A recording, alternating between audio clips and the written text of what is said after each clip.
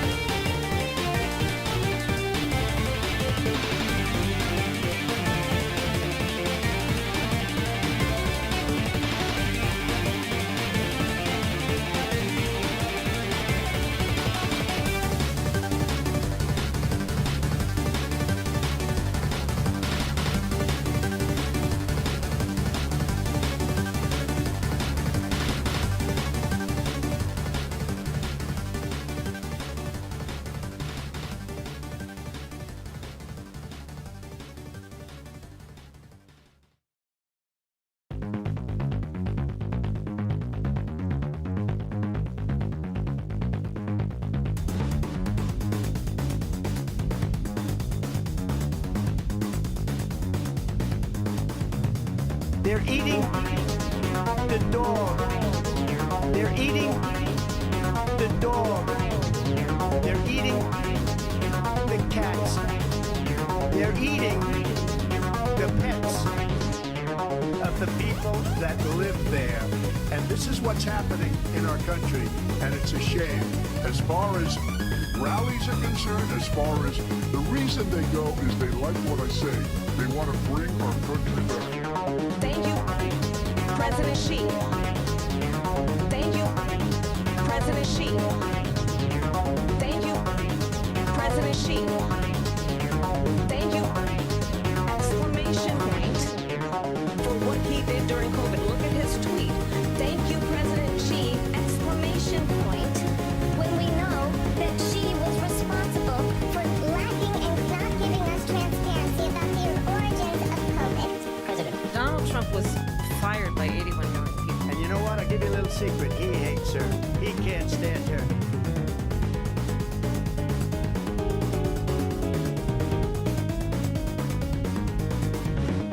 They're eating the dog. They're eating the dog. They're eating the cats. They're eating the pets. They're eating President Xi. They're eating President Xi. They're eating President Xi. They're eating Exclamation point. the dog, the dog, the dog, the dog, the dog, the dog, the dog, the dog, the cats, the cats, the cats, the cats, the cats, the cats, the cats, the cats, the dog, the dog, the dog, the dog, the dog, the dog, the dog, the dog, the cats, the cats, the cats, the cats, the cats, the cats, the cats, the cats, the dog.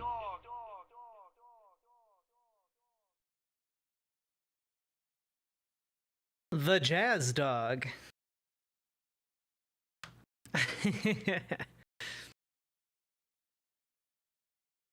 Hello, everybody. How we all doing today, folks? I got approximately 3 hours of sleep. Been working today. And now I finished thumbnails for several more videos. We got them scheduled to go up. And I'm just awaiting the monetization of like 7 additional videos to schedule over like the next week or so. What fresh hell are we in today? Nothing much for the next several hours, because I'm going to play 3 hours of Metaphor Re Fantasia, because I can and I want to. And then we're going to get to our politics starting at the normal time I'm supposed to start stream, which is 8 o'clock. So, or 8 o'clock my time. So 3 hours. It'll be 8 o'clock my time. And then we'll start talking politics. But, yeah, pretty crazy that another conservative tried to kill the president, huh? What fresh hell are we in today? Or the former president. Sorry. Hello, everybody. Hello, Midas Kevin Anderson. Hello, Ocean Forest. Congratulations on your first bra today. Fire Fishy. Hello. Hello, Gayfesh. Hello. 10-letter name. Hello, Elaine Malachite. Hello, Mathatyahu. Hello, Spectral Pyre. Hello, Metal Kitty Mom. Hello, Gamer G. Hello, Jazz Dog. Hello, Holly Hoomst. Hello, Sweet Blasphemy. And yeah, we will be covering the Indiana governor debate later tonight. We will also be covering some more Project 2025 videos, because it's come to my attention that I indeed put together a playlist purporting to have every single one of the videos from Project 2025 covered, and I haven't done that yet. So we got to eat our peas and carrots before we have dinner, okay? We gotta do a little bit of work here. Another person tried and failed to kill Trump. Kyle Glass didn't die for this. Well, they didn't. To be fair, they didn't get far enough to make the attempt, because they were a sovereign citizen, and it's basically very, very funny. They caught him because he had like stereotypical sovereign citizen shit all over his car. Pretty funny stuff, actually. I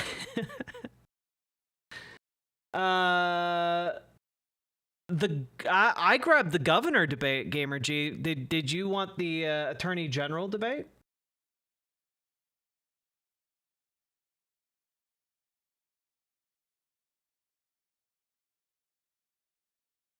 The poor Rage Kage? Rage Cage? Rage Kage? Both, but the attorney general was a shit show. Well, then we'll look at that one too. Indiana attorney general debate. Blum.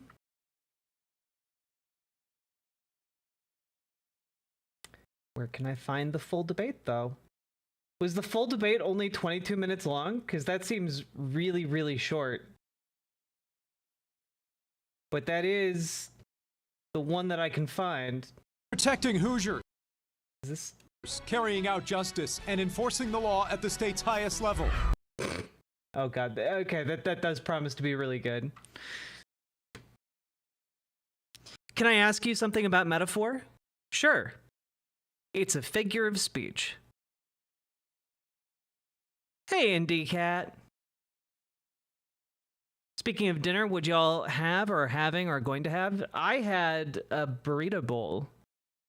And I'm probably going to be hungry again, which is unfortunate because it took me to my calorie limit for the day, and I'm going to get cranky, but maybe after stream I'll go for a run. Or I'll just be over and fuck it.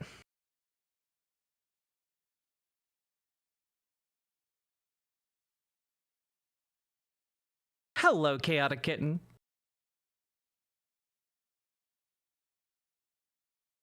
We'll also probably do some catch up on Lebanon. We got to cover a lot of stuff going on over there. I also want to get to that Asmongold segment. We got stuff for tonight. At one point, I wanted to talk about that Tina lady. Maybe we'll get to that. I think it could be good content. India and Canada heating up. Oh, because of the assassination?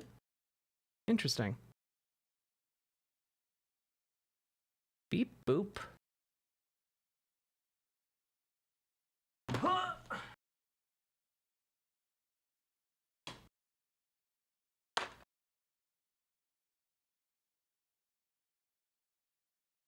Oh shit. I bought a garage sale movie for DVD widescreen, the transporter. But guess what was inside? It had Crank 2 High Voltage and the Blu-ray triple feature of Crank, Crank 2 High Voltage, and Transporter 3, and also Blu-ray Crank. There are so many versions of Crank and Crank 2 in here. It's kind of ridiculous.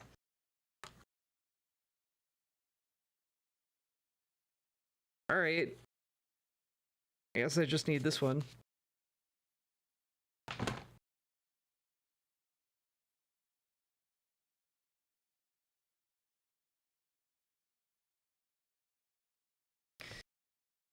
Whew. It was my 30th birthday on Sunday. How big does the dono need to be to still get happy birthday? 10-letter name, you don't need to dono for that. Happy birthday to you. Happy birthday to you. Happy birthday, 10-letter name. Happy birthday to you. And many more. There you go. Happy birthday, 10-letter name. How well does it implement the concept that you told me it has? Which concept, Fallout 2 Forever? Because I talk a lot.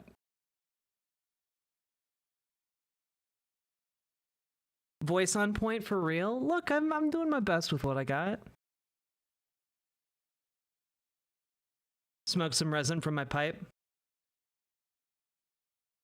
Aw, I'm sorry, Cat or Kitten. That can be real rough.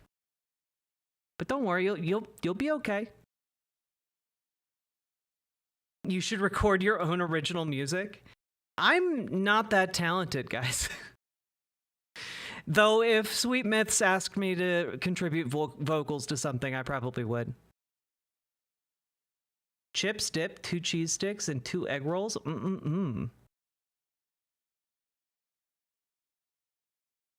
Been playing Fallout 2. I forgot how much casual racism is in the game.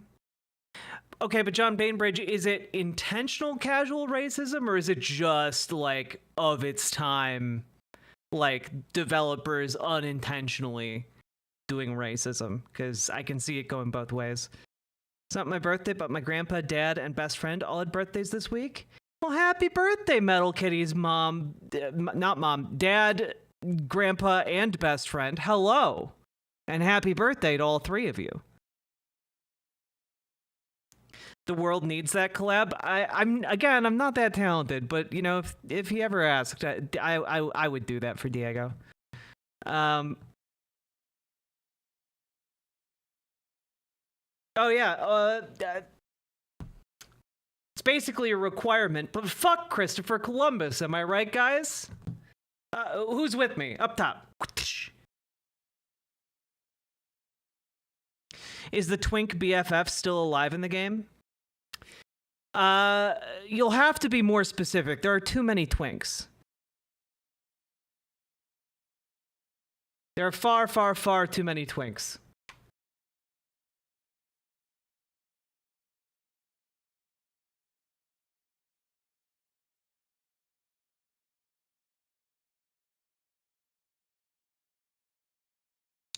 What? I don't want the game over here.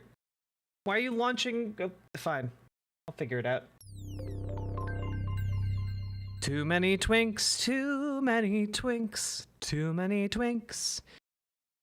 Like, even in Christopher Columbus's own mythology, like, he wasn't a good dude. Like, the King of Spain stripped him of his titles for being a shit to indigenous people. And do you have any idea how big a shit you have to be to indigenous people in, like, you know, the late 1400s to get your titles stripped from you by the King of Spain? You have any idea what it takes?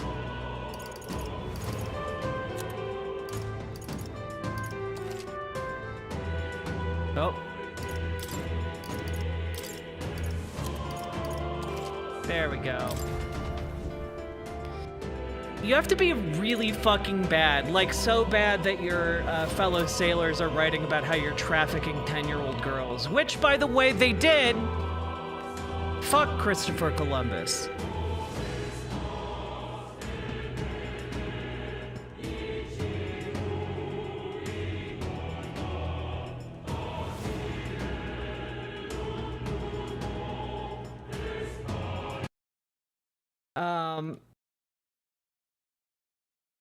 The concept where you're anarch-communists that overthrow a fascist dictatorship and replace it with the democracy, do you think it's implemented well in this game? Well, so spoilers, I guess, a little bit for like the prologue. The entire concept of the prologue is that you find out that a count has been like assassinated the king and tried to assassinate the prince, and you're the prince's childhood best friend. And the assassination on the prince didn't kill him, but he's suffering from a curse and he's in a coma. And so in order to lift the curse and save his life, you need to kill the guy who cast the curse, which is the count. So you are carrying out an elaborate assassination of the count. But then just as you're about to do an assassination, it's at the funeral of the king, and he comes out and he's just like, your king was a bitch, and I'm going to be your new king. And then the old king's palace flies up into the sky, his face appears on the rock underneath it and says, y'all motherfuckers are gonna have an election.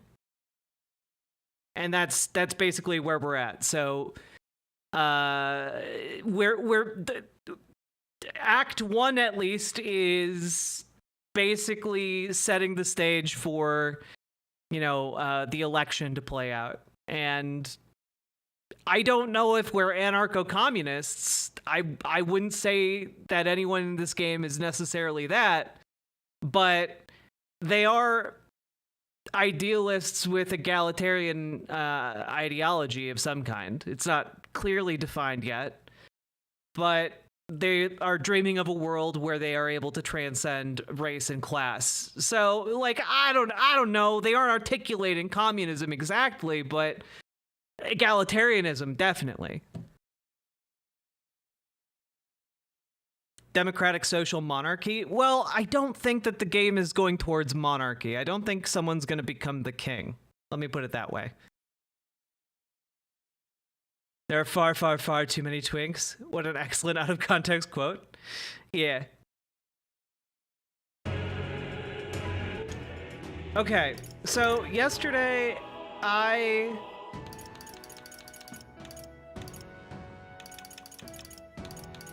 ended here, and I'm gonna give this a shot. I'm gonna beat this Taurus demon thing. That's what I'm gonna do. I think I can do it. What now?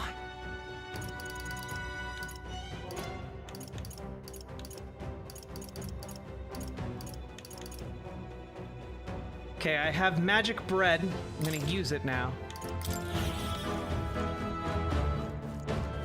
So that will recover our MP. Which is good, because we need that. In order to cast the spells, we need to kill this fucking oxen. Hulkenberg is a wildly funny name. It is, especially because she's a very spindly lady. Here I thought the Count was controlling the Dead King. Oh, no, no, no. The Dead King was like the most powerful mage of his day.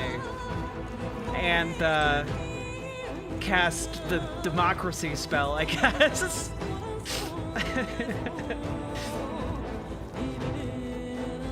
The most powerful spell of all, democracy! But he wasn't a powerful enough caster. He forgot to cast it on the workplaces, too. The conquest of magic bread? Yeah. Okay, we have full MP, full HP. What now? Now my plan here is going to be to use this stunning arrow to paralyze my opponent. And once he's paralyzed, then I'll be okay. All right.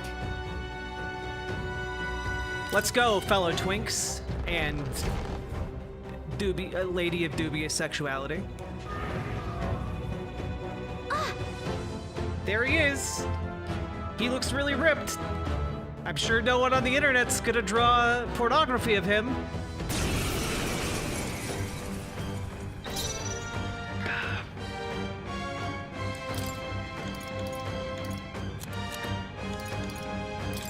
Could do with this.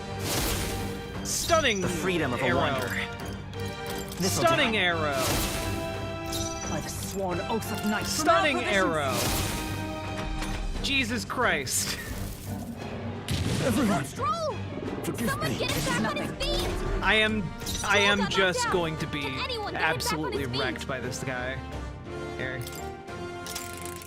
Retry the battle. This should That's work. right, everybody. I found a I will loophole. fight with pride. Take it. By the sworn oath. Just the thing.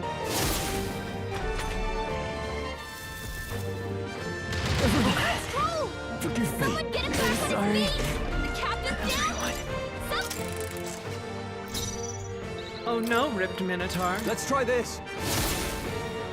The freedom of a wanderer. Let's try this. Is everyone all right? Here! Jesus. So many people knocked out here. We gotta get back on track. Oh no! We'll be sent all the way back to right outside this room. So, Mods try him pregnant. Why did that become a thing? Why did that become a thing All like right. artist Twitter started threatening to do? It's so weird.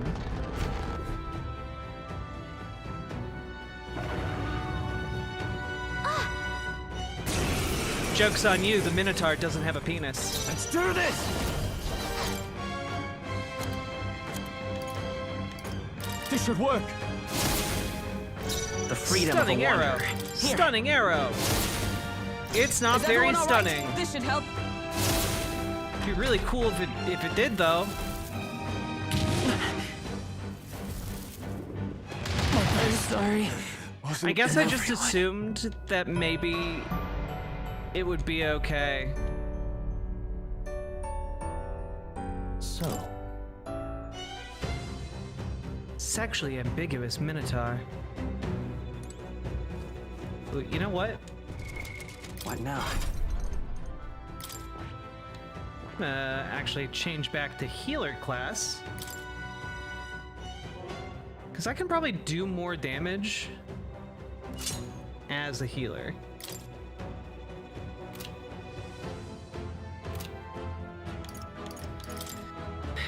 Mostly because the items I have are not good enough to actually do damage. Here. Damascus vest.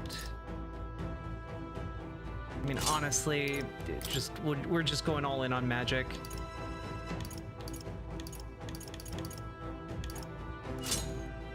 There we go.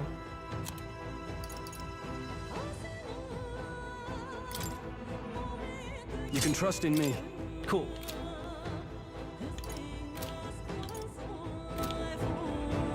Let's try this again. Huzzah!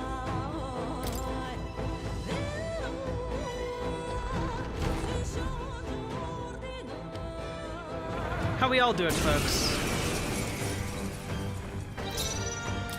I will paralyze this Minotaur. This should It's the work. last thing I do. Let's stay calm. I know it can happen. Is everyone all right? Here. You fucker. Oh, it gets mad because there's a healer. I see. Well, that was a gimme. This calls for one of these. I will fight with pride. This'll do. Observe Does- the enemy. Is this guy immune to the stun item? Still stunned. Someone, help him back up! Hulkenberg's down! Get her back up! My best Yeah, I'll get right on that. wasn't enough. Okay, I am gonna look up whether or not this guy can actually be paralyzed. Goop, Taurus,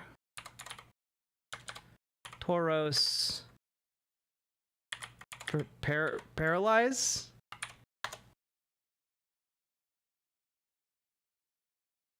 Okay, immediately people are saying that he can be paralyzed.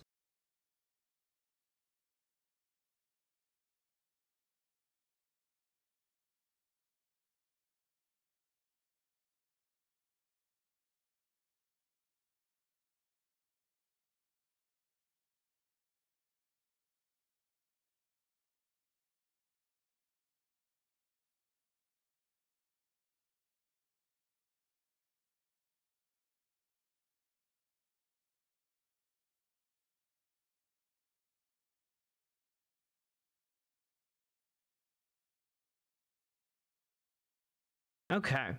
So you can paralyze him. Oh, champion. Hey, Luzerk.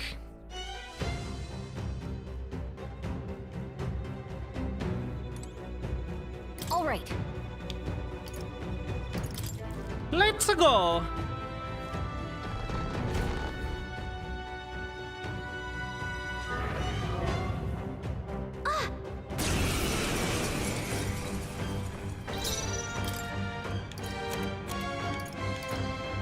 Could do with this. Oh, it hit. Okay. Healer!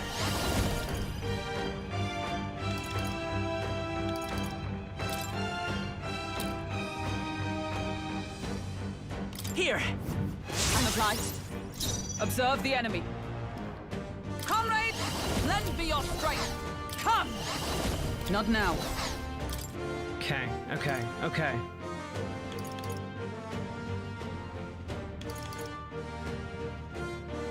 Decreases defense for 3 turns.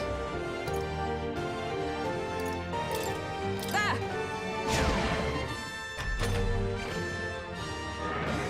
Oh, what? Oh, it's... Okay, so he's angry, but he's also paralyzed. Okay, cool, cool. Give me your aid! I was real worried for a second. No holding back! No, not this. Moving to the rear. Time to go offensive. Okay. Do I have any other items here? Hold on.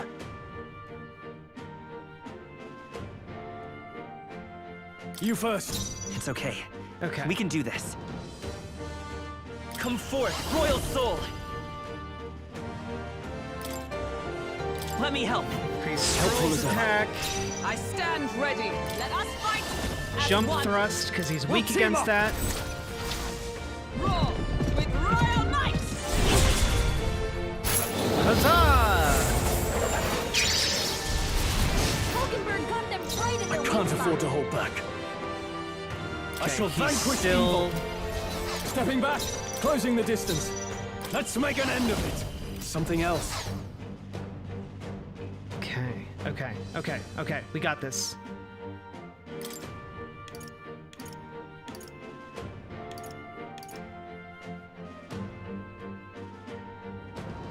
What are my options? Are you prepared? Okay, we're gonna do a I'll bunch of cut you slash down. attacks. I will fight with pride. And now we are going to use an ice chunk because it's weak to ice. You hit their weakness. That's your opening, Captain. Paralyzed, paralyzed. Knight! Not this one. Comrades, lend me Jump your strength. thrust. me help. Behold my power!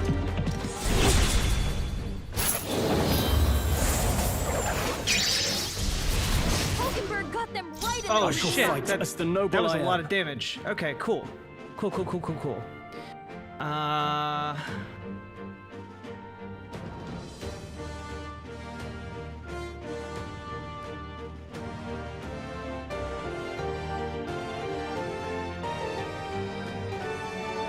Now, warrior! Hack and slash! The power of Okay. healing. We're doing good. I can also throw stale black bread at him. I'm going to do that. This should work. I hate you, please Is everyone die! all right? Oh, power of heroes! Perhaps not this. Also gonna throw Not this item. stale black bread. What do I do here?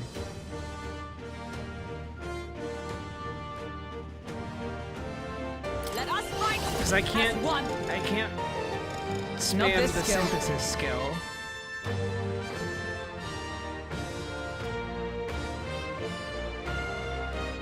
Are the Phantom Thieves from Persona 5 anarchist? No idea. Never played it.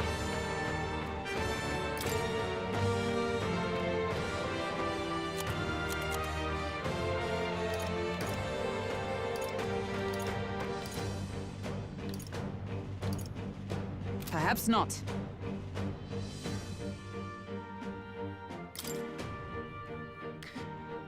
Is it? What is it also weak to? Not wind. Ba-ba-ba.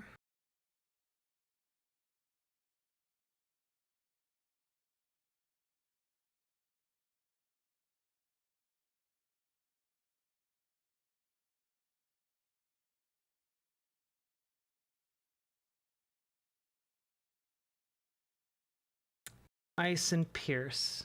That's it. Okay.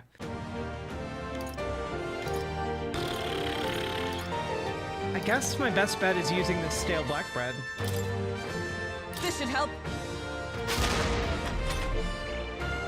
Please still be angry. Oh, he's not still angry. Fuck. Oh, he is still paralyzed. Yeah! Okay.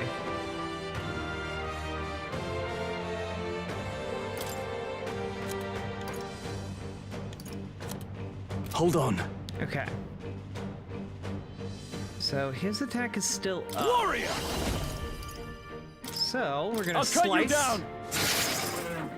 Let's stay calm. and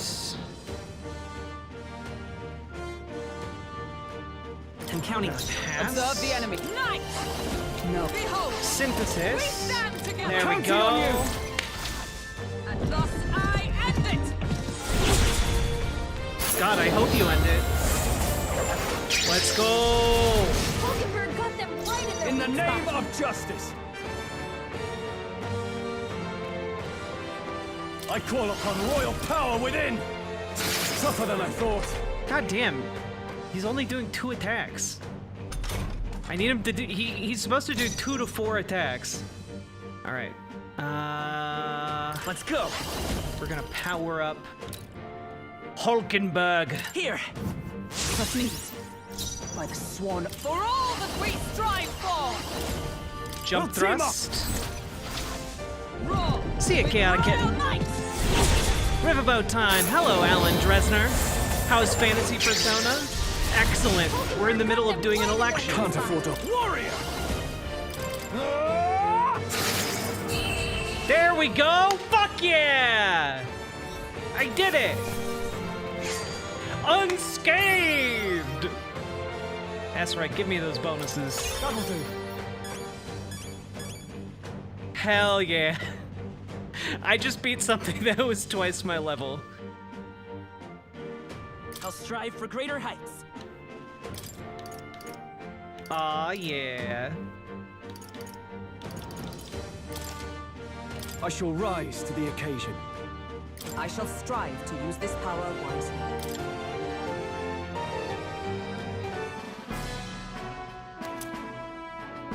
Hell yeah. That's... This horn is huge.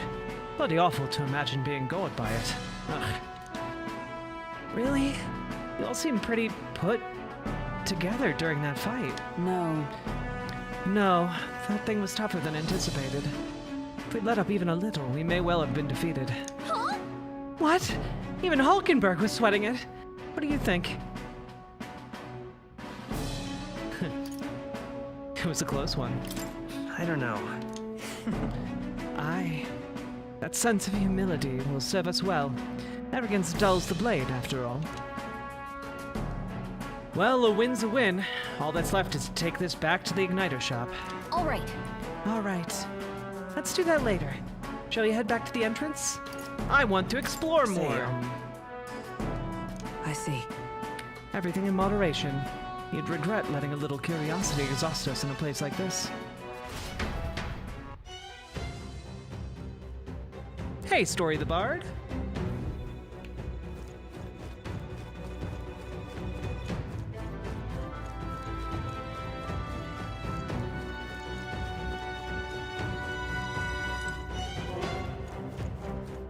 Okay, I'm actually not that interested in exploring this area more. I would like to leave. After I save. Was this an optional fight? Yeah. But also, I think I tackled it Yep. a lot earlier than I was supposed to. What? All right. Let's call it. How you doing, Paladin? I think I will draw the Minotaur after all, but as a twink, do it. There aren't enough twinks in this game. They're underrepresented. Let's Okay, head then. back to the city. Right?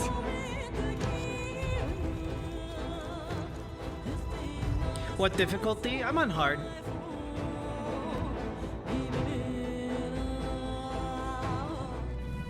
Yeah, why aren't there more twink Minotaurs?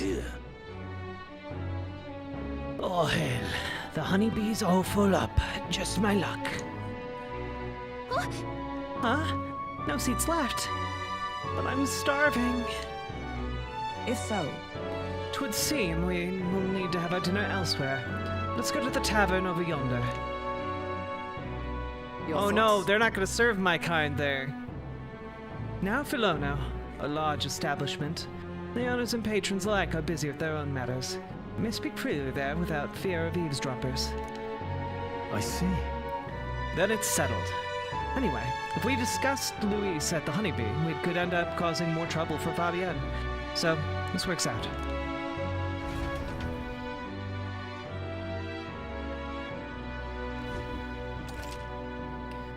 Resting at night after a day of battling, you and your party will need to rest your weary bodies the night you return from a dungeon, enjoy a hearty meal together, and take it easy before the new day comes. All right. Well, it wasn't easy, but the goop Taurus lies defeated, and we have the proof, exactly as the woman from the Igniter shop asked of us. Once we show it to her and complete her request, we'll finally be able to shop at the members-only Igniter shop. Yes. That will be most useful in helping us amass more firepower. I trust you will complete the task. Got a sec? Just 9 days until the day of calamity. We've got no time to lose, considering how little we know about the guy. Right. Exactly. We can't rely on the state army to handle it, then we'll just have to stop him ourselves. I'd thought myself utterly exhausted, but this meal is delectable. I shall sleep well after such a feast. I say we earned our rest today. Good job, everybody. Good night. I returned to the bedroom and settled into a peaceful slumber. Only to be awoken by a Time twink. marches on, and the age of a new king draws nearer.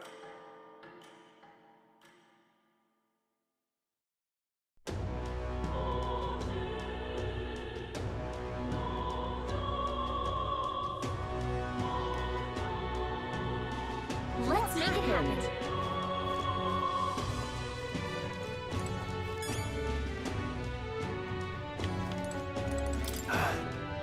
I know worrying about it won't solve anything.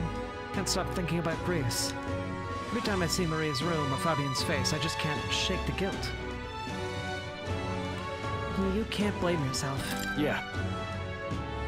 You're right. There's much and more to do before we can feel sorry for ourselves. We were only beside him for a short time, but we risked our lives together. What we learned was invaluable.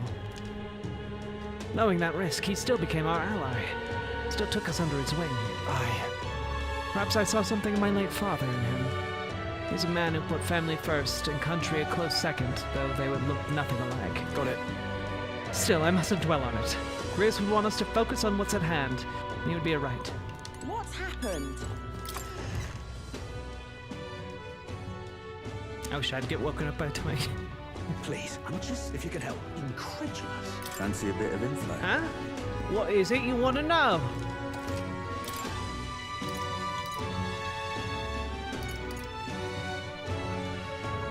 Learn about the ingredients you can acquire in Grand Trad. Hey! A lot of ingredients available in Grand Trad. Right, if you want to cook something then, the butcher sells beedoo meat and the other shops that sell red grass. Water shop sells pristine clear water, the same as any city really. And if memory serves, I heard something about being able to make a dish from Fabian's hometown. Why not try it out? Received a scrap of paper.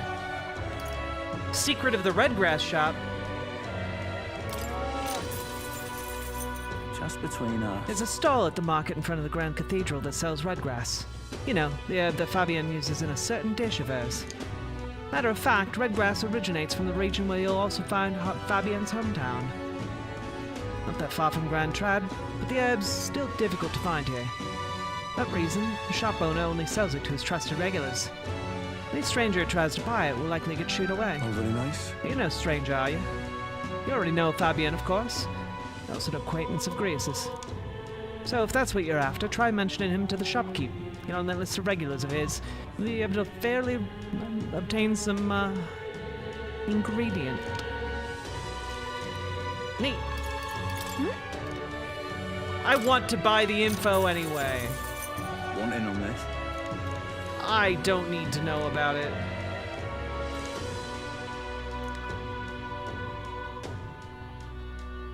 That's between us.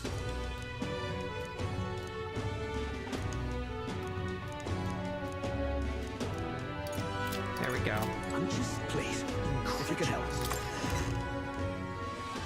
Darth Gently, you did miss the start of stream, but you know what? That's okay. We're going to be going for a long, long stream today. What's happened?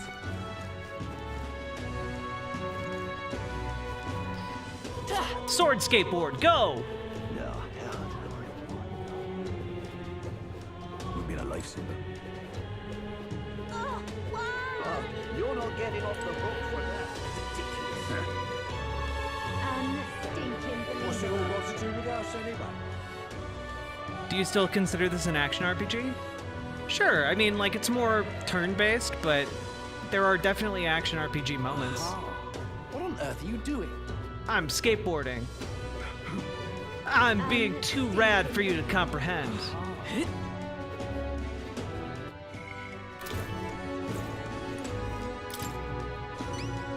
Hello. What of the issue we discussed earlier? Here's its horn. Oh. This would be the brute's horn. You can tell me the details inside. Come along. Mission accomplished, then. I love her character design so much. You'll have your reward. I'll let the merchant know to allow you through as well. I thank you.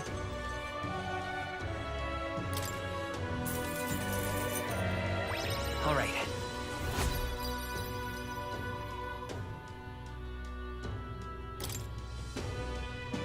I knew an outsider would be perfect for slipping through the cracks. Clearly, you were the right man for the job. Should keep our supply lines flowing smoothly. Thanks for helping us sort this out. By the way, what do you say to more consistent work from me? I can't imagine an elder could find an honest job in the city otherwise. Question her makeup choice of sperm beneath her eyes? I think it's fabulous. But I don't much care what tribe you are. I'll always make sure you're paid properly for the work you do. Besides, keeping in contact with me might have its own advantages. True, that doesn't sound so bad. Have you made up your mind? I accept. All right. I accept. A wise choice. Fine then. You seem determined enough. Oh? Does she have a cute dog? You heard nothing just now, right? Right. Right. I didn't hear anything. That's for the best. It was just the wind. Am I clear? I've got some business to attend to. We'll go our separate ways for today. She likes puppies. I love However, her. Can we I trust smooch? you won't be telling anyone what you think you heard. If you do tell anyone, well, I'm sure you're sharp enough to imagine the consequences. Well, technically, grade ADHD, I'm have a supposed to deal. be engaging in a rescue mission. There are a bunch of hostages in a cathedral that I've been ignoring for days. I can sense a hint of trust beneath all the wariness Brigitte feels towards me. Oh? The trader and iconoclast. Oh, yeah! Brigitte. Within her dwells the virtue of the merchant. New class, baby! Nurture thy bond with her, and a new power yet slumbering within thee may awaken. Solidarity forever! Solidarity forever! Solidarity forever! Okay. I can sense the heroic embodiment of the merchant from Brigitte. Cool! I can now buy things from Grand Trad's Igniter shop due to the effects of proof of membership. You'll pick up your next job here. Come back another day. Never gonna give you up, never gonna let you down, never gonna run around and desert you, never gonna make you cry, never gonna say goodbye, never gonna tell a lie and hurt you. Please, I'm just, if you can help, incredulous.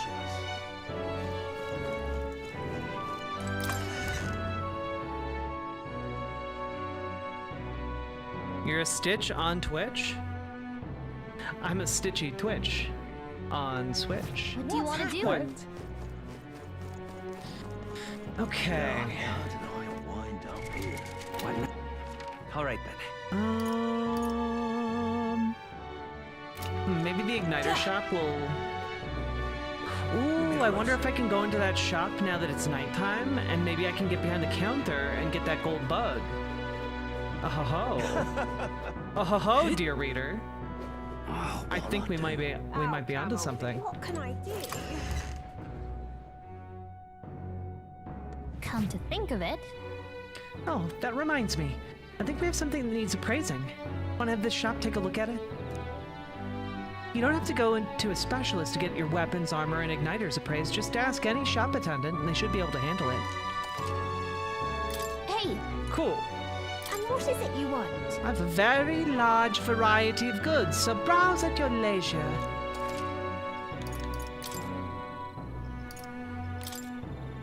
What is it? Guard talisman. Ooh. Endurance +3, that's nice. Superior rusted long arm. What is this? Silver mace. Cool. What now? I'ma equip this stuff.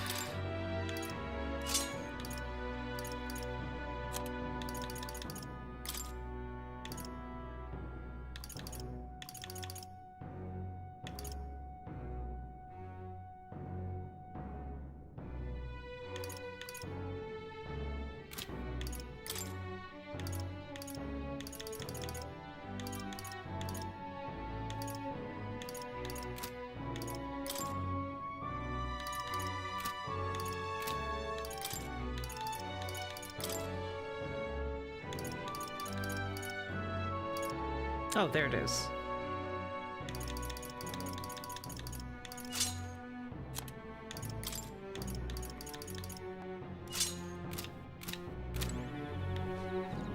Let me in.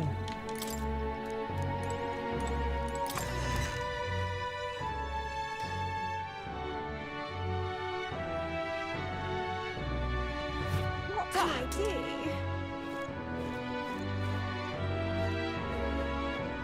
Oh, come on. Ridiculous. Okay. What now? Well, what do I want to do All right. now? Maybe I can go buy items in the square. Oh, what'll I do? What can I do? Stop that at once.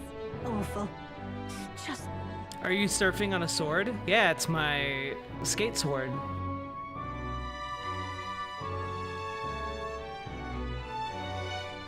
Do you start twitching when you twitch? Do I start switching when I twitch? Good question. Unstinking believable. But my comments and all. Woo! Just might not be worth a while. I can hardly believe something. Oh, there.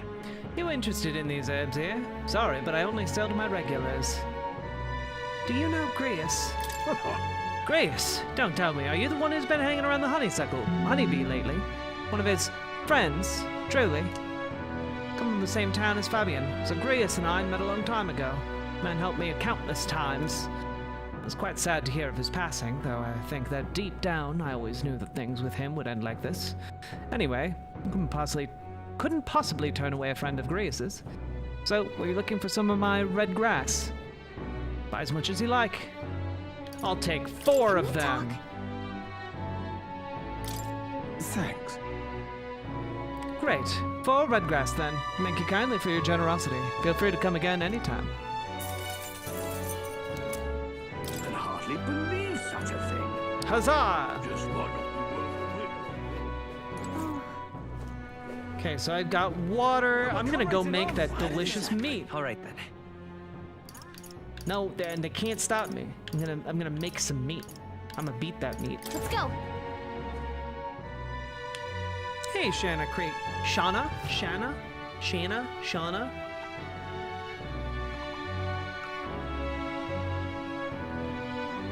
Are there anti-monarchist supporters in the game yet? Not quite yet. We always get a flood of guests at night, so looks like it's going to be another hectic one. If you're free, could you lend me a hand with preparing food? Hey, Story the Bard! If you'd like to help out, feel free to use the kitchen as you please. If you have the ingredients, I can show you how to make red grass roasted bidu.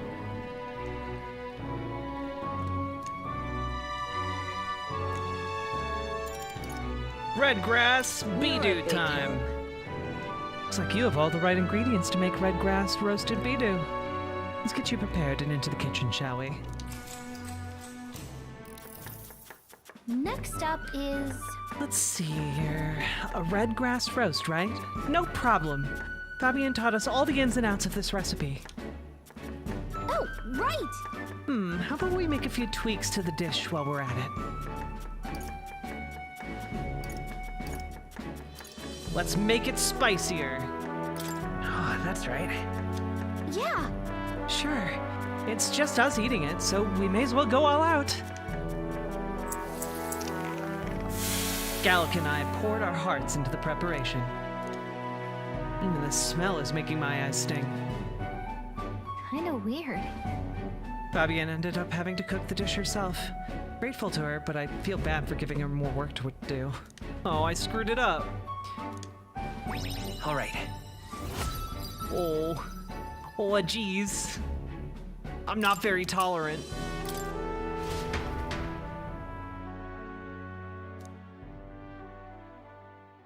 Time marches on, I'm back. and the age of a new king draws nearer. Oh, my back.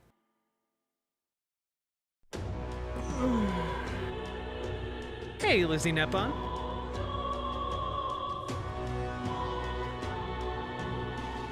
We got a major bargain. Idle's Day's the day where city shops have discounts. If you need anything, today's the day. A good day to splurge. What's happened? I apologize for making you shoulder the burden of captaincy. If you have the strength the title demands, I trust you to wield it well. So? We cannot leave the Grand Cathedral in its current state. Shall we be off with it then? I got things to do, lady. I gotta, you know, I gotta go raise my stats. Been a lifesaver. What is it? Can't stand it.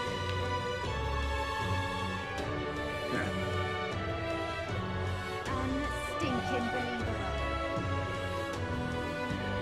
What'll I do? Oh, Camelpie. What can I do? Excuse me. Oh, Mr. Elder, gentlemen, we meet again. I still haven't managed to collect many donations for the cause. I'm sorry to ask, but if you don't mind, for a pinch? Yeah, here you go. Thank you. I swear I'll use your donation as best I can. Appreciate it. I don't believe it. You really donated. Are you interested in our activities? If you don't mind, could I discuss this more with you? Not many who support the cause. I know I'm doing the right thing, but the reality is so discouraging. Gonna be tough.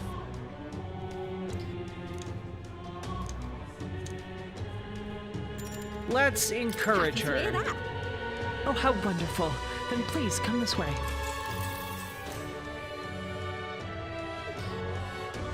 The Parapus, the Uglyf, the Mustari, and of course the Elder too. These tribes are abhorred by the other tribes. Without a great deal of wisdom or skills, it's impossible for them to get a normal job. Work is especially limited for them here in the royal capital. You've seen the executioner in the back alley, right? Dirty work like that is all that's available to these tribes. Having a job is better than nothing at all, though. Those less fortunate must choose between starvation and banditry. Actually, no. There's one other option. Become Igniter experimentation subjects. There's no guarantee they'll survive those. What kind of experiments? What's happening? Igniter experimentation? What does that entail? I don't know the specifics myself. Not many do. But you should still be careful all the same. Even though igniters are now considered common and useful tools, blood is being spilled for their development. I know it. I don't have many people on my side, and I haven't been able to help many people yet, but knowing there are people like you out there gives me confidence to go on. Take care. People like you see justice and actually try to do something about it. This world would be a better place with more people like that. Looks like my support was a source of encouragement for her. My eloquence improved! By not very much. It's not much, but here. Thank you for your support. I really appreciate you hearing me out. Well then.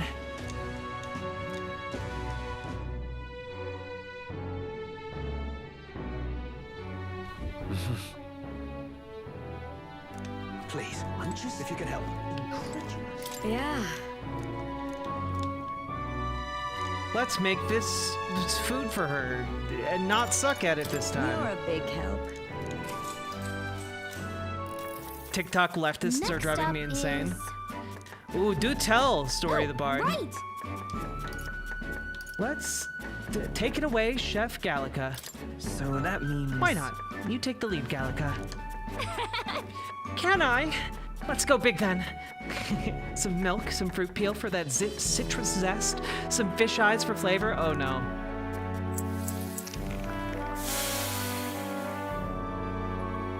Oh god, it turned out very poor. Kinda weird.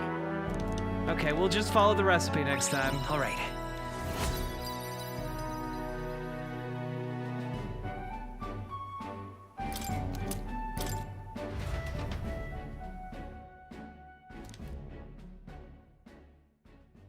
Time marches on, and the Madeline age of a new king Pendleton draws is a nearer. leftist socialist. Okay.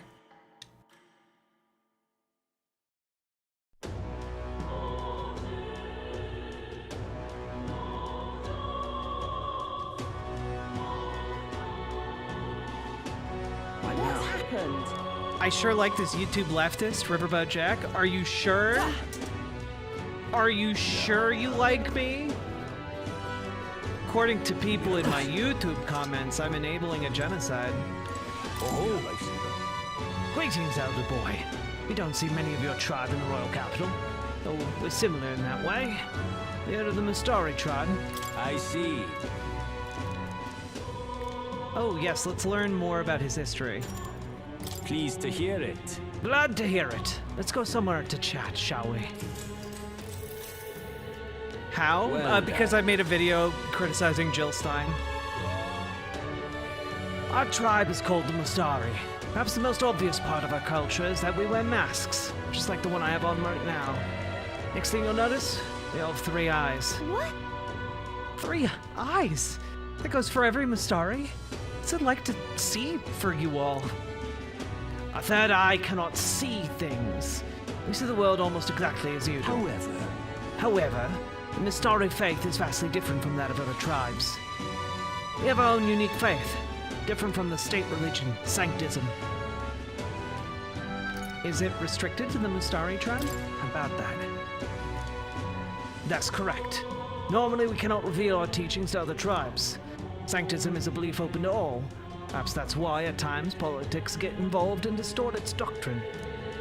For that reason, we refrain on revealing our faith to everyone. It's our only means of keeping our doctrine the way it should be. It doesn't sound like the best solution, but I'm guessing it's complicated. Some tried to spread our teachings outside the island, but things quickly grow complex and one must tread carefully. Other tribes have a tendency to jump to conclusions. Aye, that's why Sanctism has gathered so many believers. Now we are scorned as the masked tribe. That is who we are, forever etched into our history. He taught me about the Mustari way of life. I feel learning more about their existence has improved my tolerance. All right. Huzzah! Pleased to hear it.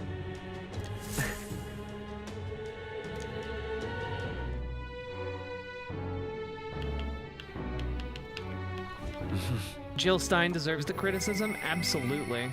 I hear a voice. Having obtained the Follower's Echoes ability from Gallica, you will now periodically hear your followers' voices. Spending time with your followers will in turn increase the support they give you. If you happen to sense their voice, seek them out. He seemed promising, but... maybe I should go talk with her? Okay. I'll go talk to the hot lady.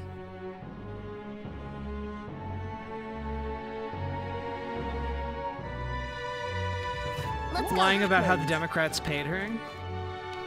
Like, lying as in not saying that the Democrats paid her, and she... like, is she, like, saying she didn't get paid, or what? Whoa. Now, how did I wind up here?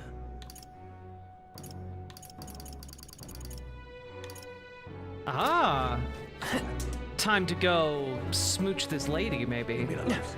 I mean, probably not smooch, but I want to smooch that lady. In a video game. In real life, there's only one person I want to smooch. Incredible. You sure got a fancy in here. I think we'd stick out too much if we stayed. But they're yet innocent in the cathedral. Smoke that at once. I'm gonna go into this store. I haven't been in here yet. Long story short, her and other leftists think we need to rise up in revolution, yet none of them want to jump. No, they never actually paid her. She just made it up. That's really lame. Like, the world is such a horrible place. Do you really need to make up stories to make it seem worse? Wow, look at the price tag. Where's this kind of money? But I suppose that without one, most people can't cast magic. Ridiculous. Just who do you think you are? Don't tell me someone of your lowly stature actually intends to purchase an igniter. Surely the shop standards can't be so low that they would sell one to an elder. I'd wager you haven't even an idea what magic or igniters are in the first place. Do you? Are you trying to make a fool out of me? But in the interest of charity, allow me to impart the basics of magic onto your undeserving ears. Listen well, you clod. Magic is activated by consuming a power called Magla, the origin of magic. You can't see Magla, but it's everywhere. In the air, in the soil, in our own selves even. But all that Magla means nothing without a way to activate it. And that's where igniters come in. These days, most come with their own Magla crystals, so with practice, anyone can use magic. To an extent, anyway. That being said, igniters are expensive, as you can plainly see. Ha! The shop's windows are likely the closest you'll ever get to owning one. One day, the revolution will come, and I will remember your face.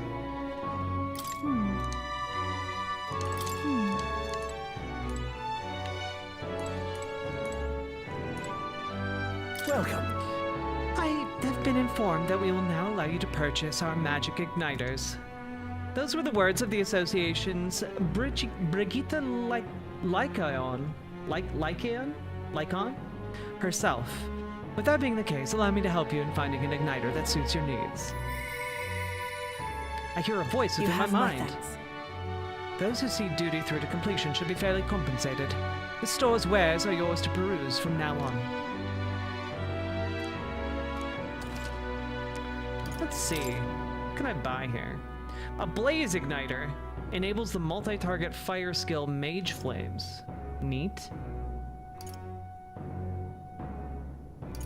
Oh, okay. So basically all of these give me an attack that hits everybody. That's cool.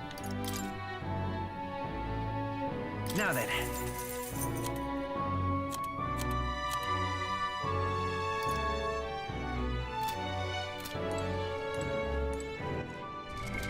What now?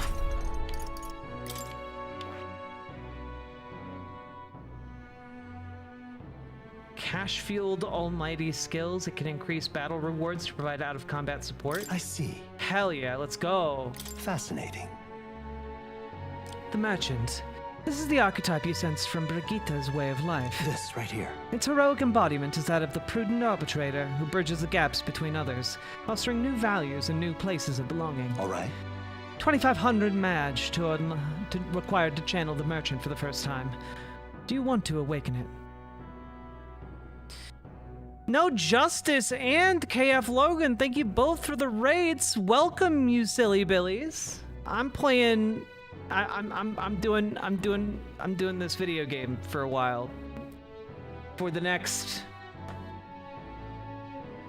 2 hours, I'm going to be playing this game, which is called Metaphor ReFantasio.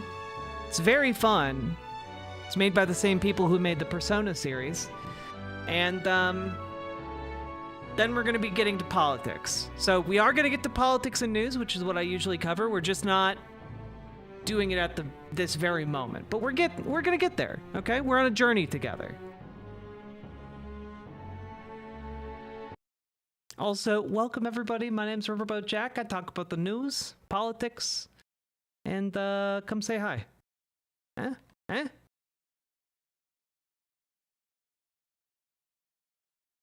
Ooh, I tried clicking on your live stream on your channel, but it wouldn't let me type in chat for some reason. Weird.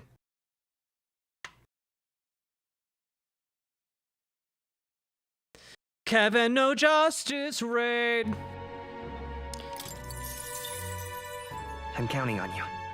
That is the power I seek. Then so be it.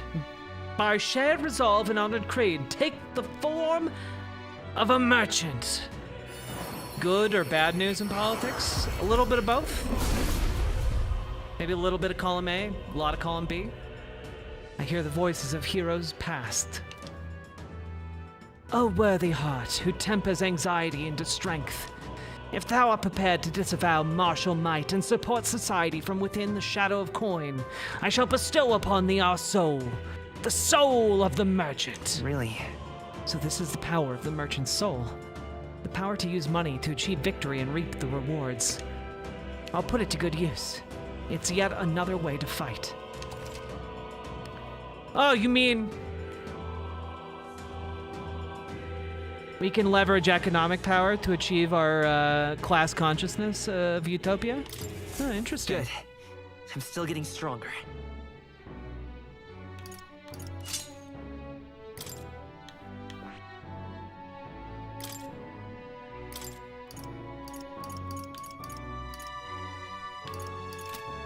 What is the gold attack? Deals weak physical almighty damage to one enemy, high critical rate? Cool. Chance of winning a small sum of money each time an enemy is stunned or defeated in overworld combat. Cool. I like that.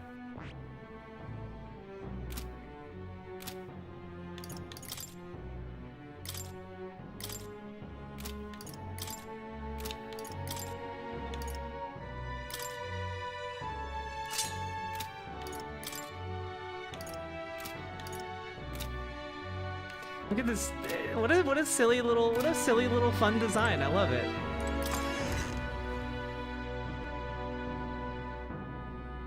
The power, yeah, we gained the ability to use money.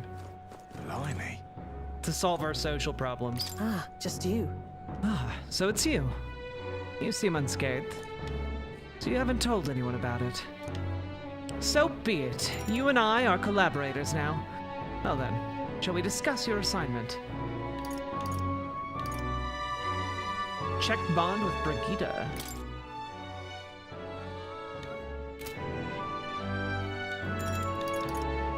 I'm in. Now then. All right, come on in. Hey, nine-tailed witch.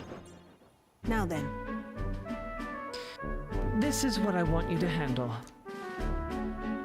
I want you to feed it, play with it, generally take care of it until I return. Listen. There's one rule, however. You cannot let anyone else find out that a dog is here. No exceptions, no mistakes. Is it actually some vicious monster? What? No. No, it's as weak and pathetic as it looks. Harmless. I'm sure you're aware of the anti-igniter crowd around here. Fools who believe igniters will destroy the world. Even beyond them, there are plenty of people in this world who would jump at the chance to do something crueler than kill me. That's why... This thing is a weakness waiting to be exploited, so I have to hide it. And I'm entrusting this matter to you. Why me? Why? Why are you asking this of me? You. Because you're as far removed from my business as anyone could be.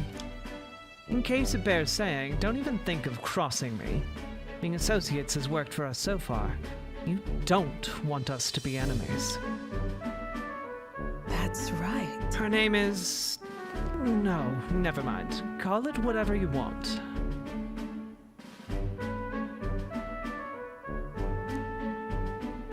Oh my god, it's so cute. It seems strangely attached to you already. I see now. I suppose you do have some surprising skills, such as using magic without an igniter. Did you look into me? What? Utterly naive. If it could impact my igniter business, it's my job to know about it. And that's not all. Word has it that you and your entourage can transform your bodies for combat somehow. Intriguing. Speaking of, Long ago, there once existed an ultimate magic. They say the hero king of legend wielded a power very much like yours. Though I sincerely doubt you'll be following in his footsteps. you. I'll be frank, Jack. You're bad for business. But that is precisely why I'm going to lend you my power. I'm selling igniters because they turn a profit. But I hate the damn things. From the bottom of my heart. This is a world dominated by igniters. As long as you've got the money, you've got almost all the power you want. Quite a pitch, isn't it? Those on top make a lot of profit off of bleeding the downtrodden dry. Strong get even stronger, and the weak are only cast even further down. As it is. My own hands are not bloodless in that, and so I will endeavor to help you break this wretched wheel. If nothing else, it'll be amusing, no? Yo, she wants. Look, she sells guns, but she wants to rid the world of them. She wants to use her economic power in order to better things. She is our class traitor. Solidarity forever. Solidarity forever. Solidarity forever.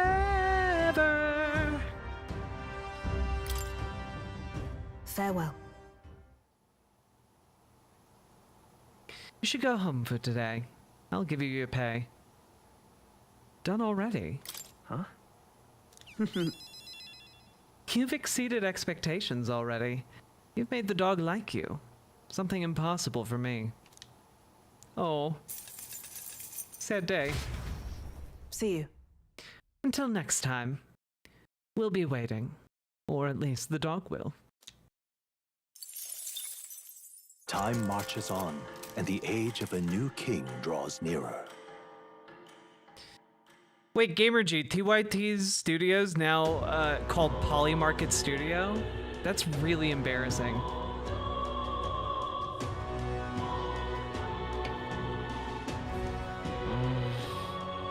What's happened? The day of calamity is drawing closer. No. You've been a lifesaver. You're not getting off the hook for that. I'm just... What to do.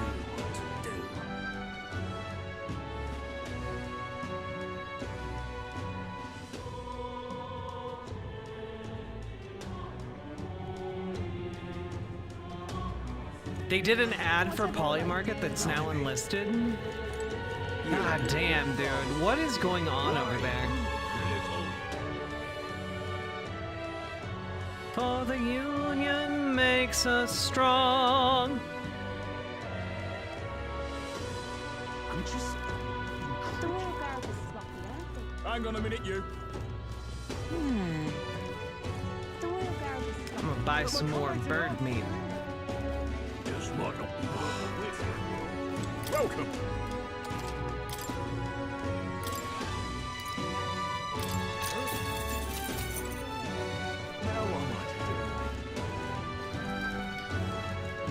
Okay. All right. We're good here.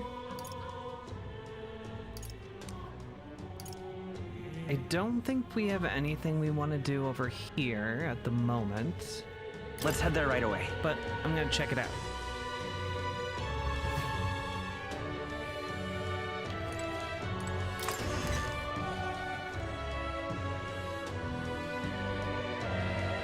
Oh, I don't think you're lying, Gamer G.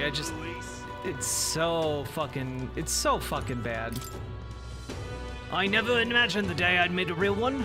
Perhaps there's some truth to the old story after all. As a boy, my parents would even tell me stories about fairies before bed. Care for me to tell you one? I wonder. So you grew up on fairy tales. I wonder you've got fairies on the mind. I want more imagination powers. Imagine that! Getting to tell a fairy story to a real fairy. Come, let's find a tavern table. Unnecessarily epic music, yeah. Long ago, Now, this story goes back to my grandfather's grandfather. Once far away, far away, there was a village out in the countryside. There was a cave nearby that the villagers prohibited anyone from entering. But one day, my ancestor, who was just a boy then, decided he had to see it for himself. Come on. So he defied his elders. Your ancestor sounds like a handful. Runs in the family. Anyway, sure enough, he ventured deep inside, and soon he became swallowed in the darkness, hopelessly lost. A handful or not, he was still just a boy. His bravery failed him. He sank to his knees in the dark, crying pitifully. nevertheless, But then, something bathed in a warm light caught his eye, and it approached him. The little light actually spoke, saying, "Pipe down! You can't cry in a place like this." He was shocked, he was. After he got a good look at it, the boy realized it was a fairy pulsing with light. He was so relieved his tears only magnified. But the fairy couldn't bear it. Threw her arms up, she said, "If you want to cry so badly, fine, suit yourself." And then she left. But before he knew it, the fairy returned. "Come on, follow me," she said. "I'll show you the way out." You see, she had sensed a dangerous beast in the cave, and compassion won the day. She decided to get him safely back to the entrance. Oh, yeah? Huh. I thought the fairy was kind of cruel at first, but I guess she had a good heart. When they arrived at the cave's mouth, the boy turned to thank the fairy, but she had already disappeared into thin air. Time marched on, and he grew into an adult. He visited the cave countless times, hoping to find and thank her, but he never saw her again as long as he lived. oh my.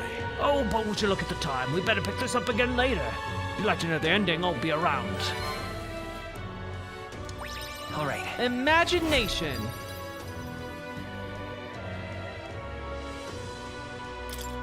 Well then.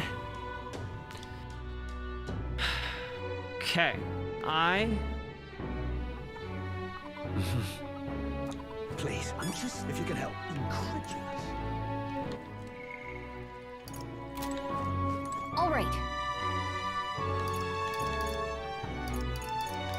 I'm just Okay, we're actually gonna finish cooking this right this time.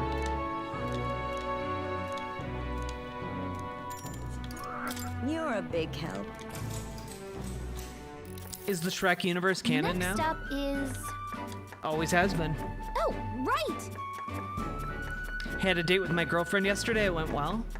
My mom and I picked her up. We ended up going somewhere closer to my girlfriend's place because my mom was too afraid to drive to my sister's restaurant because she didn't want to fall asleep. Went to a Chinese buffet. Oh, fucking A. I love that. No. I think we should stick to the original recipe. Exactly. That's fair. I suppose it's Fabian's signature dish, and she was kind enough to teach us how to make it.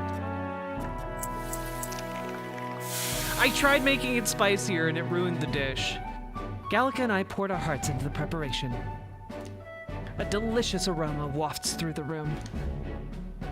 You did it! Wow! We really did a good job with this one. Are you secretly some kind of master chef? Looks like I did a good job helping out. I feel like my tolerance improved. Now then. Huzzah! Level 2 tolerance. I'm now officially open-minded. Tolerance. 'tis one of the virtues a ruler must possess.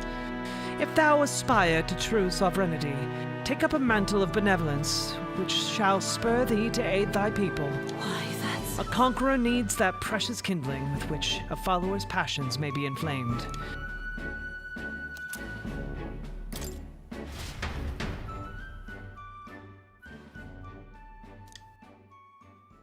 Time marches on, and the age of a new king draws nearer. Okay, I should probably go deal with the whole hostage situation I've been putting off for like a week.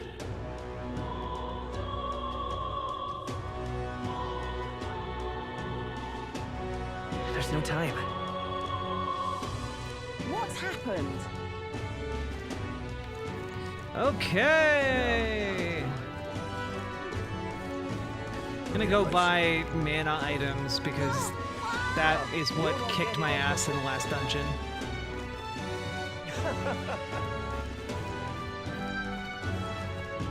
What'll I do? Oh, camel pit. What now?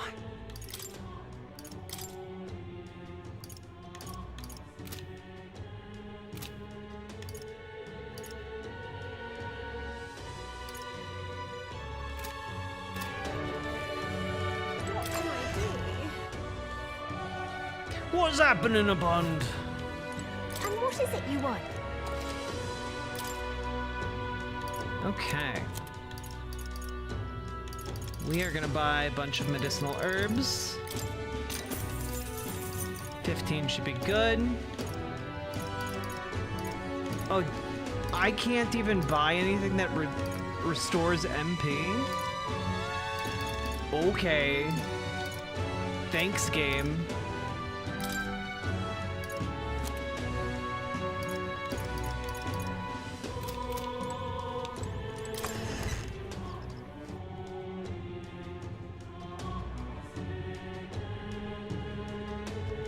What can I do? What now? What are you playing at? Awful.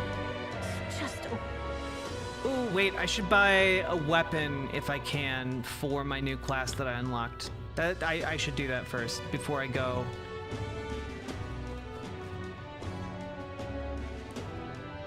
MP regen seems to be much more restricted in this game than Persona 5. I think partially because they want you to be sparing with your resources, you know? what can I do? Oh, camel pit. It's a shite, he says. What'll I do? Hello there. Hello, do you have a gun? I'm looking to buy a gun. You do not appear to have a gun.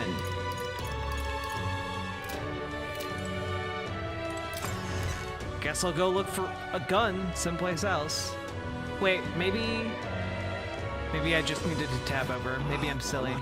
Am I inflicted with the silliness condition? Hello there. I'm not. Okay. Crossbow? Is it a crossbow? I mean, a crossbow's basically a gun. It's a shite, he says.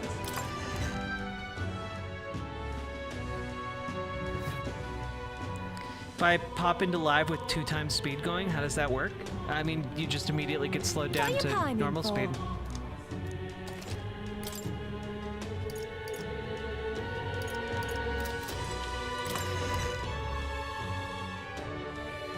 Crossbow is a gun demake, yeah. It's a shite, he says.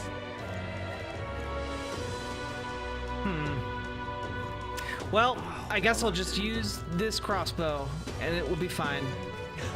Plus, I'm gonna be using my money as a weapon anyway.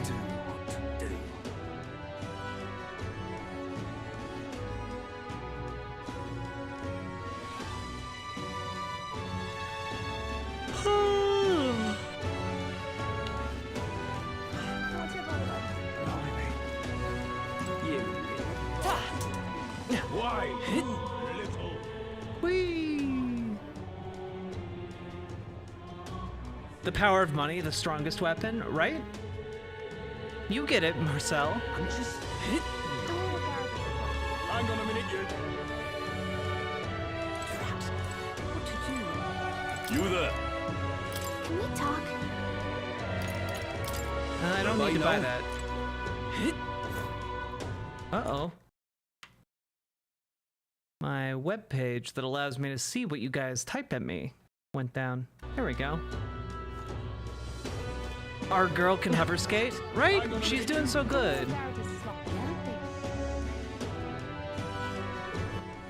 All right, then.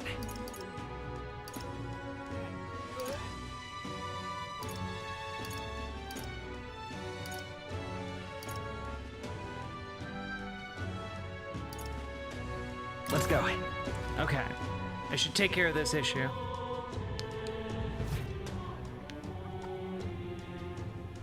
Please, I'm just... If you could help. Hover sword? I like hover sword the best. It sounds like hoverboard. All right, Hulkenberg. So? Let's go! True.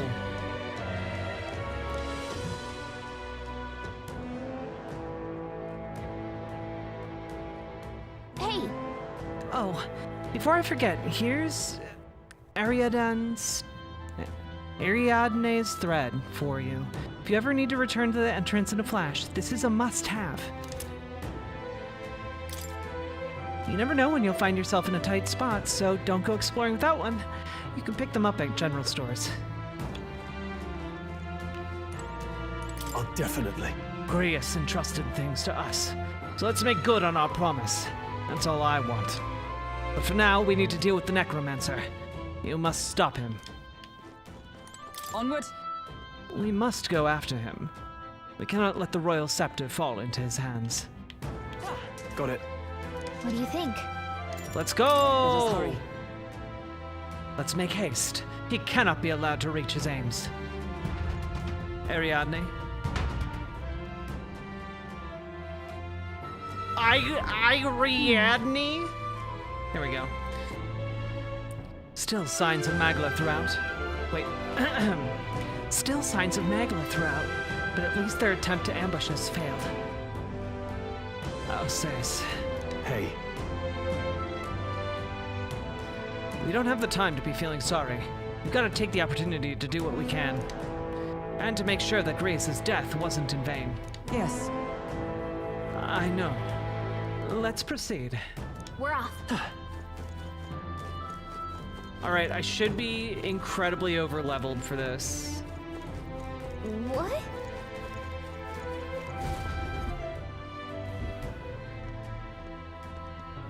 Oh, what? Oh, jeez. A cute lady. What's going on here? Oh, with the gutter snipe accent. Okay. Did someone get here before us? Of all the places. You lot thought it was safe to come this way? This really isn't the time to pay your respects. No easy way to say it, but this place... I don't know, it ain't right. Hey, Dragonfly. There's dead folk shambling about. And that's after I cleaned house. Is it staying amazing? It's so good. Lady Raincloud, the other night, the palace of the kingdom flew up into the sky, had the face of the dead king on it, and he basically cast the democracy spell. So they're having a kingdom-wide election. Don't say I didn't warn you, eh? I'm off then. Wait. Fucking what, mate? Is it your intention to enter the Grand Cathedral? You're looking at me. You're fucking looking at me. How do you know it connects down here? Because we're the ones who cleared the path. But I assume we'll meet more resistance inside. I beg your pardon, but are you not injured? Shouldn't you consider turning back? Oh, I'm sorry, boss. Did I need your permission? I've got my own reasons. Did I need your fucking permission, boss?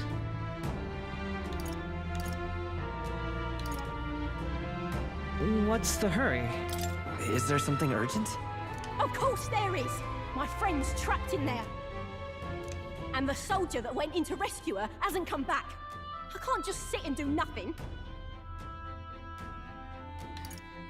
We will rescue her. Then we will rescue her. Hey, wait! Before you go making promises like that. I'm going there Now that anyway. we know about this, we must act to save these people. What's your game exactly? We simply won't stand by and let someone in your condition walk into hell. My game, it's called Metaphor Refantasio. I don't believe you. You're hiding something. Some other reason you're willing to help the Paracus. Believe what you like, but we're going to the top of the cathedral regardless. Is it not the wiser course to let us do as we've promised than to risk your life charging ahead? Now smooch about it. Fine. Even I can see sense in that. My friend's a Paracus girl, about my age, with a yellow flower pin in her black hair. You'll know her when you see her. If you bring her back safe, I'll repay you. I swear. Because gay? Gay friend? Are they gay? Are they homosexual smoochers?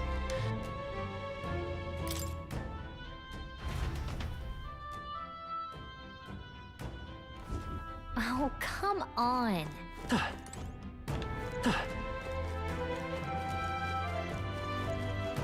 Here we go! Door open move. It's super effective. I'm very good at video games.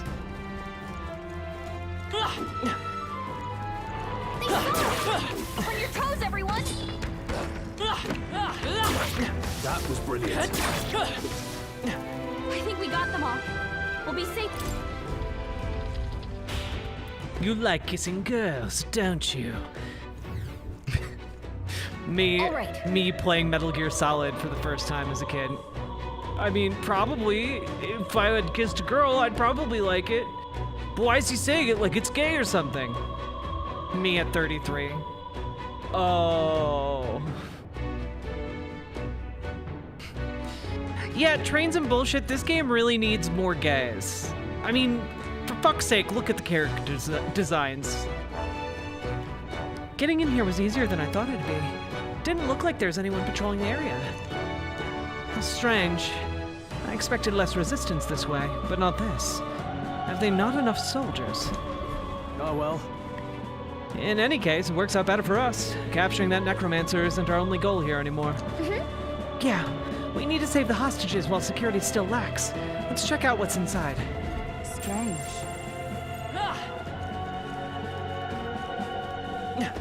Hey!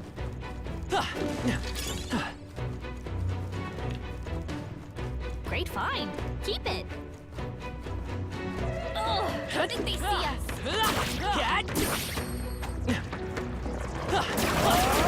Amazing! Great things back there. Damn it.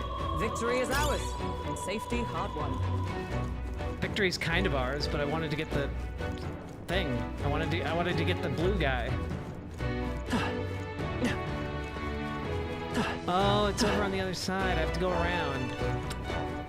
Okay.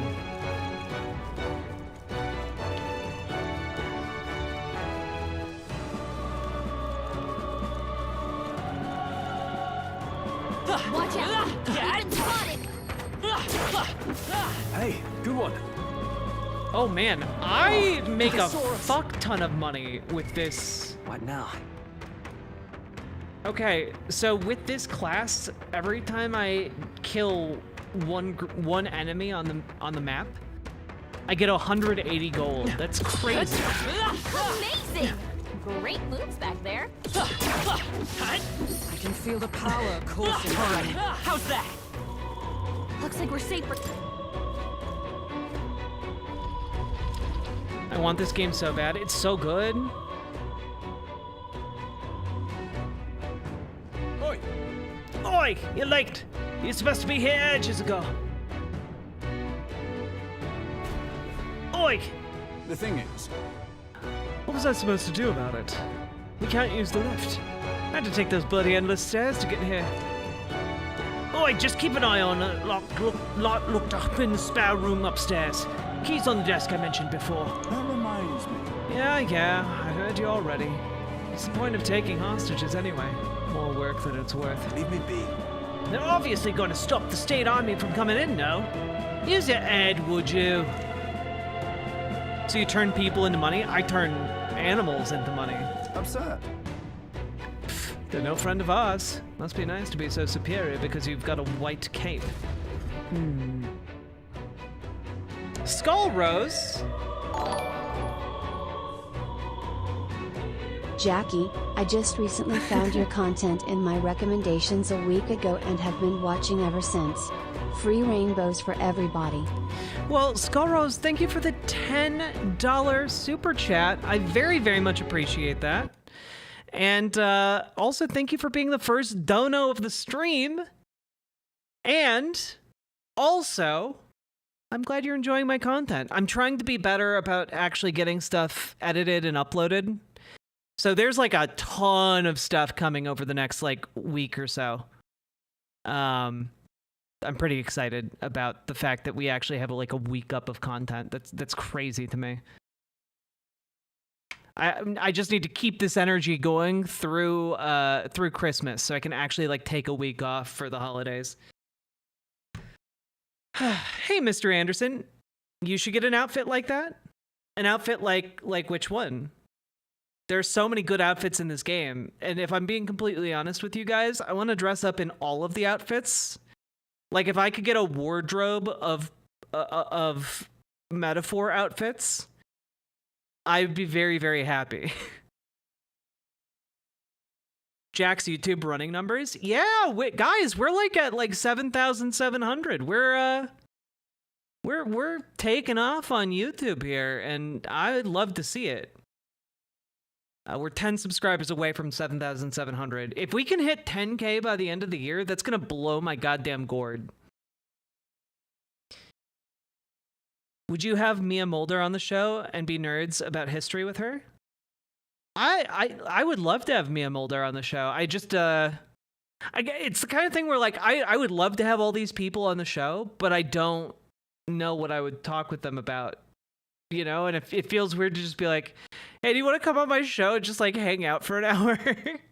Like I don't like that. I don't want to do that. I don't want to send that message.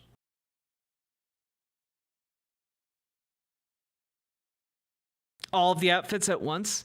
God. My partner was telling me I need to wear tighter outfits the other day. I just wore like a tighter shirt than I usually wear, and she was like, "Oh damn, you looking good though." Maybe I need to pull out some of my old cosplay outfits for stream again. That was always fun to do. Maybe I'll do that.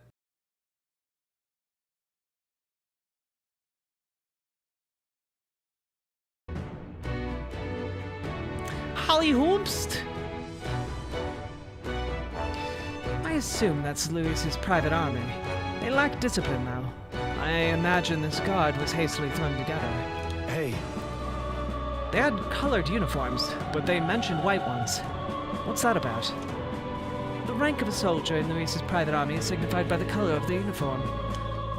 Those with uniforms bearing colors are common soldiers. His elite have pure white uniforms that are thusly called white-clads. Oh! The guard's leaving. Wouldn't this be a good opportunity to help the hostages? Fair. A good point. Not seeing many guards around. We've just army dogs to deal with. We should be able to manage. All right. All right, then. Let's hurry.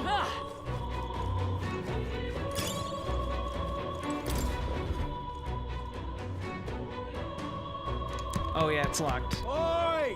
Oi! Let us go! Please! We have families! Please. At least let the injured go. We're here to help. We need a key to open the room. We'll look for it right away. Just hold on. Oh, okay! Help us, please! Hurry.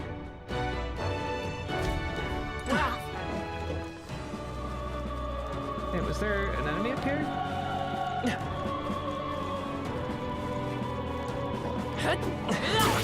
Hey, I don't know what the distance I have on my weapon. That was brilliant.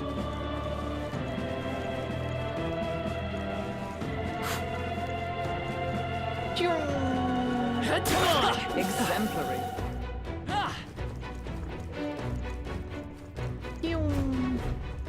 Oh god. Huh. We're good. He hasn't noticed us. What? Hold on. Is this? Yeesh. Can't believe the lookout fell asleep. Alright, how's that? I never find a use for that.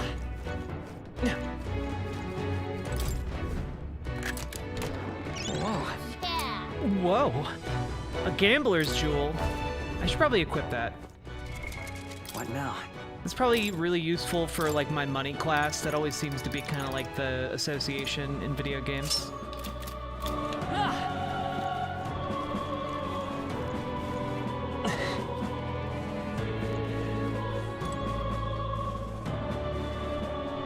I feel like this is gonna progress. Nice. Looks like the key to the room. We should be able to help the hostages now.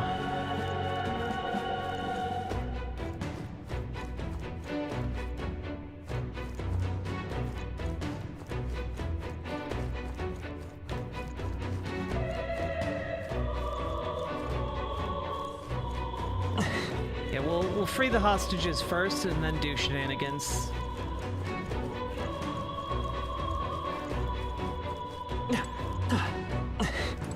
Please. Yeah. We brought the key. We'll get you all out of there. Onward. We're going to open it now, so stay away from the door. Here's an Asmongold video saying in Shane said about Palestinians. He doesn't care about them being genocided. Yeah, Willie Jaleel, I wanted to talk about that in particular today. Thank you so much. I'm sure my number was up there. No? We were too late for some. If only we could have done something. Still, 'tis good some yet live. Are there any other hostages here? Did I know about the Pennsylvania school board that installed a window in a gender-neutral restroom in middle school? Yeah. Guys, it's gonna get real bad for trans folk in America if Donald Trump wins.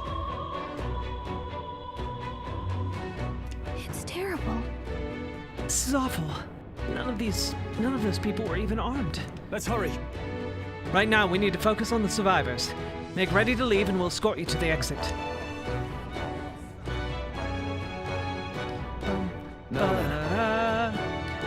The others have all escaped to safety. You're the last of them. Thank you for everything. We're in your debt. Hey! Hey, would you know anything about a Parapus girl here? She'd have black hair, and we know she wears a yellow flower hairclip. A Parapus girl? Sounds familiar. But I think I saw her among the casualties. What? Wait, does that mean? Damn it. If you knew her, please see that she's returned to her family for a proper burial. She was rallying behind the wounded until the last. Of course. We'll do what we can. Sorry. Stroll and I will see this man safely away. As we do, will you not tend to the poor Parapus girl? 'Tis a burden I am loath to place on you alone, but...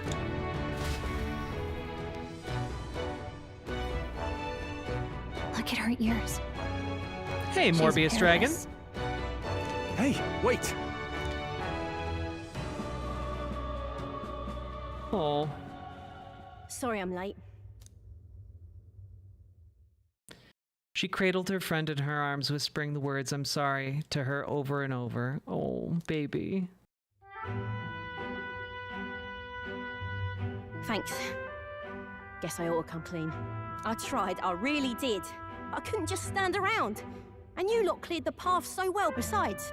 So, this is all I have right now, but... Oh.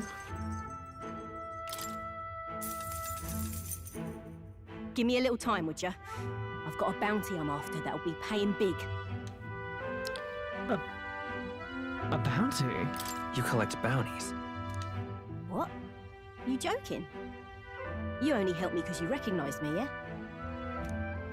I love You the really portrait don't know? animations. I'm Katharina, the bounty hunter. Oh, she's the #1 bounty hunter. And you just helped a Parapus without expecting anything in return. Doesn't that just take the cake? Like, look at how expressive the portraiture is. I love it. Well, you were in trouble. I mean, weren't you in trouble? Proper weird you are.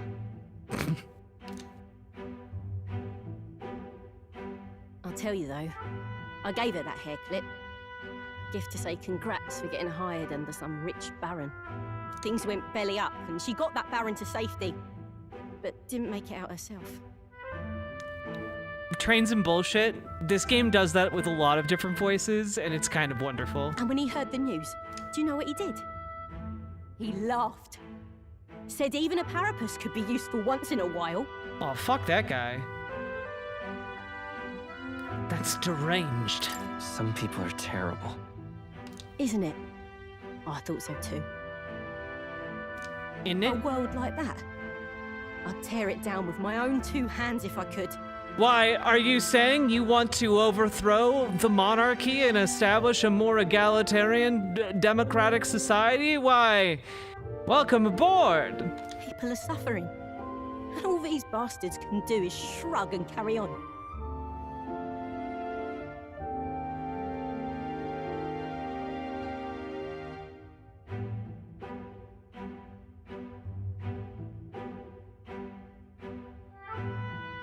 Oh yeah, Skull Rose. New York's super trans friendly. I really liked being there earlier this year.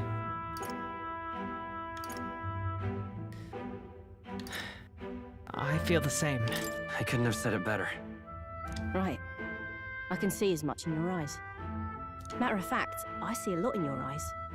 You're cutting a path, and it's no small prize you're after.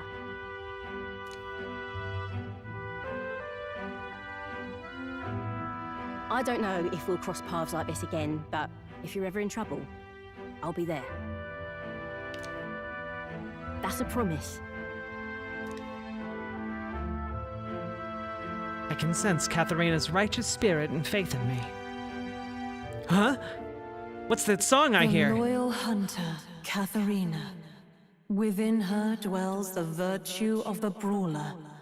Nurture thy bond with her, and a new power yet slumbering within thee may awaken. Solidarity forever. Here we go then. Solidarity forever. Solidarity forever. For the union makes us strong.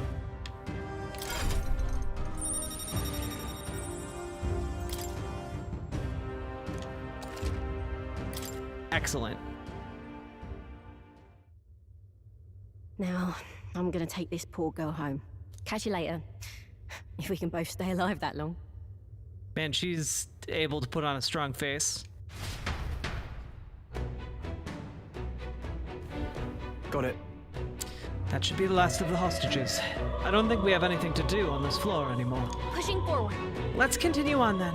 The Necromancer we're after is on the top floor. Stay present and... We found some. Look at that. Exorcist Knuckles. Ah!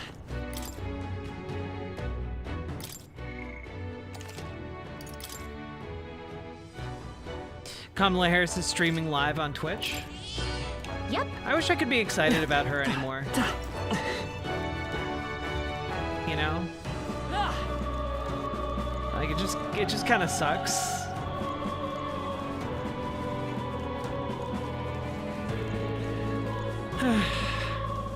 Like, so many of the developments going on right now in Israel are just atrocious. And it fills me with so much rage. We've been spotted. All right, exemplary. No enemies here. That is brilliant.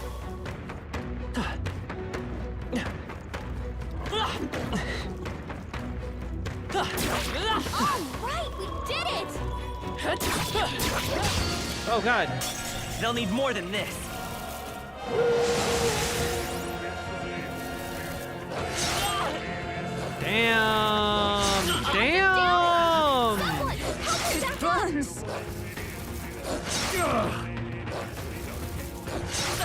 Only a flesh wound. She supports all the developments. Only a flesh wound. See, I don't know if she does or not, but it's very demotivating to see her publicly supporting those things. Hey! Wake up! We're still in a fight here! Are you prepared? Let me rethink. Let's make an end of it. No.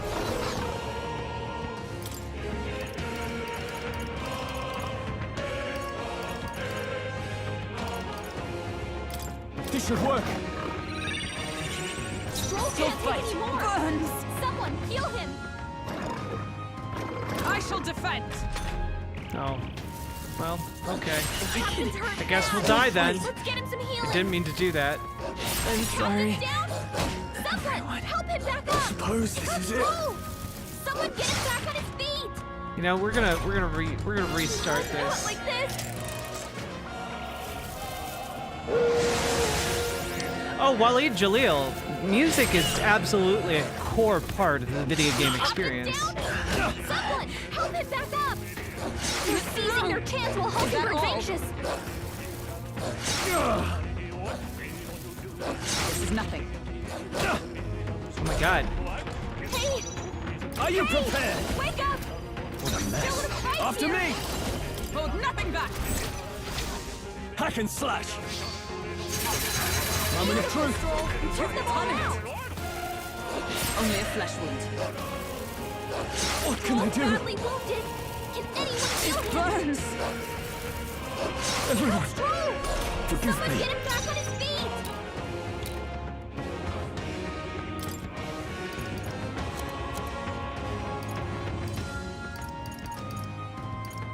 I must reconsider. I'm going to run away. Yikes! Oh, no or way not. out of this. I guess I'll die. No. I was excited, but now I feel like she's the bare minimum to not fall back into fascism. What a low bar. Tale end here? Yeah. Unfortunately, the median voter in our country is not at all Impressive as ever. up on politics. You know, like the median voter in America is a kind of conservative reactionary dipshit. And so I do think that there's a not insignificant part of this that is her essentially pandering. Let's There we go. Now get ready! After me! Show them our might. I'll cut you down! Hey, vintage parent, what are we playing? Metaphor Refantasio. By the sworn oath of knighthood. Right there! We're all counting on you!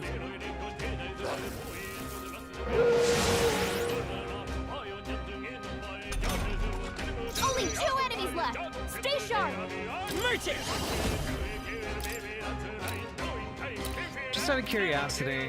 Okay, it costs me 500 gold to use this move. Last one for the captain! Now, what's the play?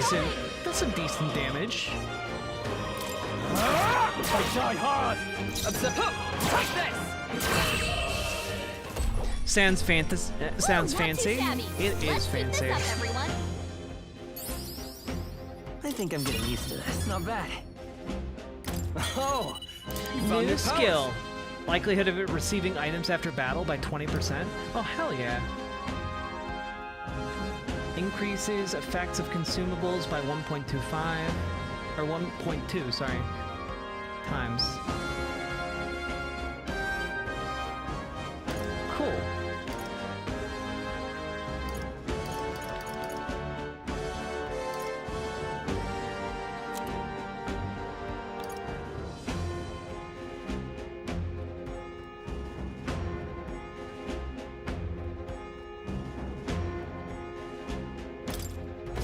There are some enemies left.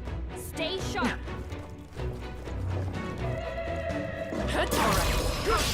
Right. Let's settle this quick! Spell swoop.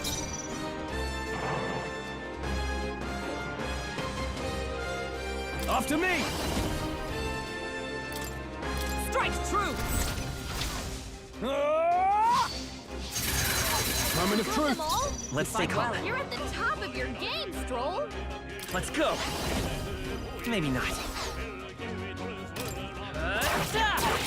A tough one! Oh boy.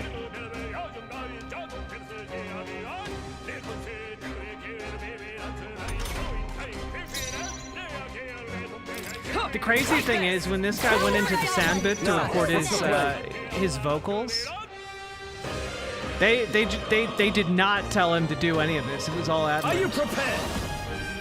I'm kidding. I have no idea if that's true or not. Hack and slash!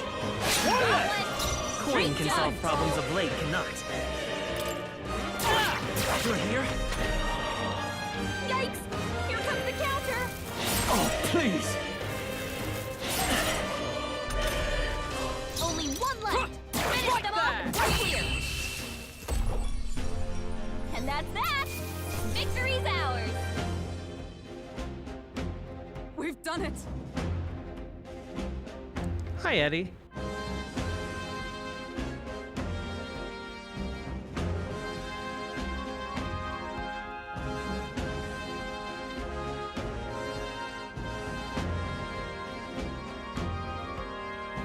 Okay. Not bad at all. Level 13, baby.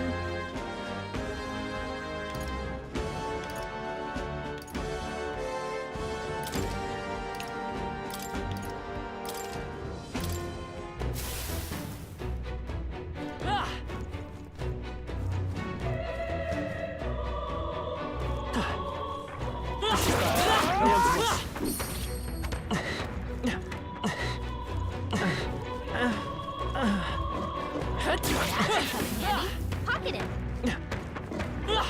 Found this. Push through. Ready, everyone. Hanging in there? Not tired. How's that? Dad? You'll be okay without healing. Right?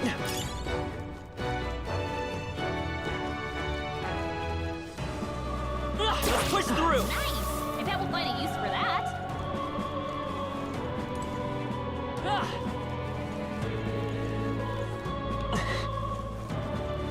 Okay, now what's in here?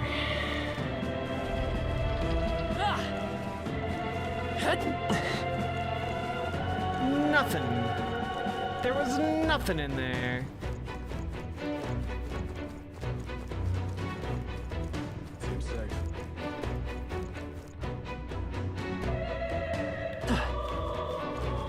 How's that? Come on. Tired, are you? Your game's strength. Got him. You found something. Let's take it with us.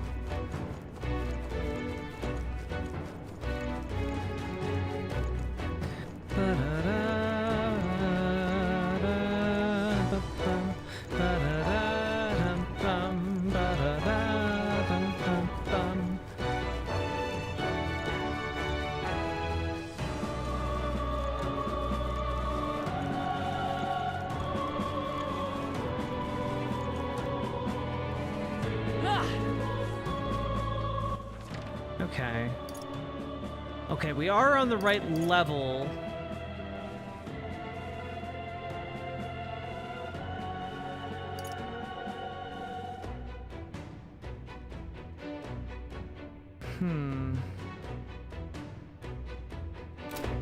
Okay, whatever.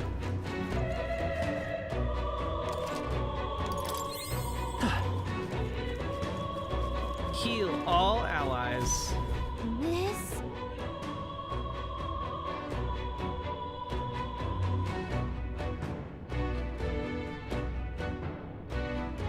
How old are you?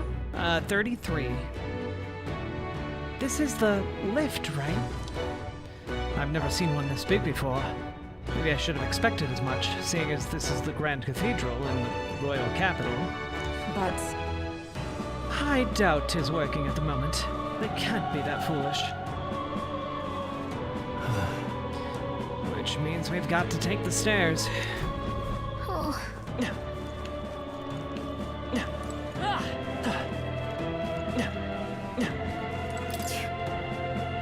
Sure would be nice could use the lift, though.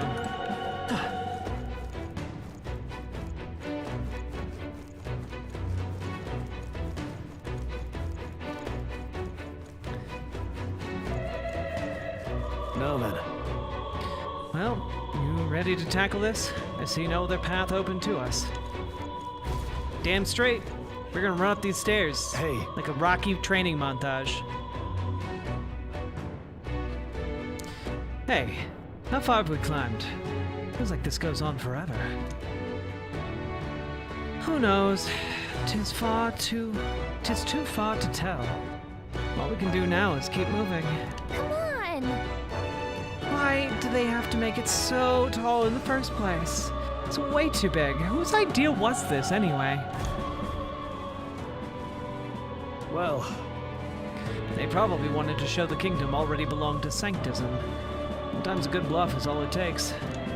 From what I can tell, the state army's authority is all in name only. No credible substance to it. I suppose. As a knight, that pains me to hear, but frankly, I feel the same.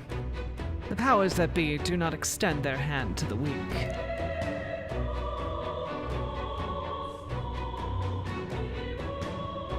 Which is likely why you see men like Luis doing as they please.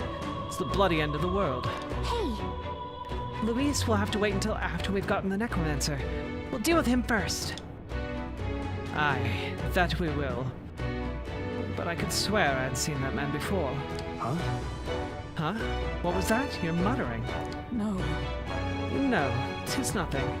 Let's hurry and get to the top. We haven't the time to dawdle.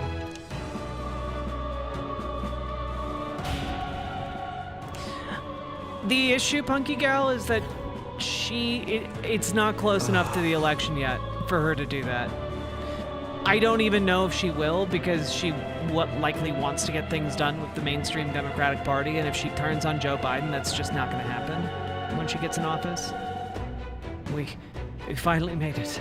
I never want to see another step in my life.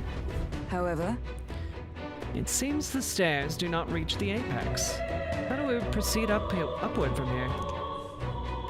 Surely there's a passage leading upward somewhere. If we keep going up, there's bound to be a working lift around. At least there better be. True enough, though the enemy will be keeping watch over it, so our first order of business is to search this floor. Hey!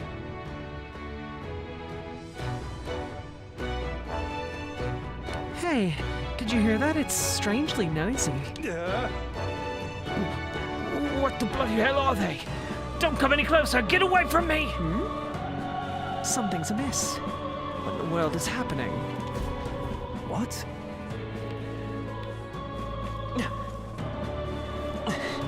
as I thought. I suspect the magic supply has been cut off.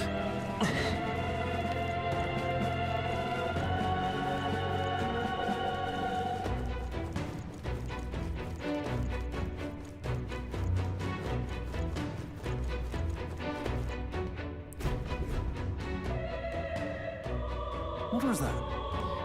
What? Attacked by the corpses? You're imagining things. They're supposed to be on our side. Oi! Get the hell out of here if you want to live! They're attacking! Stop! Get away from me! Ah! Hurry! Barricade the door! Keep them away from us! What's the meaning of this? The soldiers are running away. What? It's hard to tell what's going on from here. Let's get closer. That seems like a bad idea, Stroll. You're a bad idea, boy. I'm gonna go into this save point. That's what I'm gonna do. This place. It's as I thought. The Magla here is thinner. Perfect place to rest. Another Magla hollow, eh? I'm glad for the safety. If so, Then we'll establish this place as a stopping point. Think it wise, considering how vast the Grand Cathedral is. You're right. I've memorized the route here. I can guide us safely from the entrance and back. I'm glad we were able to return to the entrance safely. Best to head back to town and resupply further, then continue on, having exhausted our resources and such. Then... Let's take a break then. Let me know if you need me to guide us to another place. talk to allies. Oh. Magla's thick on this floor too. Wonder if it's like this everywhere in the cathedral. Even in such a large building. Yes, I suppose that might be true. As with those strange crystals, the whole place is just riddled with abnormalities. Our problem is the mad bastard who's holed himself up in this wretched place. We need to stop him, else there'll be more victims.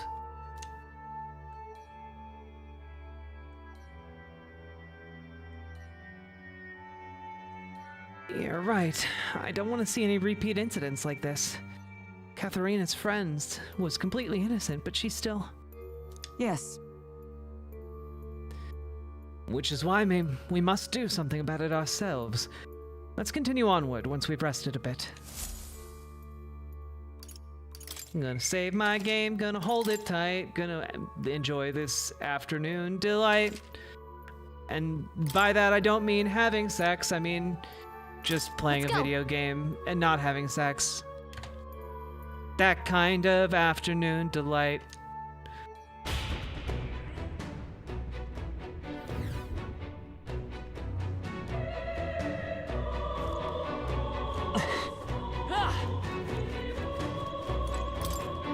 It's locked.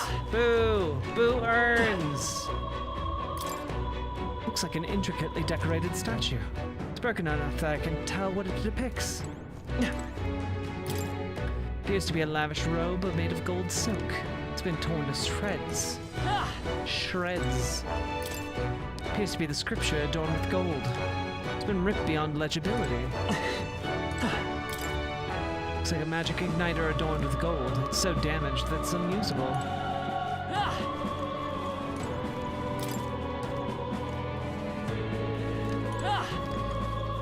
Well, alright, we'll go through here. Huh? Hold on! This is... It looks like they're being manipulated by magic, like Arceus was.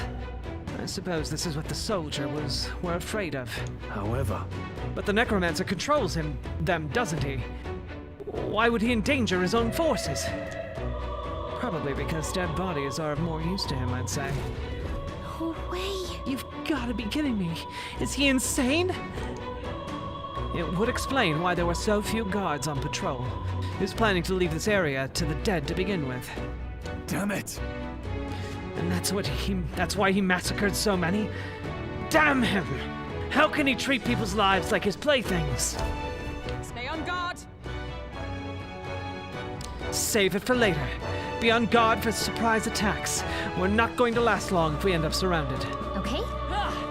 Yeah!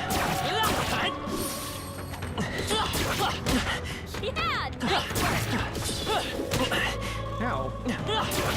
I knew you could do it. Oi! The space is already done for. Send for backup. Isn't the white-clad unit up there? I can't get a hold of them. Damn it! What the hell do we do? What in the blazes? I don't want to die. Someone save me. I don't want to die. So apparently...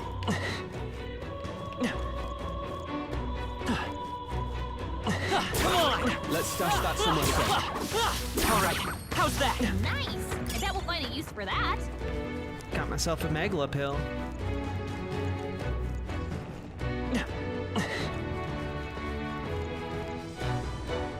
Come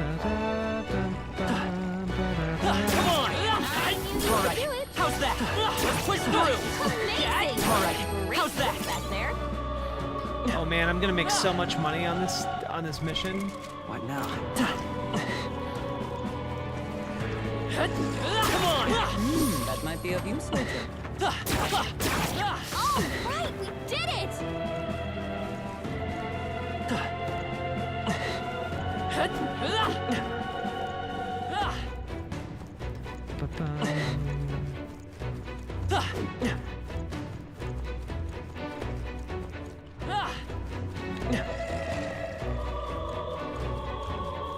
Let's push through! Come on! Let's push through! Life-saving medicine. Nice. Come on! All right, we did it. Damn straight. And damn gay.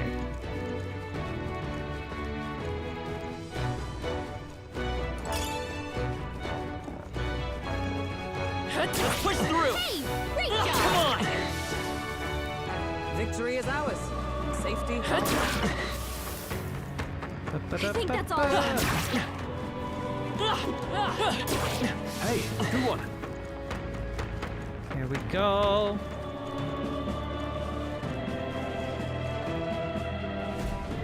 It's terrible. I can't believe they killed all Allied soldiers. Look. Look, there's something up ahead. Is that a magla crystal? It looks different from the ones we've seen before. Looks like some kind of demonic flower. Blast! Enemies! To arms! Look at that! That petal-like energy might be the magla that's leaked out from the crystal. I think that's what's drawing the monsters from the area. As a fitting look if the fiends are drawn to its scent. We better break it before moving on. Trance crystals have the power to attract enemies. If you stumble upon one of these, try to prioritize destroying it. Let's do Okay. it.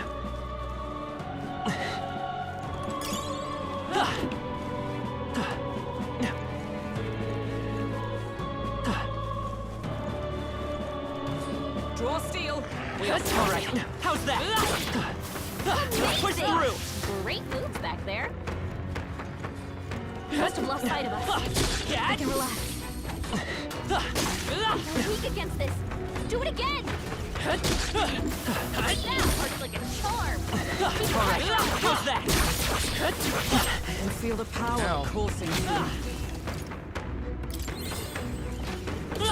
That works like a charm. Keep the pressure on. Ow.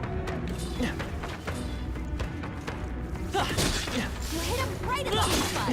Good job. Actually, if I just keep hitting these guys, I can make so much goddamn money.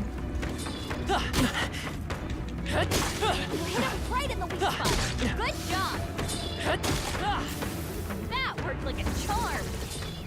Chat, I'm making a lot of money by just killing these guys. That worked out. Let's push through! Oh, right. Hit him where it hurts. You're weak against this. Do it again. I shall rise to the occasion. Nice. Glad that's over. The muddled blade. Let's stash that somewhere safe. Open that door. Unlock that door. Open that door. Unlock that door. All right. How's that? Exemplary. There we go. There we go.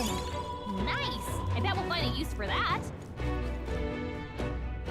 I thought you said trans crystals. I mean, are they All right. How's that? Nice. You're getting strength. Come on!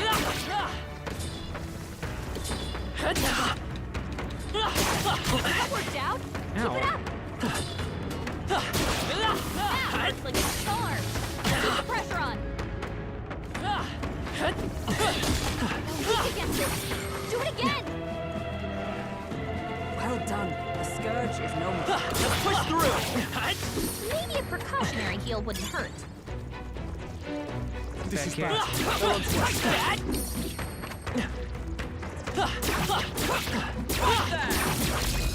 There we go. Got it. Okay, let's give it all we've got. Time to get some money. I shall vanquish evil. I'll cut you down.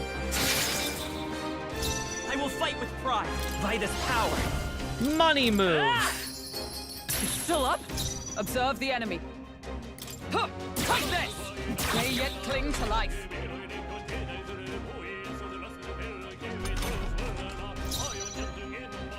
I call upon royal power within. Tougher than I thought.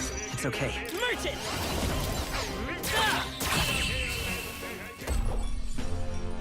I like that the merchant's weapon is literally just an abacus. It's pretty great. Pretty funny. There are still some foes around. Don't let your guard down.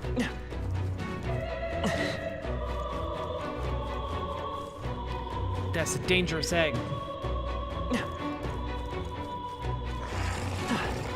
Alright, come on! Let's push through! Looks like we're safe for now. Come on! Let's give him a fight to be our chance! Now get in there and finish him off! After me! Strike true! Huzzah! I'll cut you down! Let's wrap this up! Let's stay calm. If I say so myself. Come forth, Royal Soul! Money attack!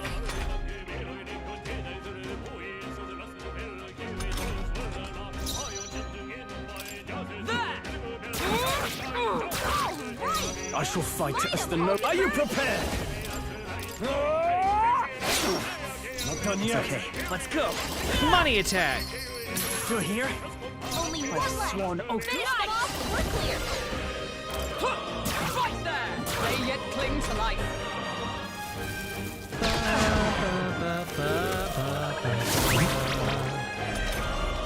Stroll's forgotten everything. Can't use his skills. Tougher than I thought. They will smurch it! Slowing you down. Money attack! Smooth finish. Great work, everyone. Satisfactory. Huzzah! I've never known such heights.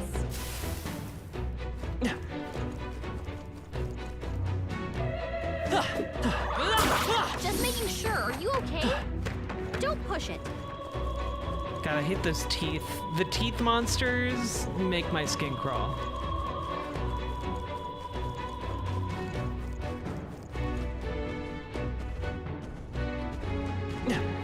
Alright, how's that? This could be our chance. What is Stroll? He's one of like the more respected racial species groups in this setting. Give me your aid! Tis yours. Hack and slash. Beautiful, Stroll. Yeah, the Everyone merchant around. the merchant class literally throws money at their problems. It's pretty great. I'll stay my blade. It's okay. Money attack.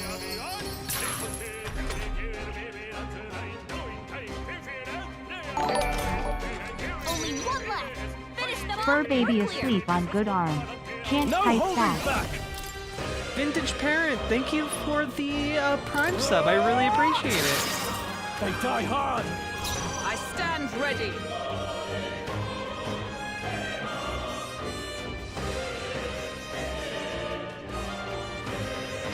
They're weak to strike attacks. Smash them up. Oh, power of heroes! No. Huh, take this! A worthy foe after all. I will fight with pride. Merchant! Better be sure. Vitus power.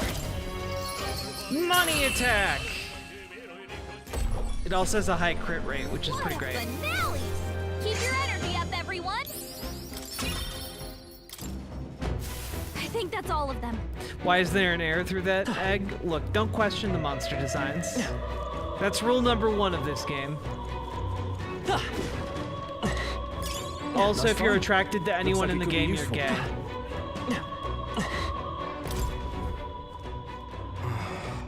Why has this happened?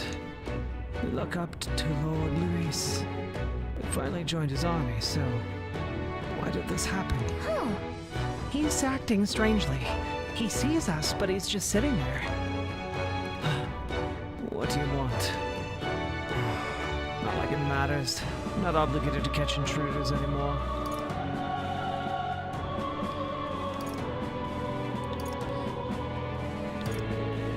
We want to go up. There's a door along the hallway.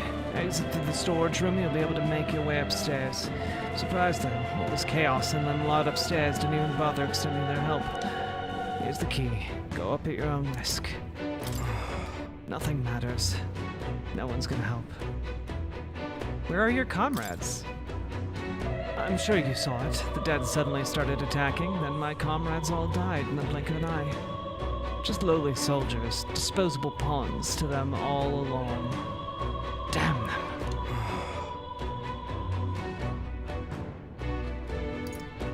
happened to the hostages? None on this floor survived. I'm sure you've seen the carnage, haven't you?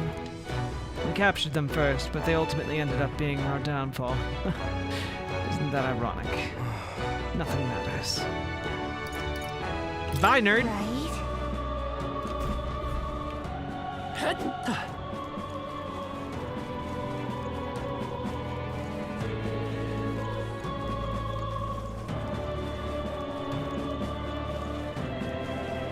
Oh, I did not look at these rooms over here closely enough. Hey, you found something! I did find something. Did you guys find something? Like the spirit of friendship or something like that?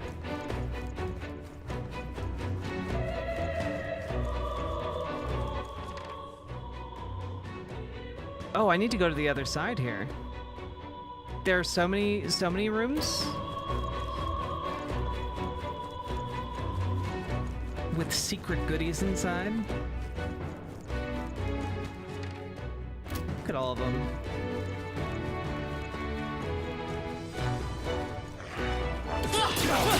Taurus!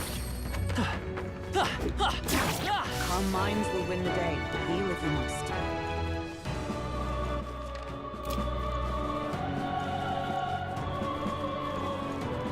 Wait! Hold a moment. I'm sensing something strange nearby. Over there! It's coming from below, towards the door. I can sense magma. It's really dense, too. I see. That doesn't bode well. If you're feeling confident that we can handle it, we can go take a look.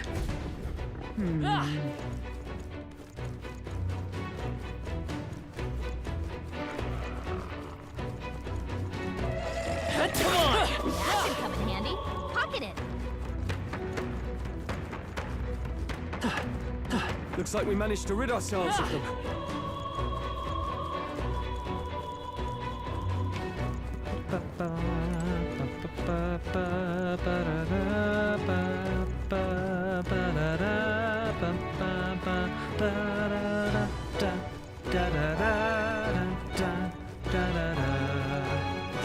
Push through! If you intend to take risks, I might suggest healing first. Come on! Just making sure. Push through!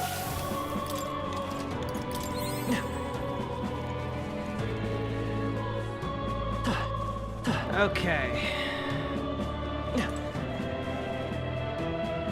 We got this. Oh, it's locked. Like this. Okay, so it's locked, so we don't have to be worried about that, I guess.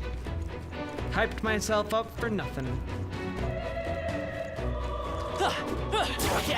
Nice! You're gaining strength! Hey, I ranked up my merchant class.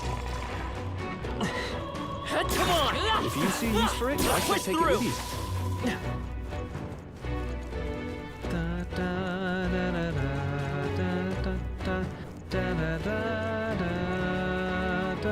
Alright, how's that? Let's push through! Looks like we're safe for now.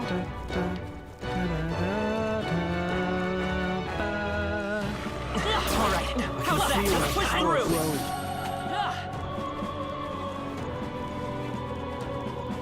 We cannot avoid this fight. Stand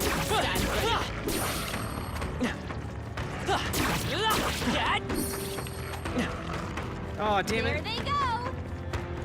If it's useful, I say grab it! Amazing! Great moves back there. Alright, how's that? Okay, Let's give us all we've got. egg attack. Let's do this! Go! Get back here, manifestation of my past. Coin can solve You're at the problems. top of your game, Stroll! Coin magic. Nice hit! Is everyone That was all right? Perfect! With blade in hand!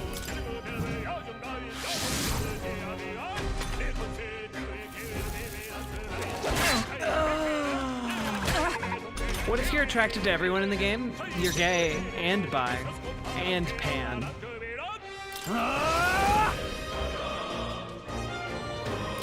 I'll cut you down! Right on target. Coin can solve problems. Coin move. Don't get sloppy, Captain. Observe the enemy. Allies, together. To you! I shall fight. I shall vanquish evil. Hack and slash. They die hard.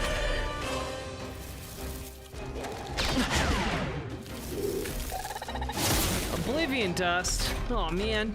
Oh Got a bunch jeez. of ailments slowing you down, Captain. You hit their weakness. I stand That's ready. your opening, Captain. Right there! That's the last of them. The way's clear. That was the last of them. You found something. Mundane threads. Neat.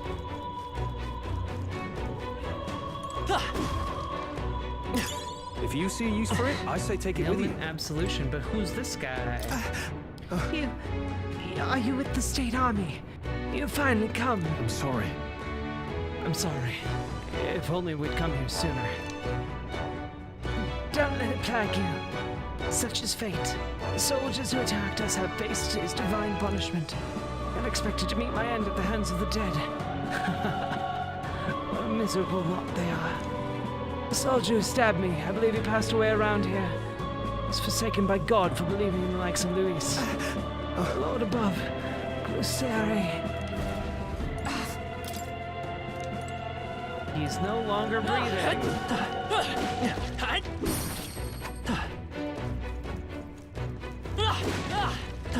Oh ho! Secret. This is... Done in by corpses. He may have been an enemy, but I feel sorry for him nonetheless. What? Nonetheless. Huh? The soldier's got a key around his waist.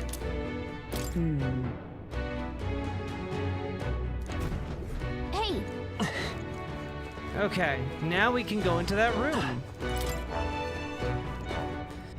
The room with the dark mist and energy coming out of it.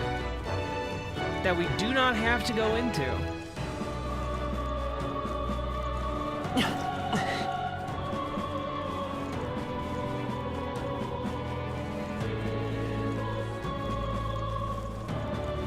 Come on! Calm minds will win the day. Heal if you must.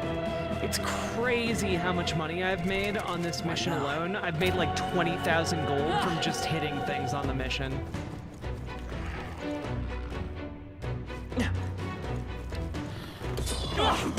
Ow. you hanging in there? Not tired, are you?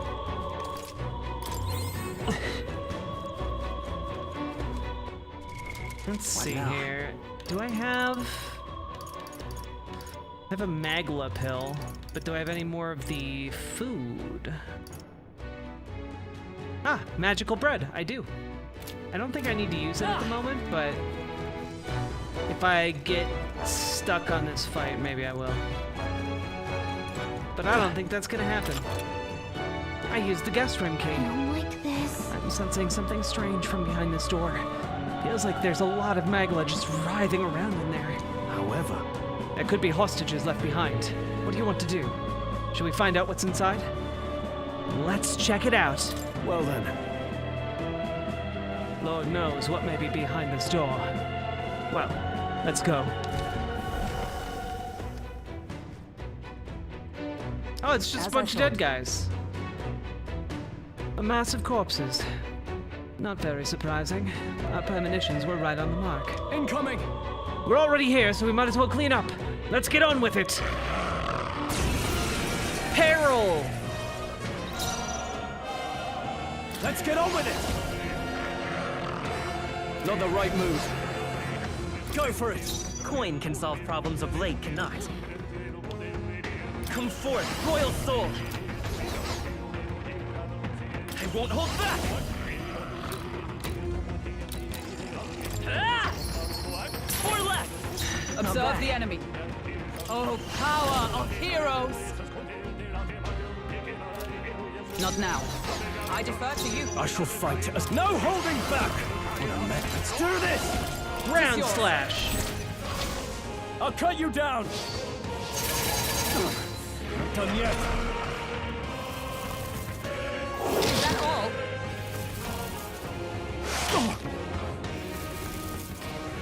This is nothing. Look, I'm not bribing the zombies. I'm swinging a sock full of gold doubloons at them.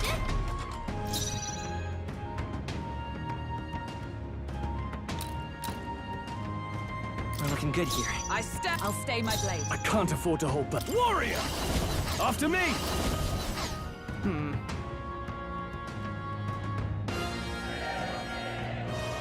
Warrior! No, not this.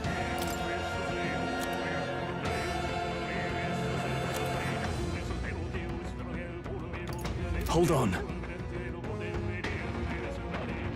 Warrior! Try some of this! Right, let's keep this up. Good one, Straw.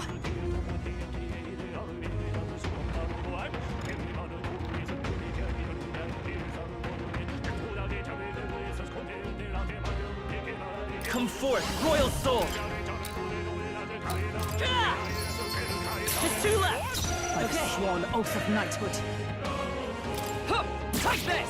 It's almost decided! We're all counting on you!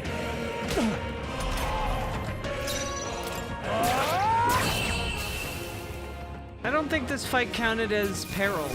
I gotta be completely honest. I've been in more perilous situations.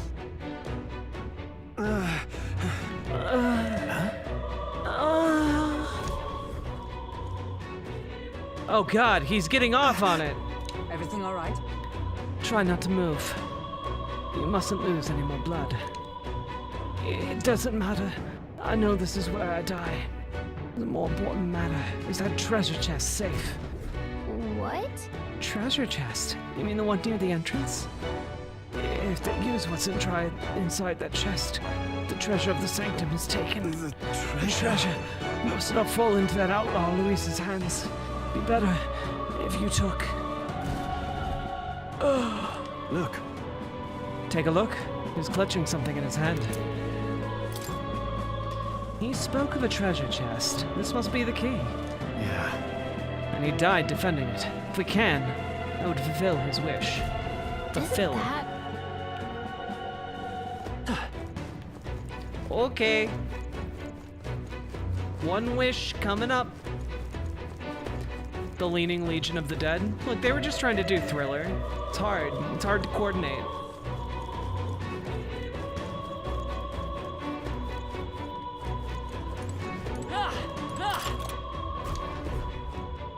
Da-na-na-na! You're trans now! Oh. Hey. Is this the treasure the monk mentioned? I'd expected something more. Take a closer look. It's much like an igniter. I would say it would be dangerous if Luis were to get his hands on it. It's no ordinary necklace then. Let's take it. Better safe than sorry. Speaking of, what now? What is it though? You didn't tell me what it was.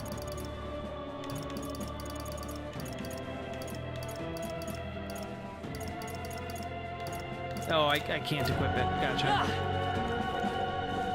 Okay.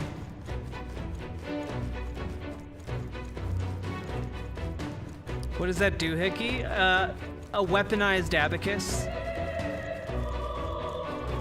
Because he's a merchant. He's in the merchant class. Because this game's a little bit silly. Maybe even a lot bit silly.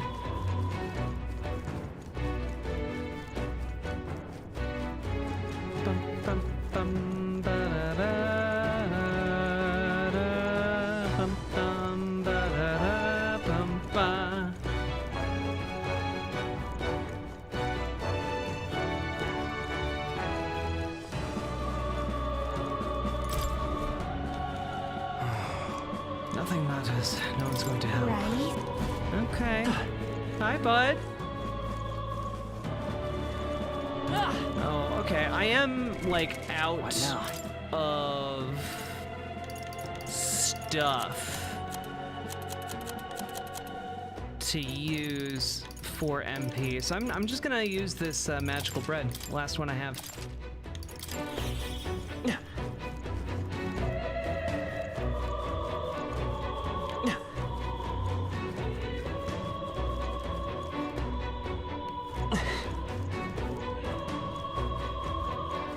Going to have been on feminizing HRT for 6 years in just a few months. Ah, congrats! I just turned 6 a little bit ago. Year number 7's a wild one. Haven't seen any underage characters. Please tell me there are none. That would make my offhand comment creepy. There's one. Yeah.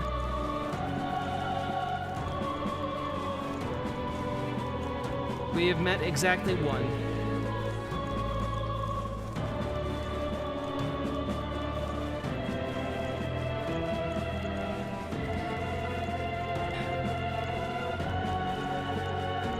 Rip that chatter, exactly. Okay.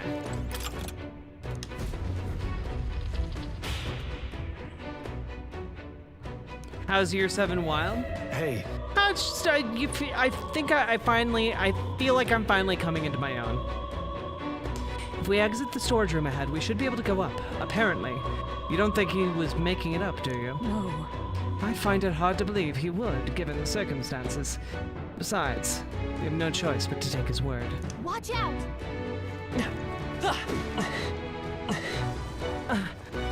This is bad. Yeah, take this! I'm fast! We will win this!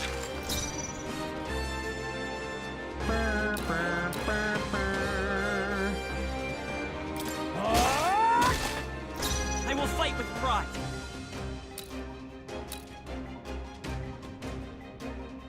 Come forth, royal sword! Gold attack! Still here? I stand right there! It's almost where's I hit? You never let us down. Only one left. Finish them off and we're clear. Coin can solve problems. You won't hold back! Money move! What a finale! Keep your energy up, everyone. Good. 'Tis done. I think we got them all. We'll be safe for a while. Robust remedy. Great find. Keep it. Invincible noodles. Nice. Here, I should save.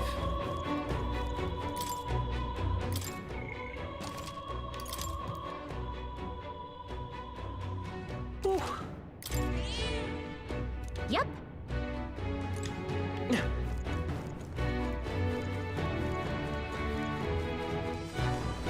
They saw us! On your toes, everyone! Oh, right! We hit him where it Aha! hurts. Your ambush was foolish! This could be our chance. Take them all down in one fell swoop.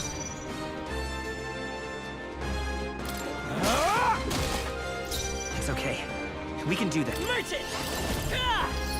Money, money, money, money! Is everyone all right? Money! Let us fight as one.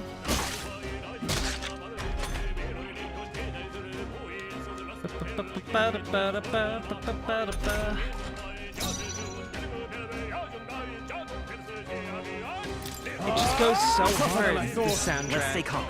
Let's go. Money attack! Just one left. By the sworn oaths of knighthood. Take this! Yikes! Here comes the counter! You're badly wounded. Someone heal her! He's badly wounded. Can anyone heal him? I call upon royal power within. I'll cut you down. It's okay. By this power. I call upon the power of money! Still up? It's not over yet. Fine. Just Squash. the thing. Here's a luminous sphere. Ba-boom. What a finale! Keep your energy up, everyone! Our foes have fallen.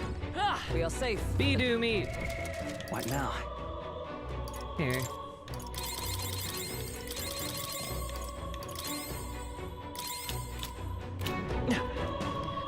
There we go. Use some healing items to get all back to better.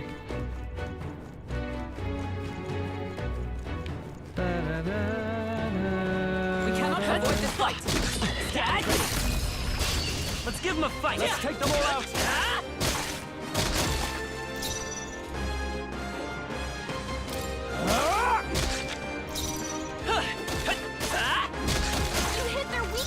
Observe the enemy. That's your opening, Captain.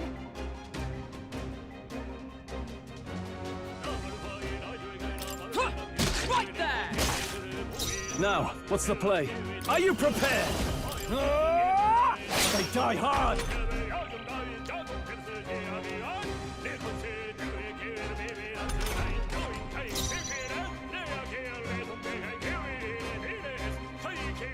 They won't hold back! No. Money attack! Is everyone alright? Took one down. Take this!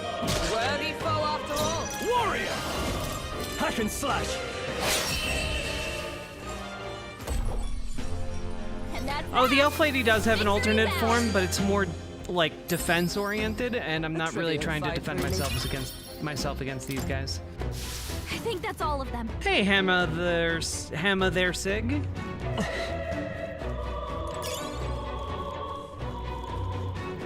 Look. Oh ho ho.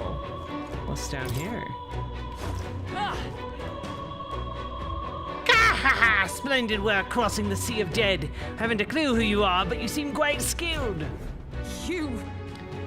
That voice does not belong to the Necromancer. Show yourself. Who are you? I am but a soldier who swears fealty to Lord Luis. And you must be one of the elite knights of the State Army. Or something of the sort. Come to the top of the tower if you're able. I find myself quite at my leisure up here. I'll be glad to keep you company. We've been told to take care of any unsightly rats scurrying about. So apparently... He certainly talks big. He knows about the chaos happening on the lower floors, but doesn't seem to be bothered. He's skilled. Must be an elite soldier under Luis's direct command. You mean he's one of those white-clads we heard about? Yes. 'Tis highly likely. In any case, let us proceed with caution. However... Hey, Digituna.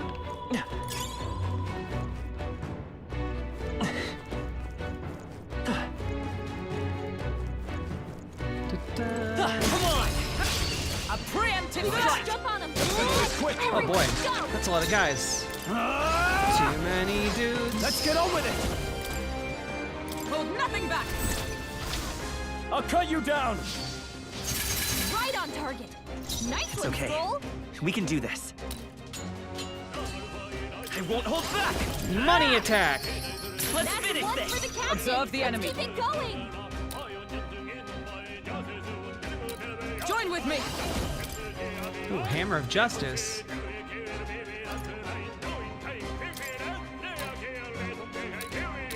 I'm counting on you! Jump thrust. Behold my power! What is this battle theme? Stay focused. Good. Got this handled. It's the battle theme just goes as hard as humanly possible. They die hard! You hit their weakness. That's your opening, Captain. Woo, not too shabby. Let's keep this up, everyone. Not bad. Ooh, almost That'll level do it. 14. Let's go.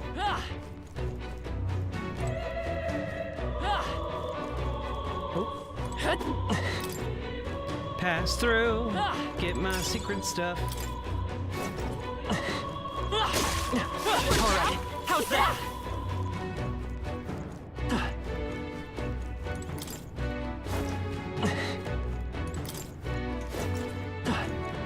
Right in the weak spot. Good job.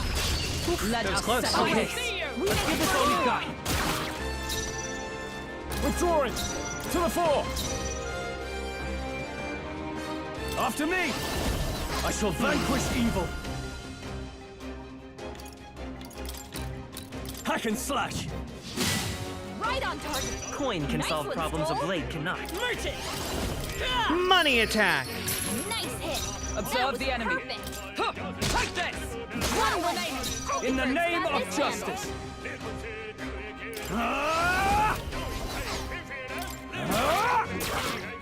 Coin coin can solve problems of blade cannot. Come forth, royal soul! Come forth, money!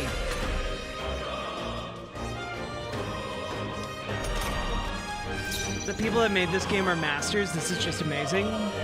Is this what Persona's like?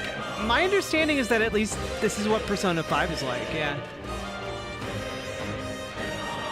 Nice! This won't do.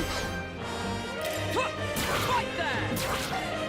I shall fight as glory! We're clear. It's okay. Merchant! Money attack! It's my most consistent point of damage. Brace yourselves.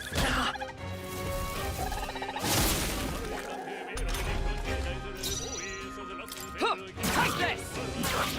In the... tougher than I thought. Money powers! Nice hit. Is everyone That all was right? perfect. Fight there! Huzzah! Is the egg creature wearing I don't think boots? there's any more Yes, it backup is. Keep moving. I'll strive for greater Level heights. 14, baby. Let's go.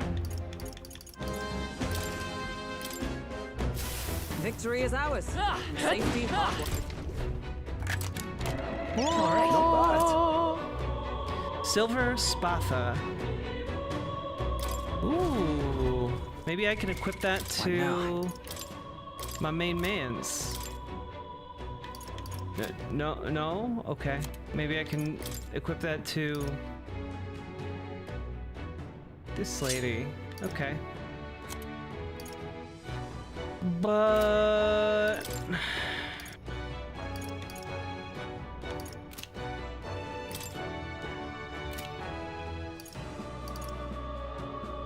I am going to reclass as the Seeker here.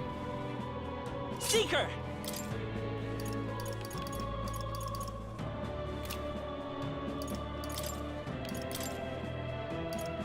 Yeah, I just realized I had a weapon for this class that is like multiple orders of magnitude better than anything else that I have.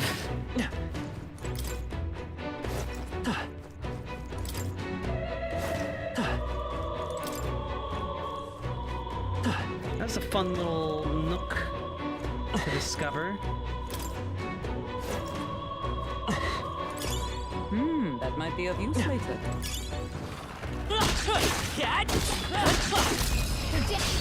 We have the edge. Settle this. Now get ready.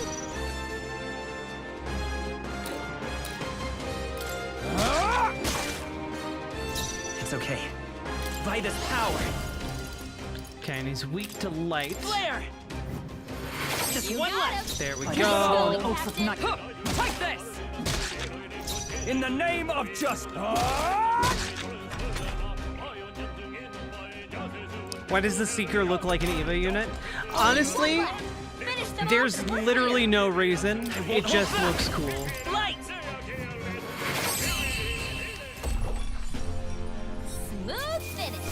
Great work, everyone.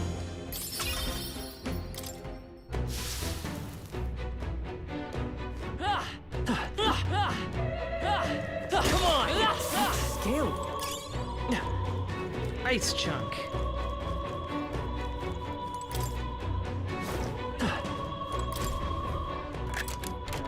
Oh, that's lovely. Moonlight mace. Cool.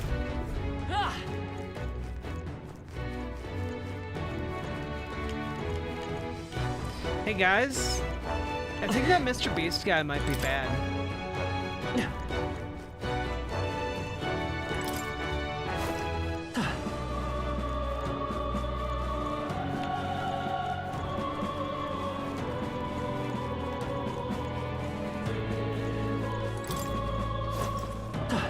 Huh? What? I think Mr. Beast might be a bad guy. Big if true, I know, right? Crazy. I didn't have anything else to add. It's about as far as the thought went. Oh. Wait, did I? No, I didn't go through this entire area.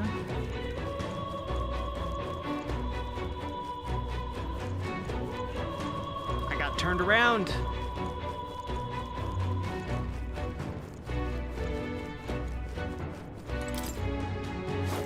jump down. Go this way, go this way, go this way. Go jump down. Go this way, go this way, go this way. Go this way, jump down. There we go. Jump up. There we go.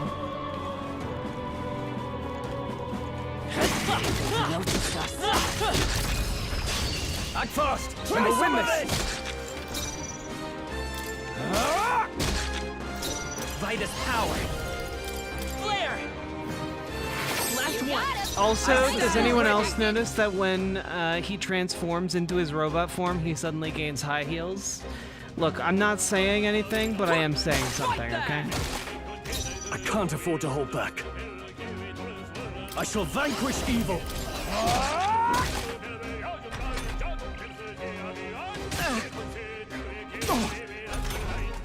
You mean she? I mean she. Seeker! Light!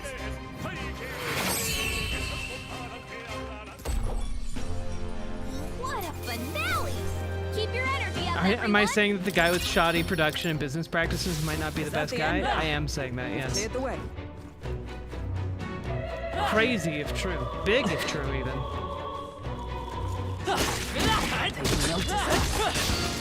Oh no! He got me!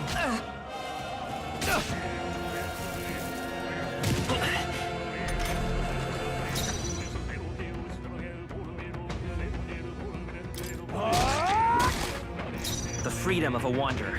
Come forth, royal soul! Flare! You hit their weakness! By the sworn oath That's of your opening, Captain! Wanderer got one! I can't afford to hold back.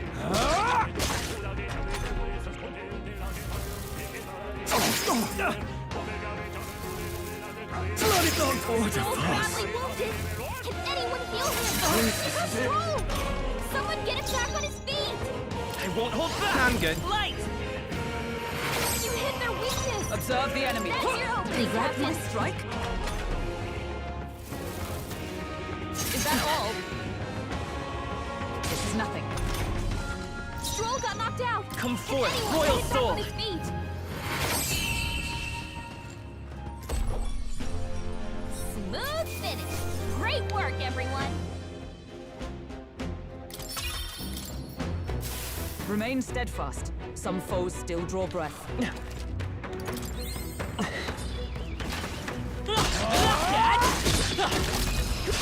Tis our opening! We have the edge! Here we go!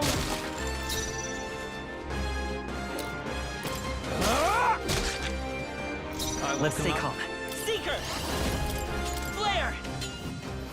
Just That's two left! one for the captain! I stand Let's ready. keep it going! I defer to you. Now, go for it! Let's go! Light! Just one left! The Keep it up. captain took one down! Only one left! Finish them off and we're clear! Red Elf Girl is awesome. Has she awoke yet? She has. She's our resident As knight. the noble I am. All yours! Let's fight this power! Flare!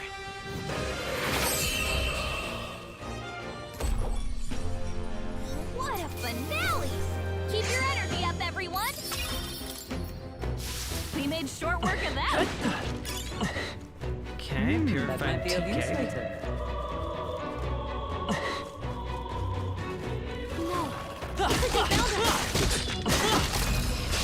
I'll give it my all. Try some of it!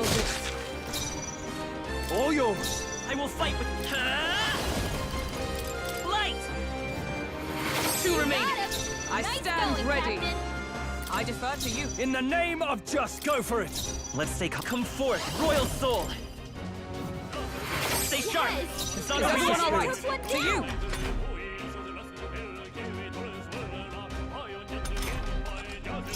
You first. Only one I won't left. hold back! Finish them off and we're clear! Smooth finish! Great work, everyone! I'm getting the hang of I think this. that's all of them. Let's stash that somewhere safe.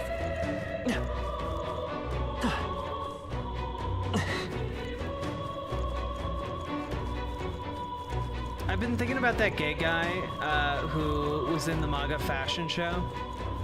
And it really seems to me that, like, he's the real-world version of Jenna Maroney from 30 Rock. Like, if that show... Quick, let's finish them! Let's take them all out! Preemptive strike! Like, I don't know. I guess what I'm trying to say is if that show were real, that's what Jenna Maroney would be like. You hit their weakness! By the sworn oath That's of your knighthood. opening, Captain! Take this! Now, what's the you first? I will come forth, royal soul. Please give me the Observe game. the enemy. Right there! Stay focused! You never let us down. Remember when Vivek Ramaswamy was rapping Eminem's Lose Yourself at rallies to boomers? I'd rather not. All yours. By this power. Flare! Remember when he tried to demonstrate his rapping ability and came up with Vivek, it rhymes with cake? Great work! That was like everyone. the epitome of his flow. Not bad. Nice. I feel stronger already. I think we got them all. We'll be safe for a while. Right. Try Let's settle this quick. Let's go. You first. Let's Seeker. Light. Last Got one. it. Nice Observe the going, enemy. Captain. Take this! Only one Now, left. what's the play? Finish them off and we're clear. I'm Seeker. Flare. You hit their weakness. I That's stand your opening, Captain. right there! Worthy foe after all. Good evening, Ashley. Once I get to the end of this dungeon, we'll be starting our politics segment, folks. So hang tight.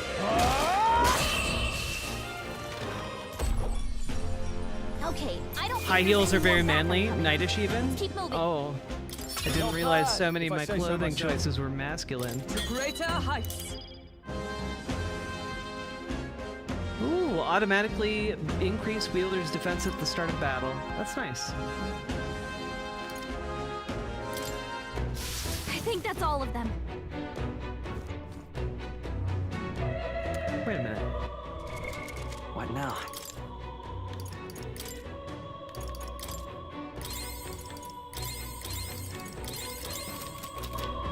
Okay, she can heal us in the field. That's pretty cool. Oh no! Brace yourselves. Is that all? Oh, this might actually be a close fight.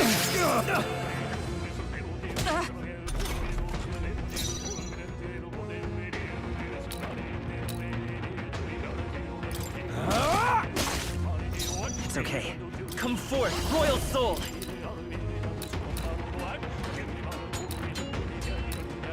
Light. You hit their weakness. Observe the enemy. That's your opening, Captain. Numbers dwindle. Only two All enemies yours. left. Let's Stay take sharp. by this power. Flare. Flare! Nice dodge. You've got some fancy footwork, Stroll. Right there! They yet cling to I life. shall fight as the noble I am. You first. The freedom of a wanderer. I won't hold back. You hit their weakness. Is everyone all right? That's your opening, Captain. Take this! This got one. In the Who's name. next? Not done yet. Come on! Is that... is that all? Good! Through here. Only one left. Finish them off. We're clear. Okay, I don't think there's any more backup coming. Let's keep moving. Satisfied. I shall strive to use this power wisely. I think that's all of them. Okay, What now? let's just do another heal again.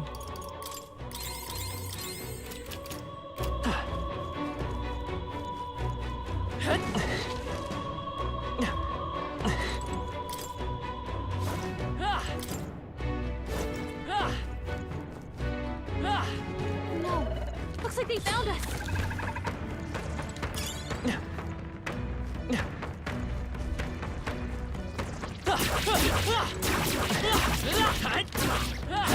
Take the offensive now. We won't lose this Is fight. everyone prepared? But still, don't let your guard down. You first. The freedom of a wanderer. Seeker! Light! You hit their weakness. Is everyone all right? That's your opening, Captain. Behold, we stand together. Not this skill. Come. No. Allies, together. No, not this. 28 MP. Oof, no. Right there. In the name of justice!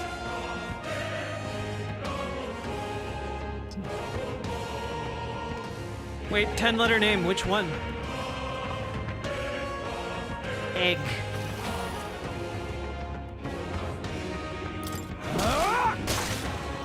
I will fight with Vida's power. Flare!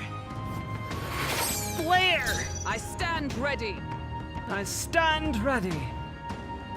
I stand ready. Huh, take this!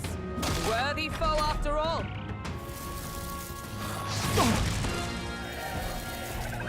He's badly wounded. Can anyone boy. heal him? Oh boy. Someone get him back on his feet. Oh boy. Oh boy. Let's get him Love to the that. Love to see that. Come forth, Royal Soul! Stay That's sharp! one for the It's not over captain. yet! Let's keep it going. It's not over yet. This should help. I live to see another day. Can anyone get on healing duty? This should work. Darumba, welcome. How you doing?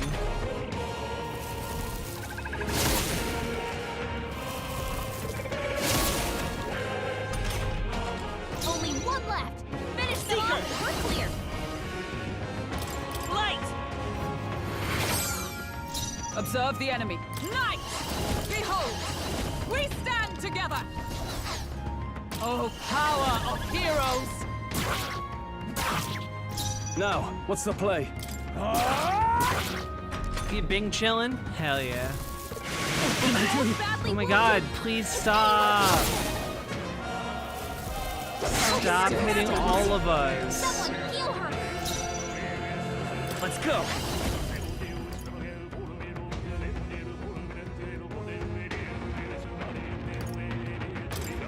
With healing power!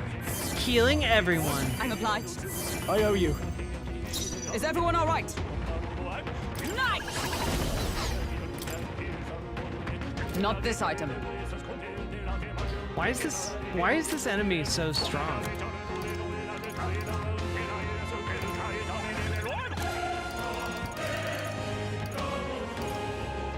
From our provisions. I can't afford to hold back. Could do with this. I'd really like you to be stunned. Hulkenberg's badly so wounded. easily. Someone heal her. Hulkenberg's in bad shape. She needs help. I think I'm hearing the Knight's anime voice as Jack's anime voice. The redheaded one, you mean? Come forth, Royal Soul! We're not out of this yet! Trust me. Observe the enemy. Allies, together. Allied together strong. Here!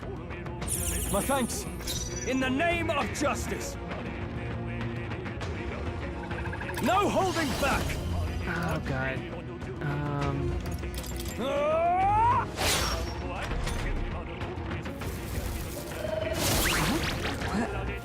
Am I? God, she's confused. Hulkenberg's lost her memory. Seeker! She can't use her skills like this. We can do this! Helpful as ever. Only one left. Finish them off. We're clear. Right there! Now, what's the play? Warrior! What a mess. Why is this egg so strong? The other ones were weak.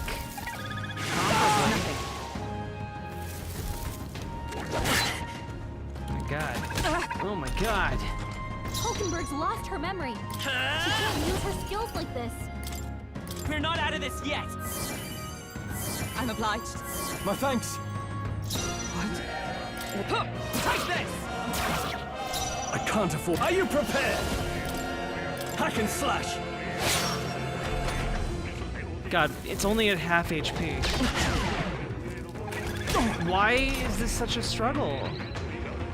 You've got a bunch of ailments slowing you down, Captain. I stand ready. Knife! Okay, jump thrust. Counting on This is you. what I wanted to do for a while now. Thus I end it!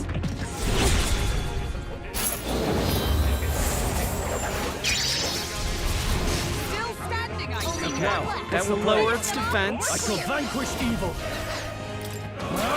Tougher than I thought. Ooh, dodge. Let's go. You better be sure. Wind! Wind! A tough one. Sworn oath Finish of them off knighthood. and we're clear. Right there! May yet cling to life. Bunch of ailments slowing you down, Captain. There we go. We did it. Why was that the one of the hardest fights I've done in this game? Jesus. There's more of them. If we take the... This battle's There ours. we go. You make the first move. This little Are you guy prepared? will be damn.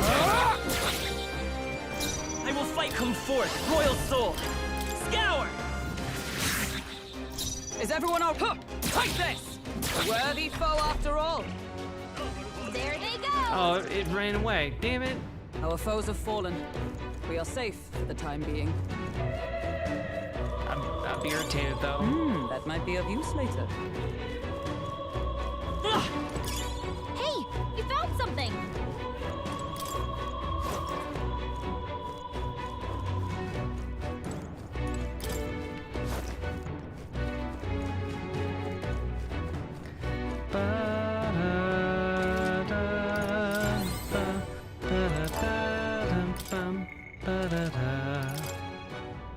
What game is this? Metaphor Refantasio. The third attempt was an overreaction from the police. I don't think so. I think they're well within their rights to have reacted how they did, based on the information I'm aware of. Okay.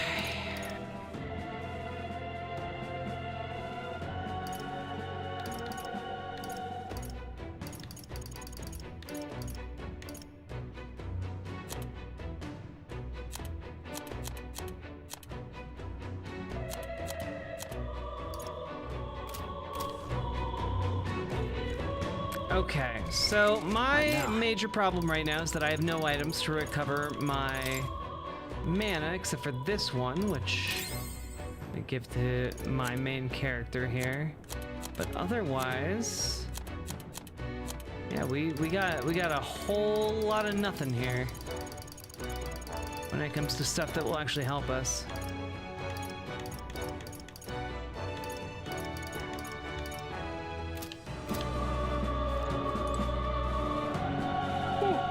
Is all well? He should be up ahead. Are you prepared? All right. Good. Let's go.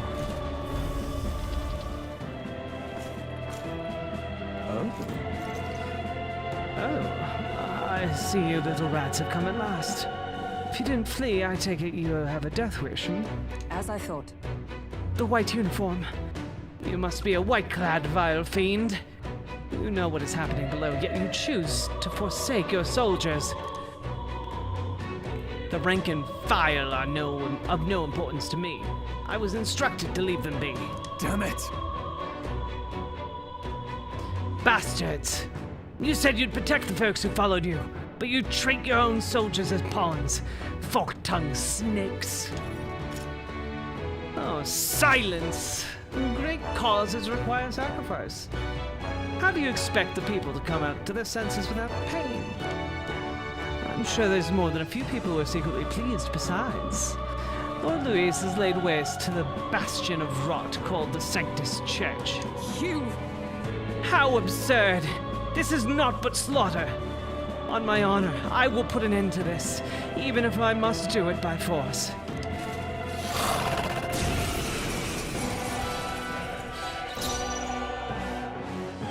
Let's get on with it! Let's make an end of it! Give up and face your death!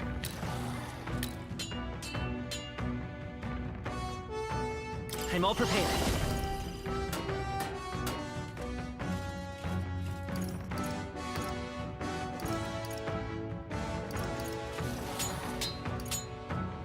No, this won't work.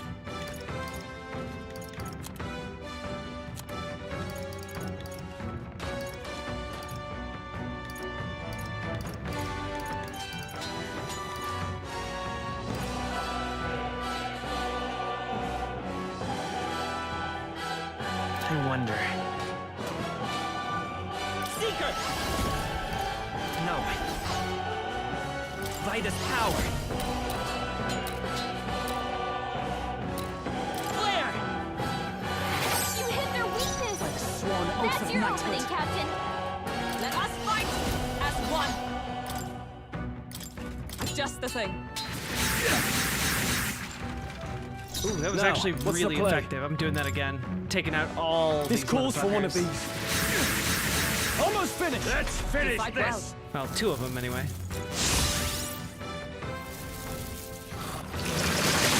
Oh god. Okay. Here they come. That was a scary amount of damage, though. I won't hold back! Light! Last one! Keep it up! Pointless to resist. Join with me. For all that we strive for. Okay, she's gonna take the brunt of the Give up and attacks. face your death! Not now. It's okay. Come forth, Royal Soul! Flare! Why do you struggle? Oh, he resists? Prepare yourself! Okay. Take this! What's wrong with Oh, you? damn. Someone get You're back okay. on feet!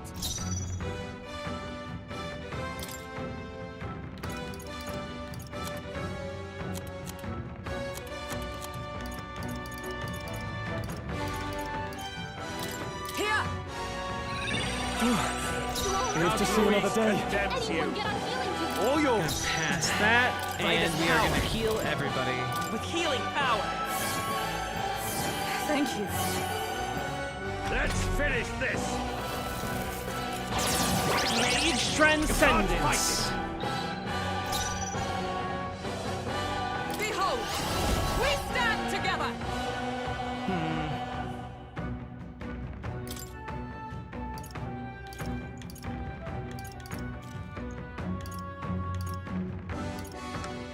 Perhaps not. What do I do Oh, here? power of heroes! Charging in!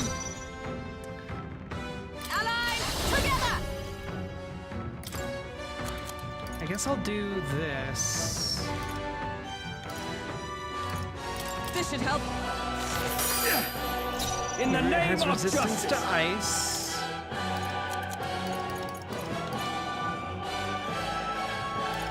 What about dark? Do with this. Not done yet.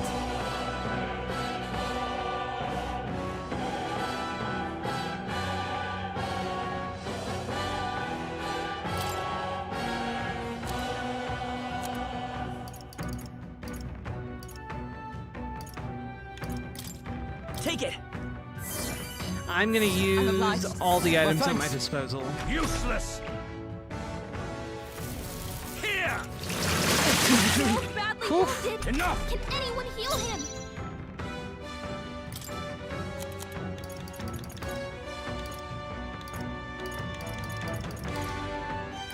Just the thing. They yet cling to Don't life. let him take any more. Not out of this Someone yet! heal him. Let's try this! Louise! There we go. We did it.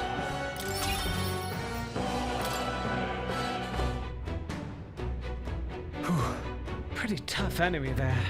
They somehow managed, though. All right. All this means is the Necromancer is much closer. Let's keep it up. The thing is, we did it. Oh, bless you, me. Magla Hollow, you guys want to catch your breath? That's true. We may as well. A short break will do much to refresh us. And I feel like I can't finish going through in one go, because I am severely hampered by a lack of mana items.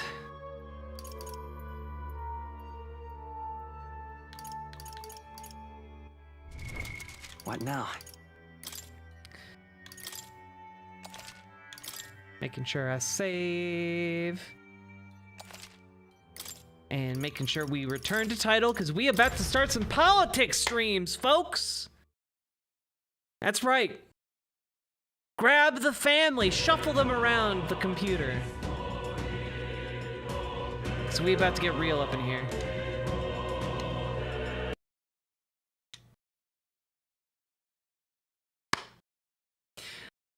Give me a few moments. Don't boo, vote. True. True. Give me a few moments. I need to go, like, get ready. Your characters lack that big BWA energy? Oh. I mean, it's true. Stream has lacked big BWA energy, but that's just because it's a gaming stream.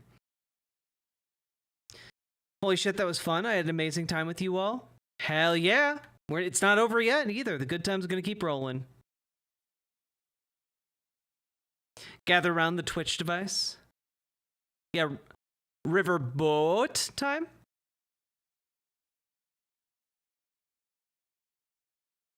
We're going to be covering some additional debates. We're going to be looking at Project 2025. We're going to be talking about a lot of stuff, okay?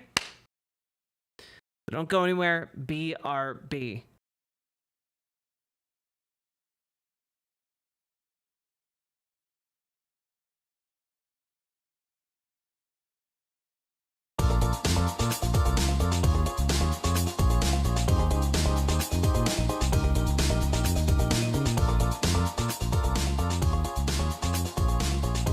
Also, thank you, 10-letter name, for the $10 dono. Getting some politics up in this bitch. Get hype.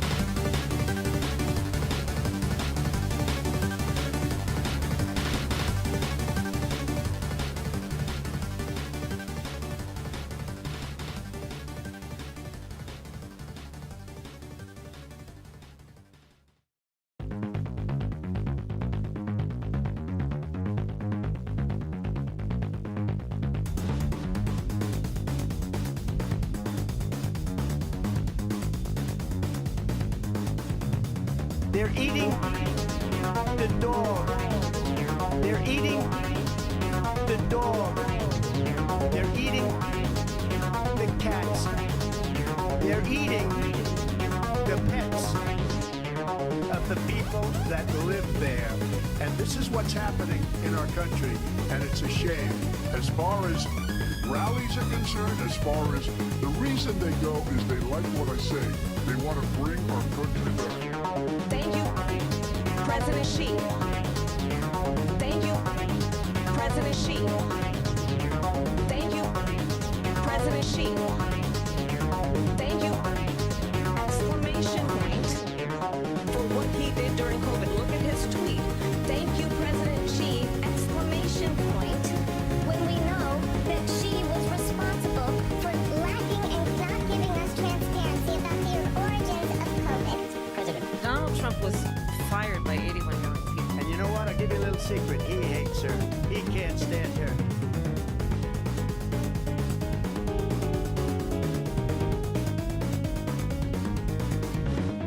They're eating the dog. They're eating the dog. They're eating the cats. They're eating the pets. They're eating President Xi. They're eating President Xi. They're eating President Xi. They're eating Exclamation point. the dog, the dog, the dog, the dog, the dog, the dog, the dog, the dog, the cats, the cats, the cats, the cats, the cats, the cats, the cats, the cats, the dog, the dog, the dog, the dog, the dog, the dog, the dog, the dog, the cats, the cats, the cats, the cats, the cats, the cats, the cats, the cats, the dog.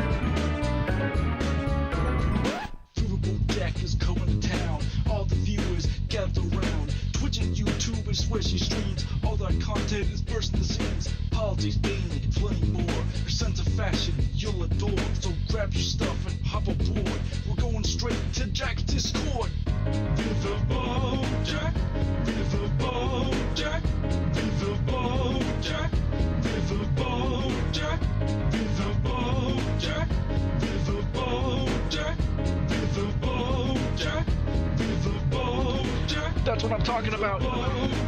First time singing the songs from Riverboat Jack. Shout out. I don't know what I'm doing really, but I got passion. That's what it's about. It's all about passion.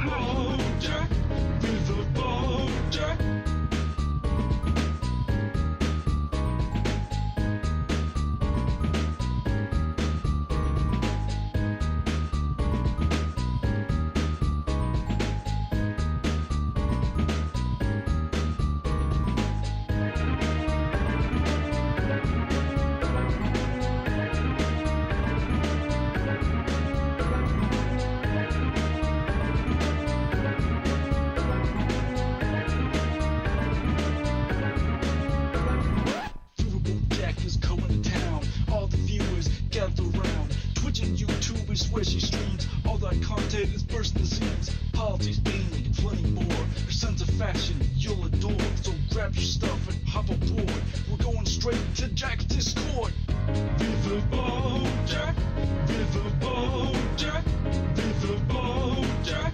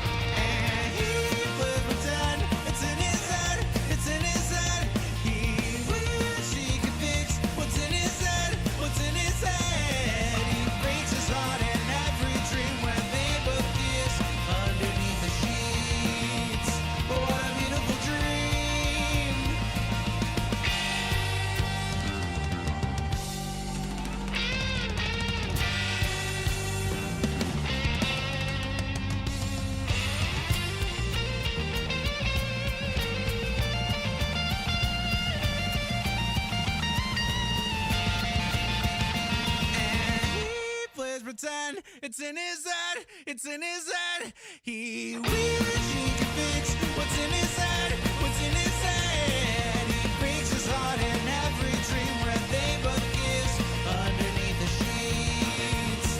What a beautiful dream. When he plays pretend, it's in his head, it's in his head. He wishes he could fix what's in his head, what's in his head. He breaks his heart in every dream where they both kiss underneath the sheets. What a beautiful dream. And he plays pretend, it's in his head, it's in his head. He wishes he could fix what's in his head, what's in his head. He breaks his heart in every dream where they both kiss underneath the sheets. What a beautiful dream.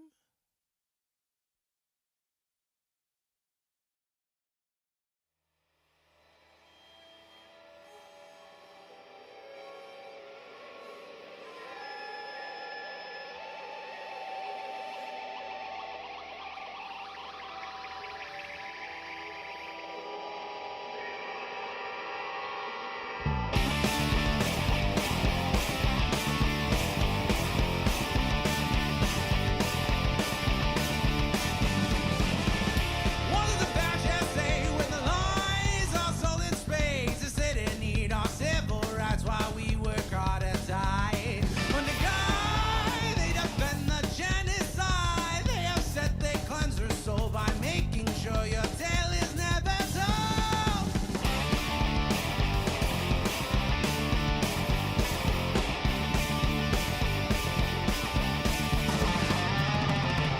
No matter how hard they try, through guns or laws or religious rhymes, they can take your arms, they can take your eyes, but when we sing your name, you can never die. You are truth they can't deny. To live is sweet revenge, you strike right fear into the hearts of men.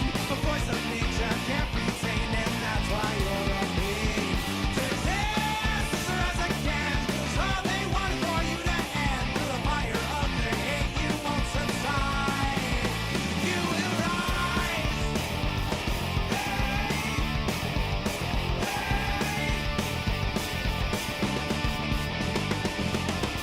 They thought they could make you hide, disappear right before their eyes, and no man says to me, here come the 40 thieves, riding into battle, wrath and power, this is stopping me. No matter how hard they try, through guns or laws or religious rise, they can take your arms, they can take your eyes, but when we sing your name, you can never die. You are truth they can't deny. To live is sweet revenge, you strike great fears in the hearts of men. A voice of nature can't be tamed, and that's why you're a me.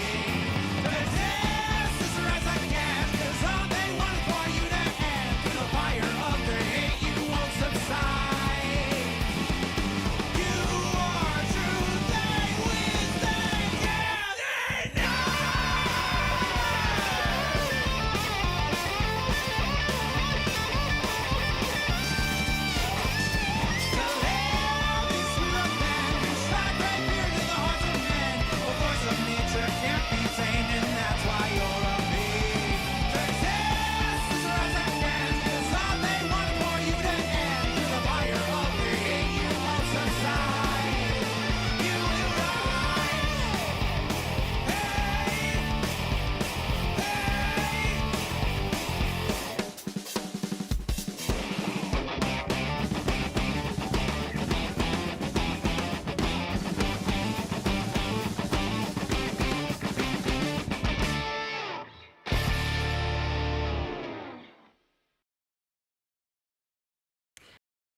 I return, everybody, and I should probably tweet out that the stream's happening now, because I didn't tweet it out earlier today.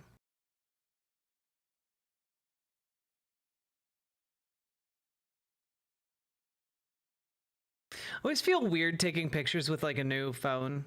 It just makes me like, I feel like I look weird.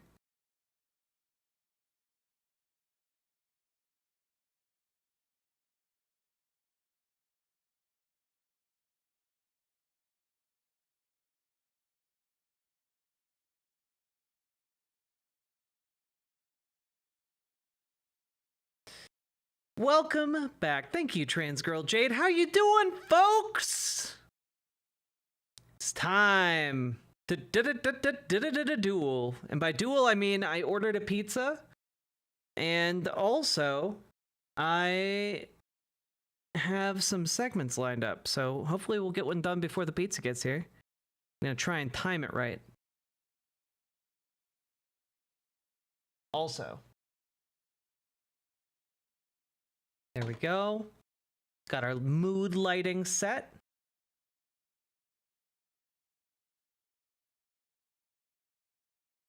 Okay. Do do do do do do do.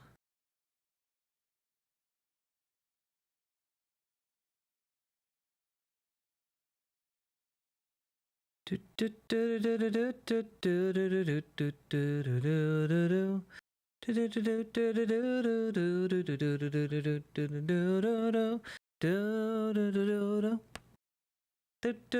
do. Yeah, I'm setting the mood, chat. Hello, Smelanie. How have you been? Where have you been? We missed you. You little rascal, you.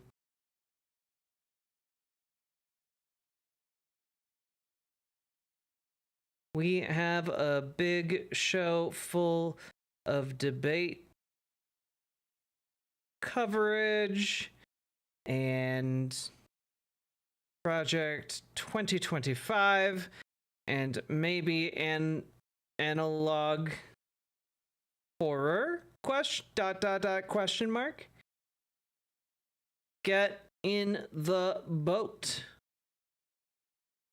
Which a YouTube and a river boat.gg. There we go. Tweet it out. You were on Vosh's chat? Hell yeah. Hello, Quigley. Hello, Josh. Hello, Sweetness. Hello, Kwai Kitsune. Hello, Draconics. Hello, Danger Days. Hello, Kwai Kitsune. I just said your name twice. Hello, Daurumba. Hello, Archangel Decab. Hello, Dragonfly. Hello, Spectral Pyre. Hello, Salmon Moose. How can we all have died at the same time?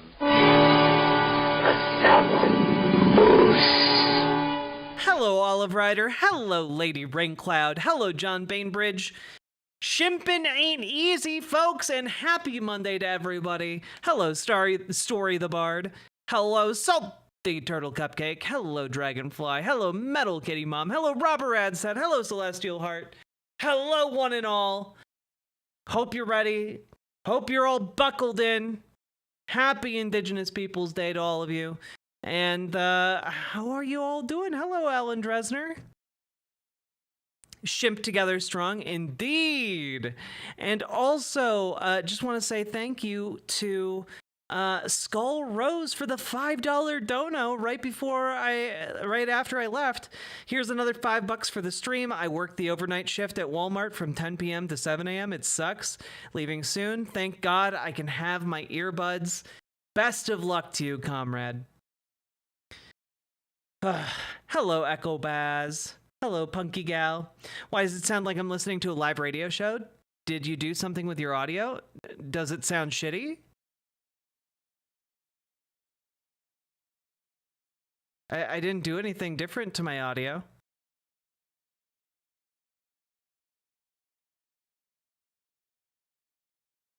A bit echoey. I literally haven't touched any of my settings. Ah, Jesus fucking Christ. Sounds kind of neat. It's not supposed to sound that way, though.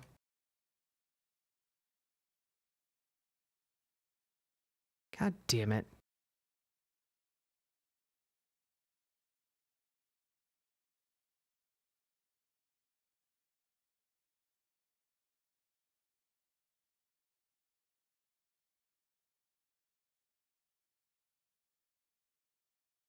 Okay, how's that?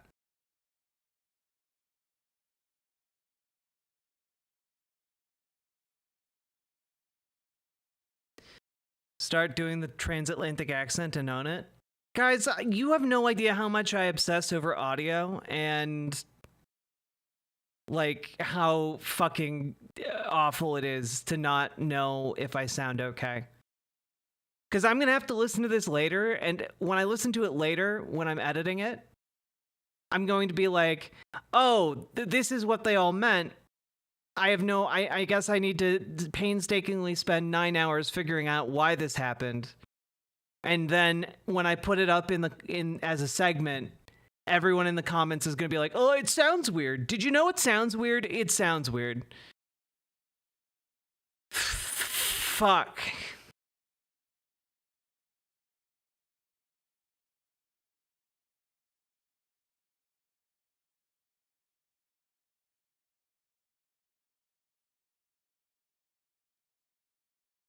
Does it still sound weird, guys? Still sound like that?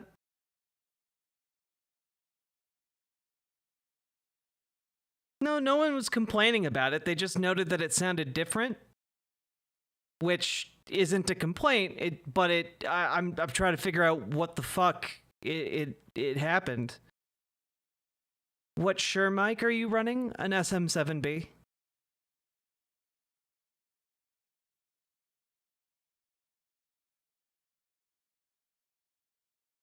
Maybe I need to update the firmware.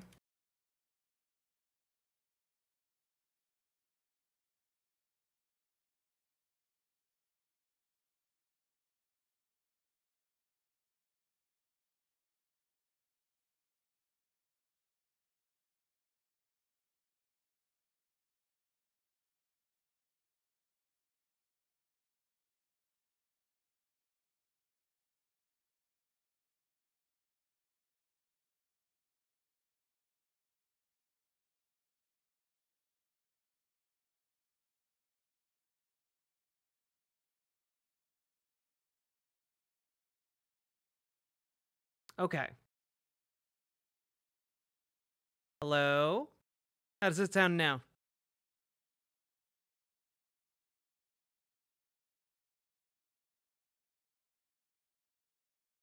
Yeah, guys, I updated the software on my mic. Updated the firmware. So how does it sound now? Does it sound better now? Or like normal? There we go. Better? Sounds normal? Okay, cool. I think the firmware was just outdated by the microphone. Cool stuff. Whew. Stressful. Emotional damage.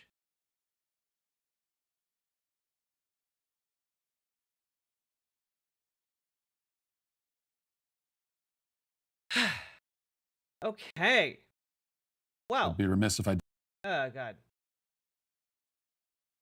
Okay, folks. As you all know... Well, you know what? I'm going to hit the buttons first. How about I hit the buttons first? How about I hit the segment buttons so that I can actually get these segments done, huh? Huh? How about we do that? All right. Also, is YouTube chat working? There we go. And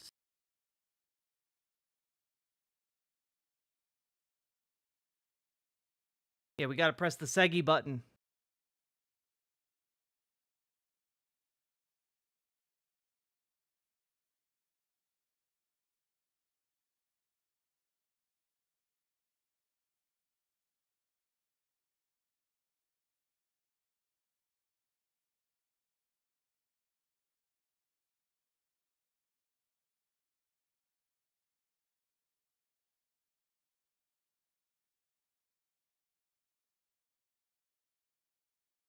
Why has Stream Deck?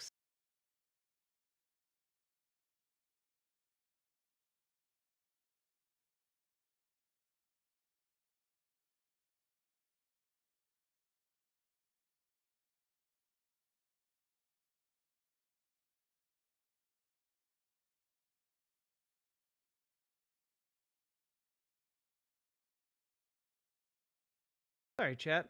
trying to fix this.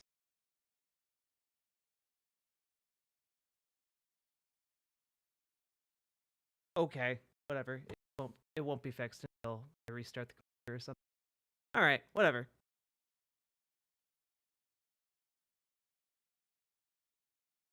So, folks, there is a holiday that is acknowledged by the U.S. government called Columbus Day, and it sucks. It basically exists to celebrate a man who single-handedly raped, genocided, tortured, basically any kind of heinous crime or act you can imagine. He did it, or he allowed his men to do. He was truly awful, and for some reason in America, we decided we were going to celebrate him broadly as a society. And luckily, that is now finally starting to be rectified, and we're backpedaling on that. You know, we've turned the page of history on it to an extent, and now we're calling it Indigenous Peoples Day, and we're using it to celebrate, you know, the people of America, you know, who were here before the colonization happened, and I think that's a step in the right direction, at the very least. And conservatives always get really weird about this particular day because to them, attacking the concept of Columbus is sacrilege. You know, they envision him as essentially a deified or sanctified figure who represents like the American religion, you know, if in our patriotic context.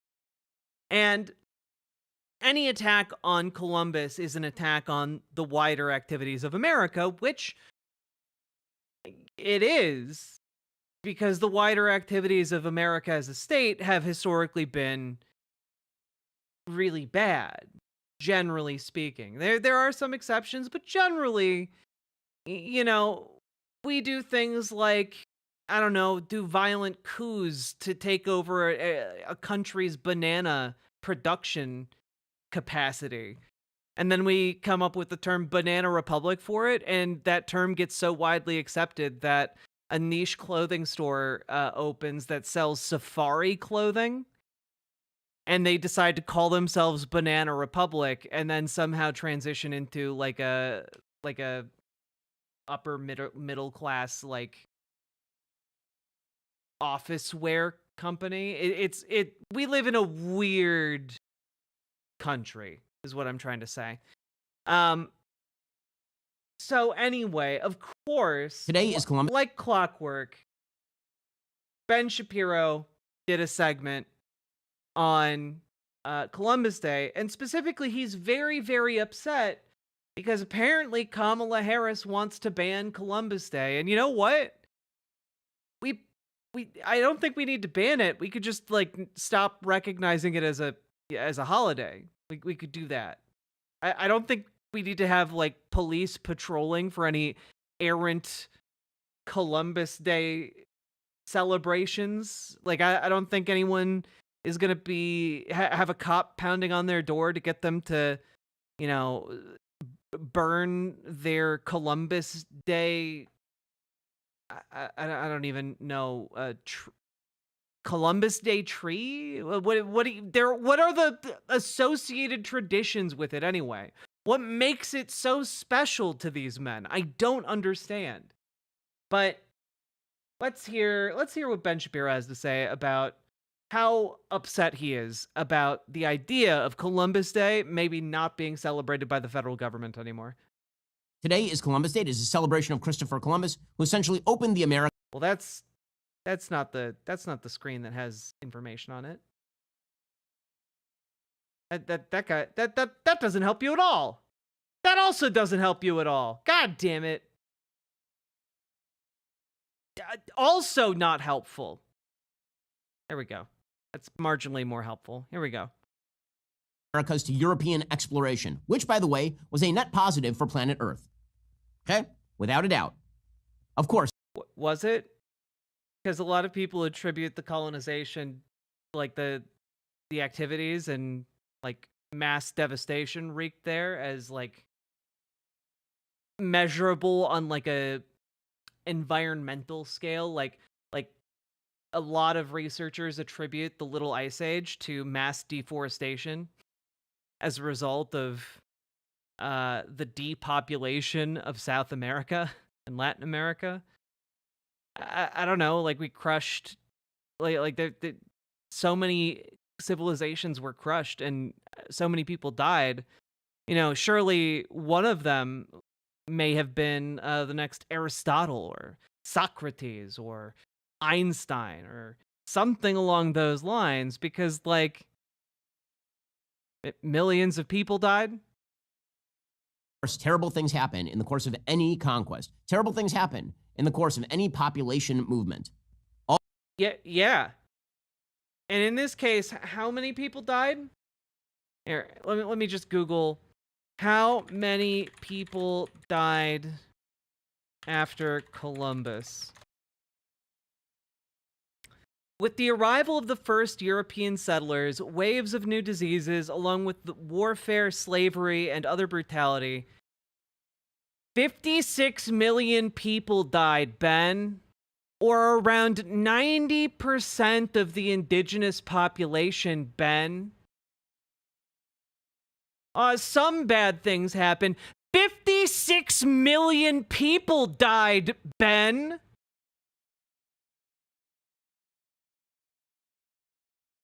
Like, yeah, some bad things happened. Some bad things.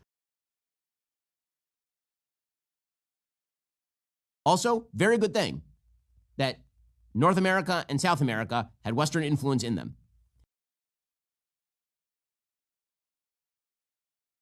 Was it good enough to kill 56 million people? Ben, what was it good enough? Was it a good reason to kill 56 million people?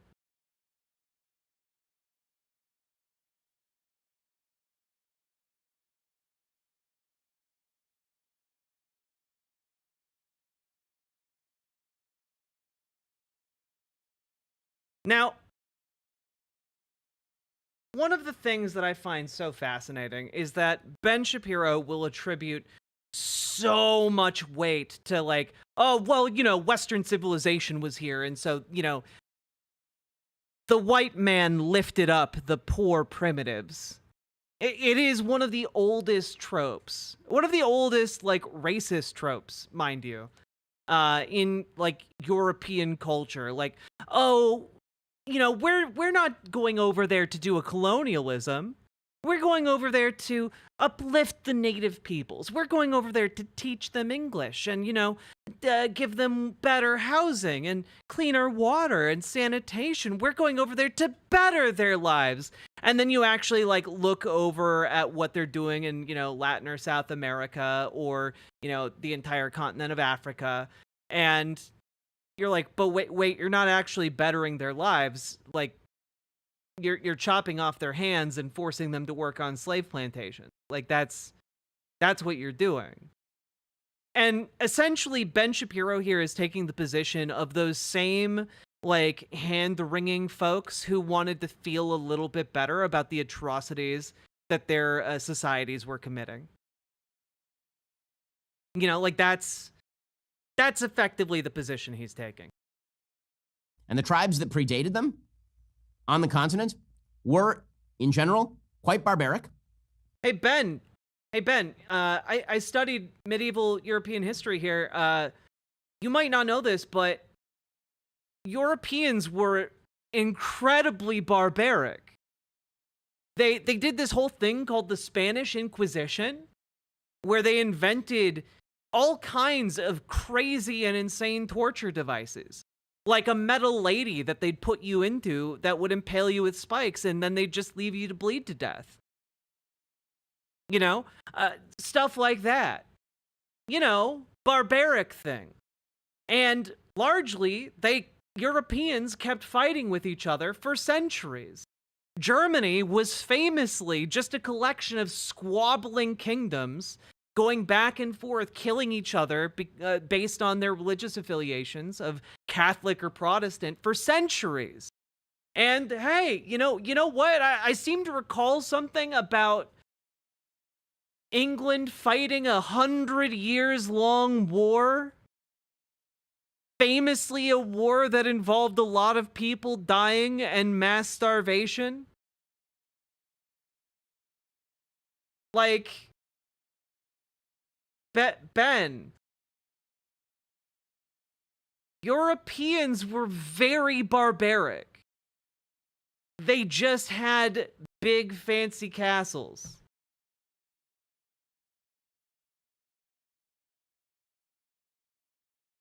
To say that they were more civilized and peaceful is honestly a complete misreading of history. You can only think that if you've never cracked open a history text. Many of them were engaged in precisely the same kinds of tribal warfare that people all over the planet are engaged in. This sort of... Yeah.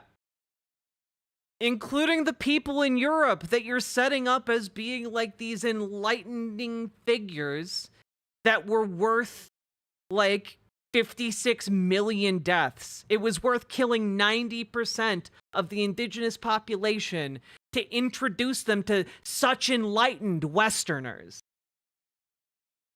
Sort of attempt to whitewash everybody who's living on these relatively unpopulated continents. I say relatively because, of course, there was a population, but it was certainly not all that large. If you look at person per space in the United States, for example, on the north. If you look at person per space, that is one of the weirdest ways of measuring that, Ben. Oh, it's not that populated if you measure people by space. Well, yeah, Ben. A lot of places aren't that populated if you use that same metric. In fact. Like, Ben. What is wrong with you?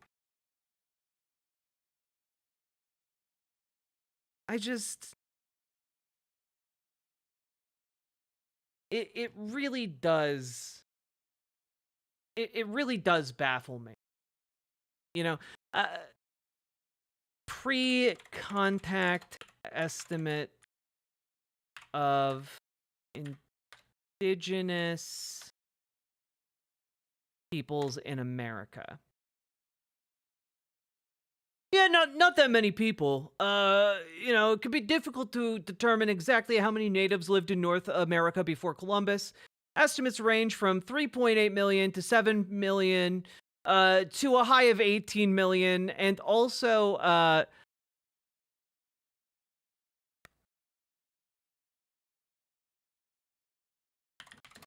second.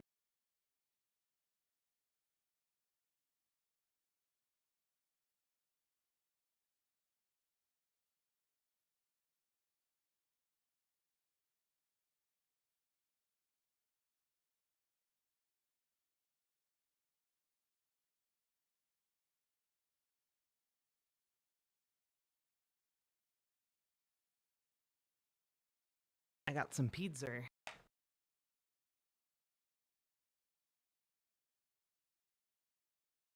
What happened? Weirdly enough, the pizza delivery guy came into my apartment building and then knocked on my apartment door. So that is what happened. I gave explicit instructions to just leave it in the lobby, so that was really weird. I don't like people knocking on my door in my apartment. So, anyway. There were a lot of people in the Americas prior to contact. One of them being one of the centers of this being a place called Cahokia, which at its peak in around 1100 CE had anywhere from 10 to 20,000 people, which to give you a measurement of equivalence at that time, London was not that large. So Cahokia and like the civilizations built up in the United States, in what became the United States, in Latin America, South America, these were huge. These were mind-bogglingly large civilizations. And Ben Shapiro just writes it off like, oh, you know, it's actually good that they're all dead. It's really deeply frustrating, but also not at all surprising given his ideological outlook and the value he places on people who are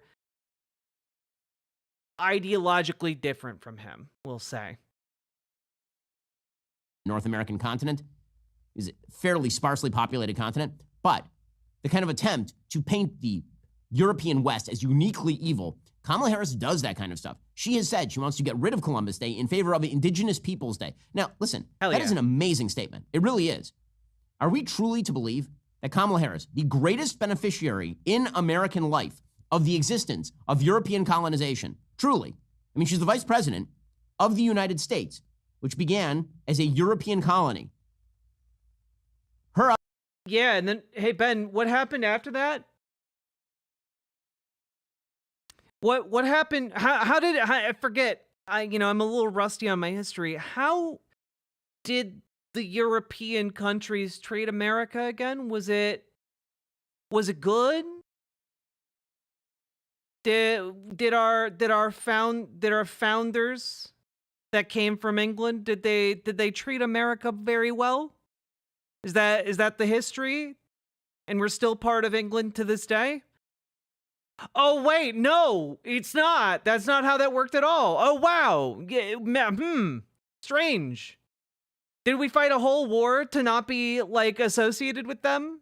That's crazy. Up there saying that we shouldn't celebrate Christopher Columbus. That it's like the beneficiary of a penicillin vaccine saying that we should not celebrate the inventors of penicillin. Like that, it's a bizarre. Ben, most of your political party doesn't believe in vaccines. Like, that's a weird analogy to make.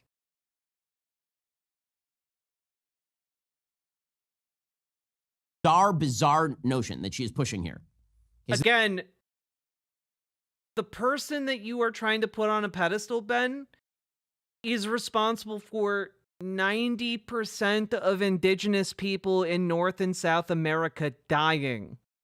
This is her back in 2019 saying that we should actually kill off Columbus Day in favor of Indigenous Peoples Day. You could even say that you have critiques for Christopher Columbus on Columbus Day. Of course, that's perfectly fine. No one's arguing that. Okay, but like, if the critiques are valid and good, Ben, why have Columbus Day? But to say that instead you want to celebrate the people who were there before, who you would not even have known about, and many of whom were participating in, shall we say, inhumane practices well before Columbus ever discovered the New World. Ben, Columbus literally trafficked child slaves to the people who worked for him. You're putting a sex slaver of children on a pedestal, Ben. And you're trying to justify it by saying, well, some of those kids belong to cultures where they would do some brutal things. Their cultures really deserved it, though, so it was okay to sex traffic those kids. Thanks, Ben. That is something else entirely. Here is Kamala Harris back in 2019. Again, this is her preset. Her preset is wild left. Would you support efforts on a federal level to change Columbus Day to Indigenous Peoples Day, and why does that matter so much? Sure. Yeah. And why it matters is, to your very point, we have to remember history. And this question, I think, really is connected to the last question about our morals and our compass and our goals and our aspirations. Yeah. We have to remember. Why has he started making that fucking noise? It's so weird. I don't want to hear the Ben Shapiro moan. No, she's gonna prosecute the president of the... Please stop. Our history. Uncomfortable, to your point about truths. God, she's so awful. She was so awful in 2019. Fast forward a few years, we were told... She was so awful because she doesn't want to celebrate a man who, like, started the transatlantic slave trade. Like, she's so awful because she doesn't want to, like, celebrate the guy who kicked off a 90% reduction of the indigenous peoples of the Americas. Told there's a brand new Kamala Harris. Not good. Not good, Bob. It is an honor, of course, to be with you this week as we celebrate Indigenous Peoples Day, as we speak truth about our nation's history. Since 1934, every October, the United States has recognized the voyage of the European explorers who first landed on the shores of the Americas. But that is not the whole story. That has never been the whole story. Those explorers ushered in a wave of devastation for tribal nations, perpetrating violence, stealing land, and spreading disease. We must not shy away from this shameful past, and we must shed light on it and do everything we can to address the impact of the past on Native communities today. And that was Kamala Harris in 2021. So the same as a candidate, same as vice president. Yeah, but Ben, you can't just say, well, that was her back then. What did she say that you're taking issue with? What was objectionable there? Because what she said there sounded very reasonable. What she said there was like, yeah, we need to be aware of our history.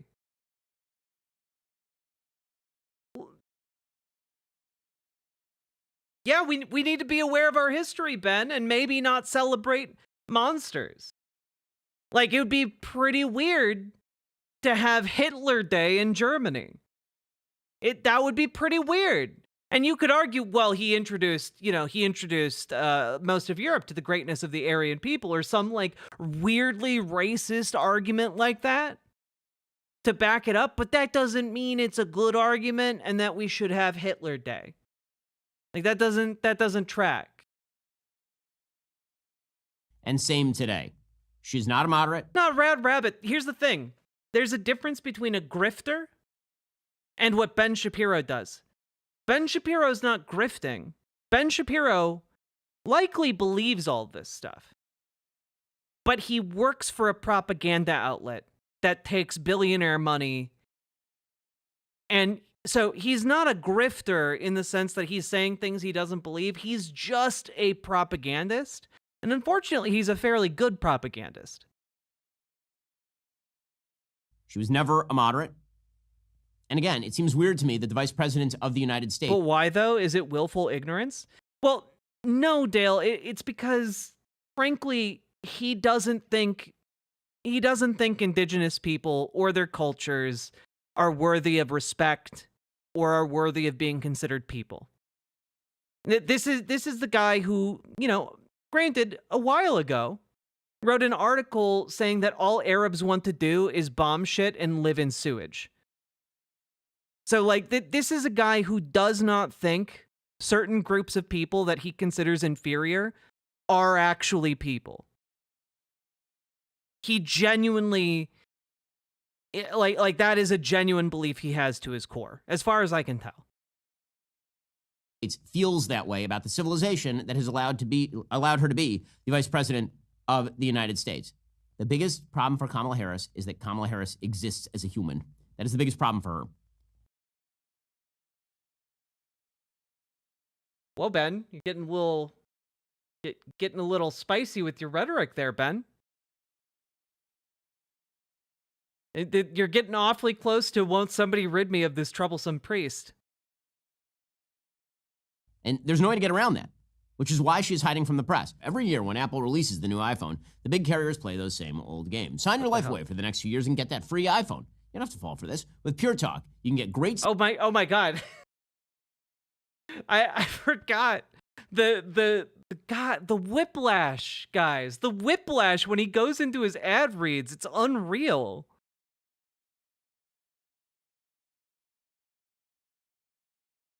Is Pure Talk like Pure Flix, but for phones? What is Woman, Mr. Bertram, and Runheider mention my name. Stop overpaying to spin her into something. Time magazine, which was desperately attempting to spin her into something amazing. She was on the cover of Time magazine just a couple of months ago as sort of the future. Well, they have an entire 17-minute piece titled, What Kind of President Would Kamala Harris Be? There's only one problem. Kamala Harris refused to do the interview. Quote, when she does do interviews, she mostly favors local media, culture podcasts, or friendly talk shows. Harris declined repeated requests for an interview for this story. Ben, you're saying this right after your candidate backed out of doing a second debate after he agreed to do it because he's not okay in hostile or confrontational interviews or situations. Contrast, they make Trump him talked too about his mad. policy vision with a Time reporter for 90 minutes across 2 interviews. Biden spoke to Time at similar length before dropping out of the race. So I guess their strategy is to basement her. They're going to run the Joe Biden 2020 basement strategy, not in the middle of COVID, and with a person who's supposedly young and virile. That is the case. Listen, even her surrogates can't defend her at this point. Andy Bashir, who was once considered a vice presidential candidate, he was asked, how will Kamala Harris be different from Joe Biden? He can't answer that question because ain't nobody can answer that question. She cannot answer the most simple question in this campaign. Why are you running? Why? Other than just being there, like Chauncey Gardner, why are you running? Okay, and then the second question, how are you different from the guy who's currently there? Those are the 2 key questions of the campaign. She can't answer either of them. Yeah, and honestly, this is what makes Ben Shapiro good at what he does, unfortunately. Because he's able to layer a lot of shit with like just the right kernel of truth. You know, because like right here, he's right. Kamala Harris has not been able to make a meaningful like proposition of how she's going to be different or better than Biden. And that's a big problem. That's honestly a big problem for her among like the leftist cohort. It's also a problem, but the issue is, and the reason she's running that particular campaign is because she wants to keep the moderates in line. She wants to be seen as more moderate, more even conservative leaning as a Democrat because she wants to shore up the base of the Democratic Party. And that's unfortunately where most of the base is. Most of the base is not where you guys are. Okay? Most of the base is not where, you know, we're wanting like democratic worker co-ops and like housing for all and like, you know, they're not on board with that yet. Mostly because they've never been introduced to the concepts of those things, but also because like they just don't think it's possible. And so people being confused why Harris's numbers are going down are idiots. It's because she creates no energy. She has no policies that the left enjoys. Even Biden went further to the left than she does. And that's the thing, right? Like, I think that what we're seeing is kind of like a miscalculation from her campaign strategists. Because they're trying to play it as safe as possible. And now's the time to like go out there and like, honestly, it doesn't even have to be like the farther left plans that we haven't heard yet. She could be going out there talking all the time about this $6,000 payment she wants to give to like new families.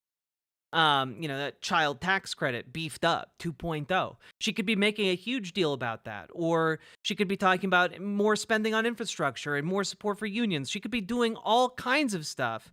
She could literally run on like doing a public option, like expanding the negotiations on drug prices even more. But like that, the thrust of the campaign so far doesn't seem to want to focus on specific issues outside of like outflanking conservatives on immigration, or rather the failure of the Donald Trump administration to make a bipartisan deal on immigration, rather. So Harris is supposedly losing votes to Trump because she's not left enough. No. Card got stolen in Germany, so Whoa. resubbed. Well, Public Loser, thank you for the tier 4 sub. I appreciate that so goddamn much. And Skull Rose, thank you for subscribing, for becoming a member over on YouTube. I appreciate that too. Her housing crisis fixes are just a tax cut. She doesn't really have a healthcare plan. She doesn't have a prison plan. She really has nothing other to offer the left. I feel like she was so worried about being branded a leftist, which is dumb because the right brands every candidate a leftist, that she forgot to appeal to the left. Well, you know, the pivot after the convention has been pretty devastating. Honestly, I'm kind of expecting last minute, like last week announcements to try and invigorate like the people who are more plugged in. I'm guessing that's kind of where this is going to go, because it kind of seems to me that her campaign also doesn't want to piss off, you know, establishment Dems who are currently helping her as much as they can, you know. But it doesn't, to me, it doesn't make sense. Now's the time to like put forward a bold vision of what America could be, and instead we're just getting like a kind of a sludgy, unformed mush of what America currently is, with maybe like a hint of cinnamon, you know?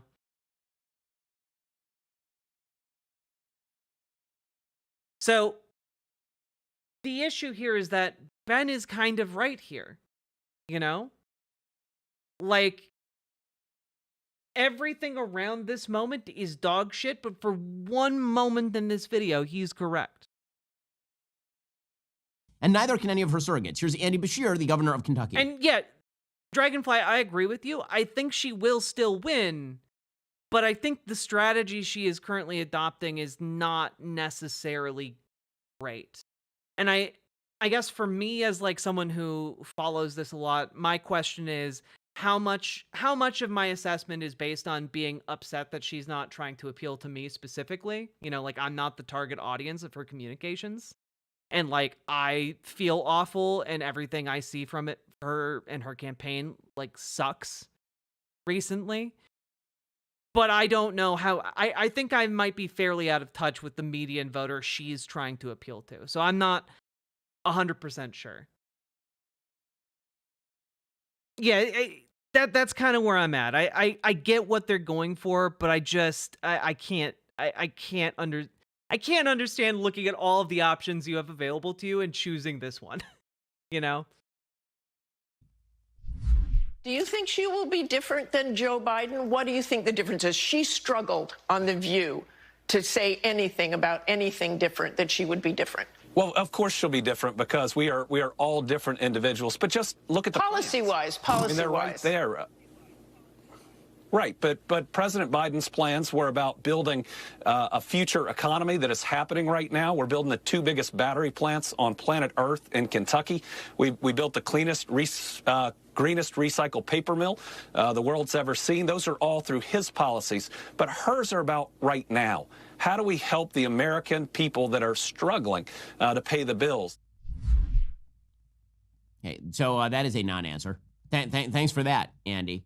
And the biggest problem in this race for Kamala Harris is Kamala Harris, but she's always been bad at every job she's ever taken. This is the thing about what does any of this have to do with Columbus Day, Ben?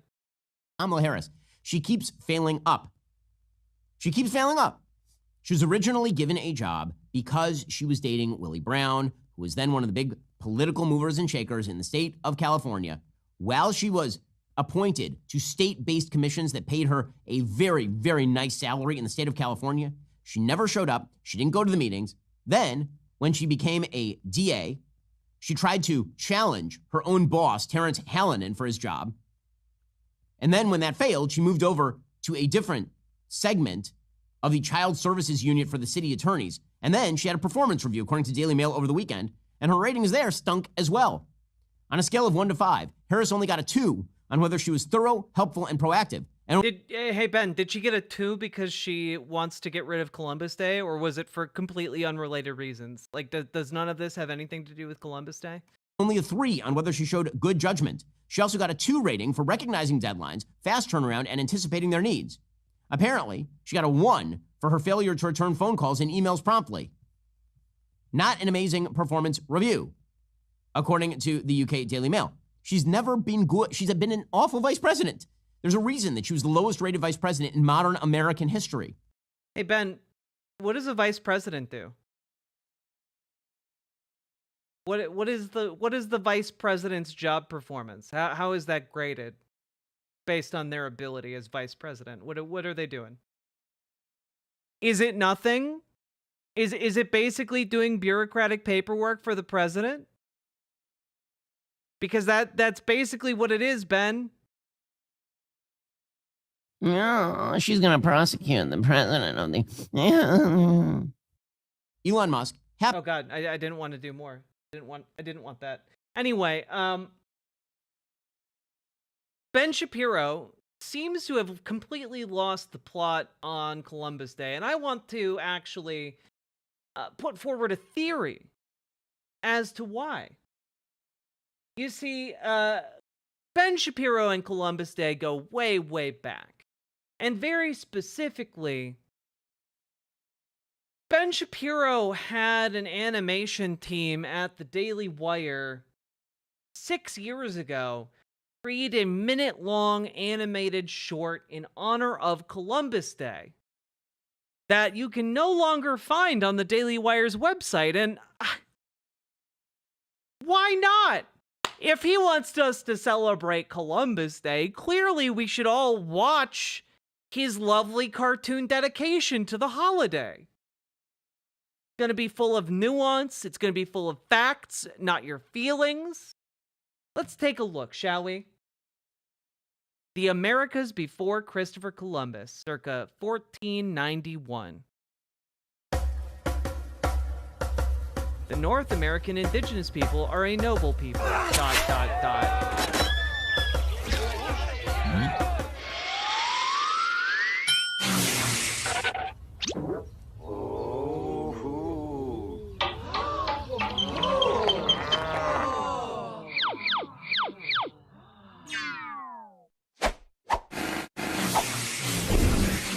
Shouldn't we go back to a more peaceful time?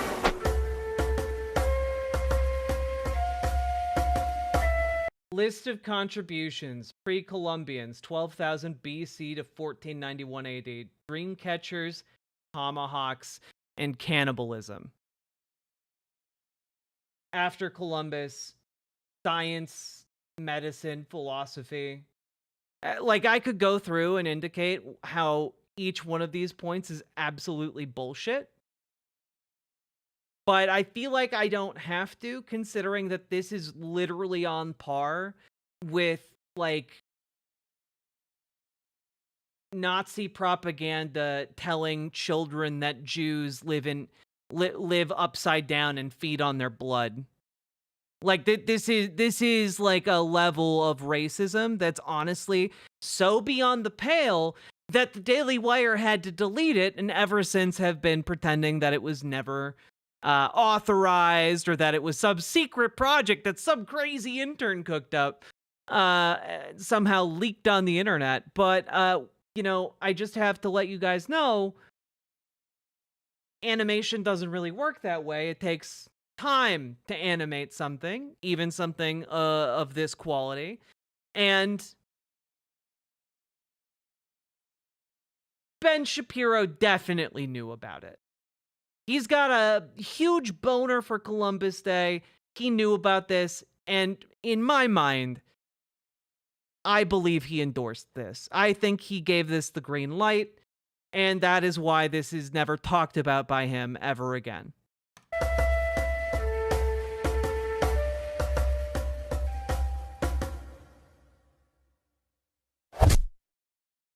Yep. That's right. It was an official Daily Wire production. They slapped this on the end of it.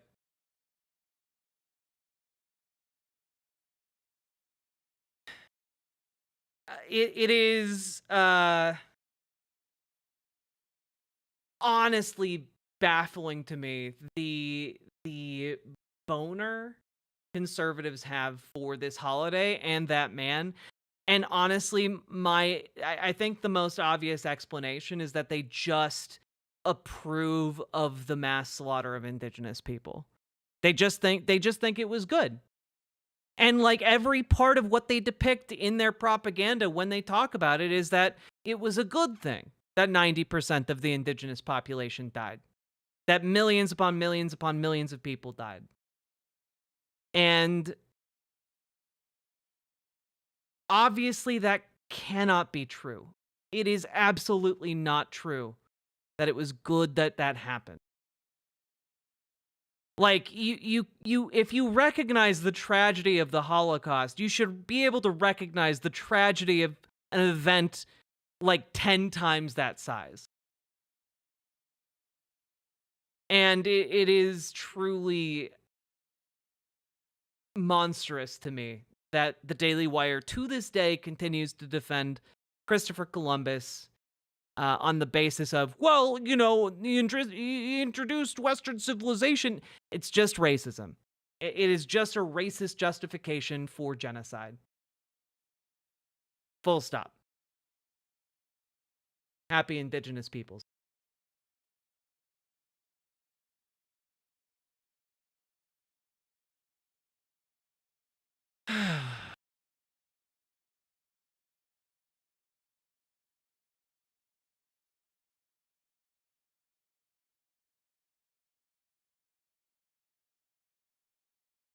God. Okay, I'm gonna take a quick break because I'm really upset. I need to chill out. I need to calm down.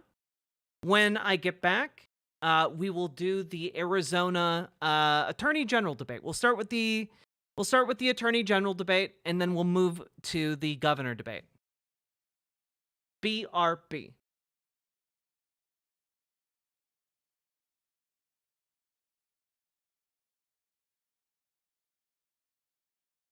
He called himself a hillbilly, wrote an elegy. His problem and his trouble is he went back and he doubled down on the fascism and the lies, and then he made a fatal crime. Couch fucker, what's your deal? J.D. Vance is cut by Peter Thiel. Couch fucker, why must he lie? We must stop Project 2025.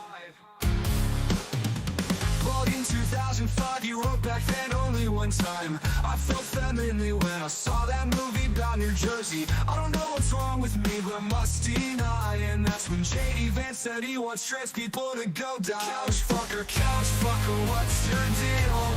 J.D. Vance is cut by Peter Thiel. Couch fucker, why must he lie? We must stop Project 2025. At the RNC, he felt maybe I'll be free if I take up on this task, being MAGA starting grasp to take over the country. I think J.D. Vance needs a swirly. Couch fucker, what's your deal? J.D. Vance is cut by Peter Thiel. Couch fucker, why must he lie? We must stop Project 2025.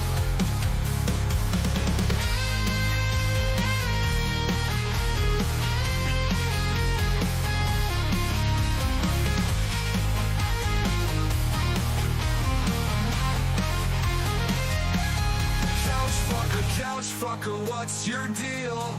J.D. Vance is cut by Peter Thiel.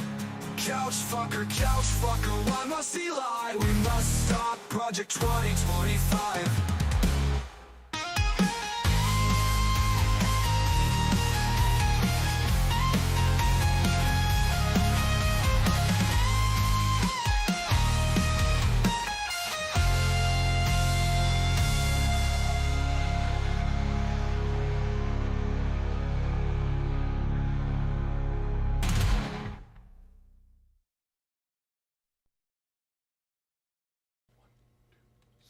When the union's inspiration through the workers' blood shall run, there can be no power greater anywhere beneath the sun. Yet what force on earth is weaker than the feeble strength of one? But the union makes us strong.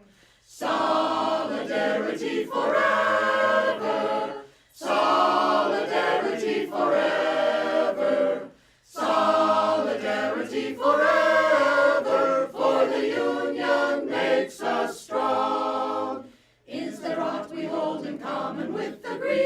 parasite, who would lash us into serfdom and would crush us with his might. Is there anything left to us but to organize and fight? For the Union makes us strong.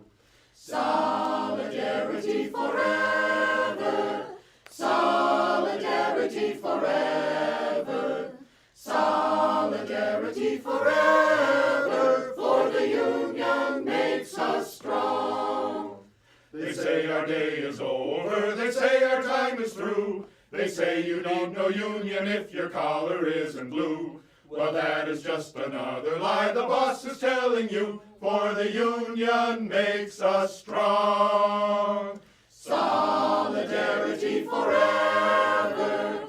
Solidarity forever.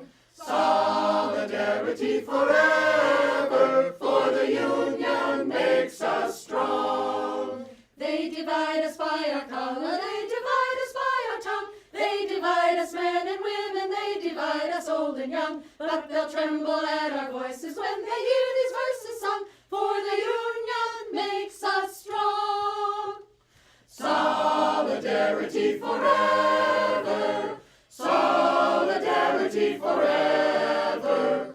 Solidarity forever. For the Union makes us strong. They have taken untold millions that they never toiled to earn. But without our brain and muscle, not a single wheel can turn.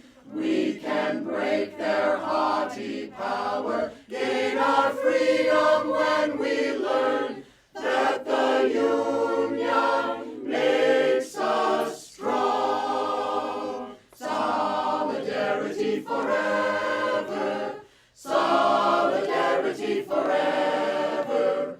Solidarity forever. For the Union makes us strong. In our hands is placed a power greater than their hoarded gold, greater than the might of armies magnified 1,000-fold. We can bring to birth a new world from the ashes of the old, for the Union makes us strong. Solidarity forever. Solidarity forever. Solidarity forever. For the Union makes us strong. Solidarity forever. Solidarity forever. Solidarity forever. For the Union makes us strong.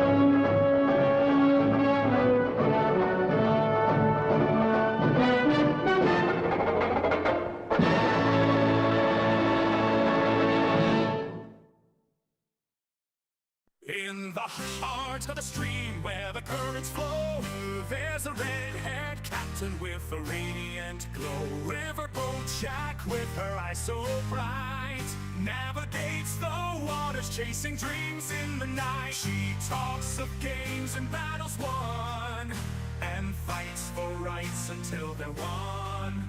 With her partner by her side, they sail the waves they won't abide. Get in the riverboat, hear her laughter sway. With every yarn and booger, it's a playful day. She'll say daddy or oh mommy in her unique way. Riverboat Jack, lead the way.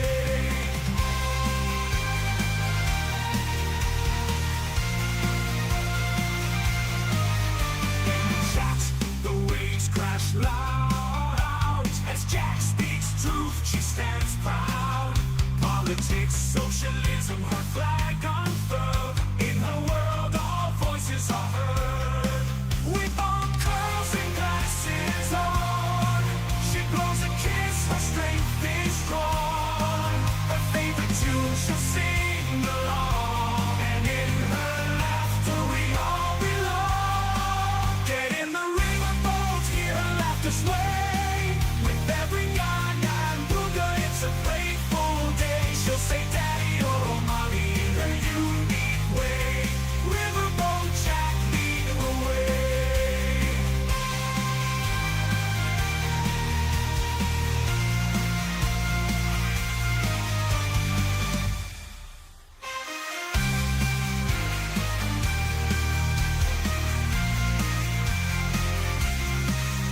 Riverboat Jack, leading the way. BWA, the sound of joy as she sails through, no one can destroy.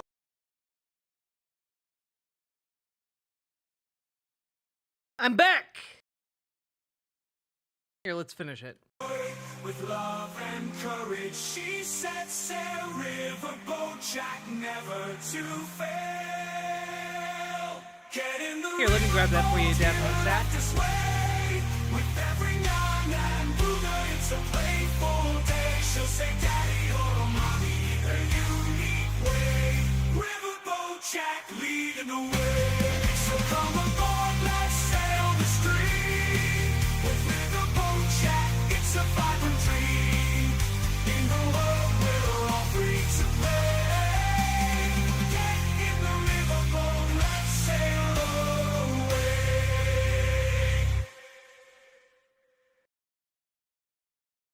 All right. How was the pizza? It was good.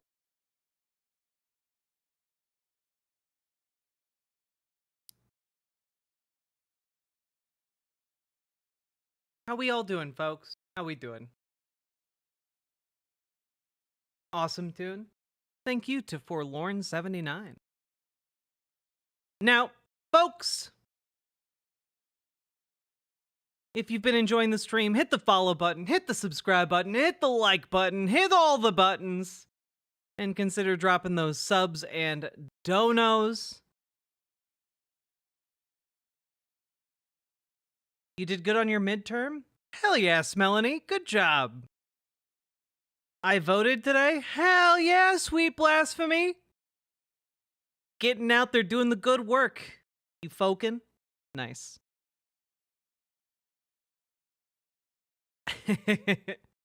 Yeah, do we got any BWA energy? Did you watch cat videos like I prescribed? No, I ate pizza. And watched a Majority Report clip. Mostly about the safety of Ozempic. Because I like sound when I eat. Much the same as last night? I'm sorry to hear that, Salmon Moose. Filling out your general election mail-in ballot tonight? Hell yeah! Love seeing my community vote. Oh my god. I was checking out Sweet Myths during the break. Excellent band, you should. Friend of the show. Volunteered to text bank for Lucas Kuntz, and apparently the Missouri Senate is a closer race than people expected. Aw, hell yes, Melanie. That's what I love to see.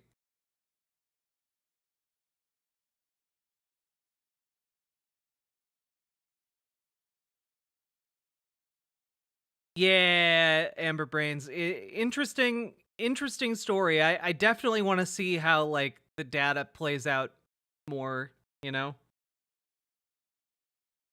So what you're saying is you would eat it in a box, you would eat it watching a silver... Your dad and you voted by mail last week? Hell yeah, Metal Kitty Mom. Yo! Is there BWA energy? Ashley! Yes. Hell yes! Thank you for the 10 gifted tier 1 subs! That's what I'm BWAing about over here. Look at all the beautiful riverboaters. Yeah, the river voters. Oh yeah. It's river vote season, boys, girls, and non-binary pals. Thank you so much, Ashley. Appreciate it. Whew. All right. Also, folks, if we do get through the segments today, I have an analog horror journey for you guys that I think everyone will appreciate, okay? So, if we make it through late night tonight, we will watch a new analog horror series. Politics? Politics? What is a politic and how do I remove it from my skin without it killing me? Trains and bullshit. Thank you for the $5.55 dono, and that's the best part. You don't. You just live with it until you die.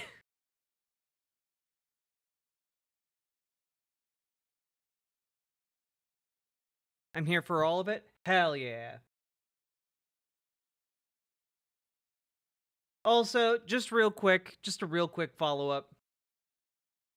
From University of Oregon, 3 years ago, researchers denounced revived theory of Caribbean cannibalism because, you know, Ben Shapiro liked to imply that they eat people and also animated a cartoon about it.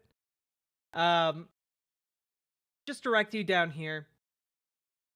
Despite an archaeological record in the Caribbean that includes quite a bit of skeletal remains, there is no evidence of any kind of cannibalism, Fitzpatrick said. Indigenous groups may have told Columbus their rivals were warlike and cannibalistic to curry favor with the Europeans. The cannibalism trope was used by Europeans to stigmatize their abuse of indigenous people. Scholars have worked to debunk the theory, he said, which is why he was surprised to see the new study revive the idea that indigenous people were running rampant through the islands eating each other. Yeah. So basically, a few years ago, they started, like, a certain wing, a political wing of people started reviving the idea that I don't indigenous care what you peoples ate say. each other. I'm still not voting for Kamala. Salmon Moose, thank you for the 2 tier 1 subs, and I do, you know, one of these days we're gonna get you, okay? We're gonna get you, and you're gonna vote for Kamala. Might not be today, might not be tomorrow, but someday we'll get you to vote for Kamala. When I'm undertaking my efforts to drop thousands of illegal votes, I will include the name of Salmon Moose on one. For the FBI, that was a joke.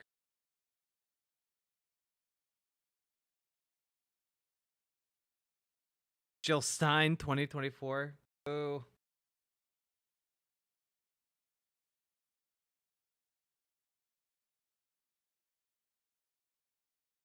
Did they eat pets? I don't know. Probably depends on the situation. Some people eat their pets today. You know, some people have pet pigs, and then they eat them. G. Klein, thank you for being a member for the past 9 months. My state lets you apply for an accessible ballot for print-disabled folks. It's a standard web form you fill out and print. Nice. That's great.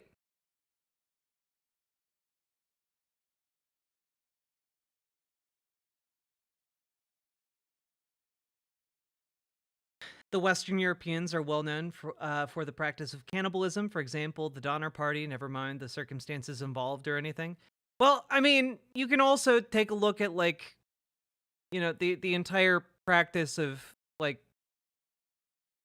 Christianity, like the premise of one of the most important rituals in the dominant religion of Europe is the idea that miraculously wine turns to blood in your throat, you know? I'm voting for Moldy Carrot this election. Honestly, not a bad idea.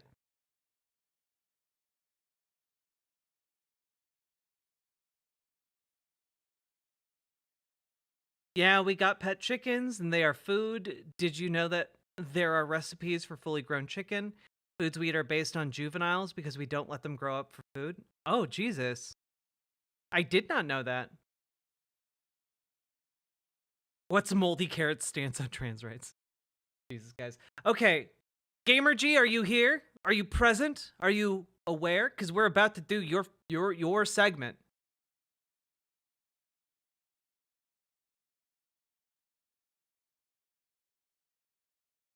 Hell yeah. All right.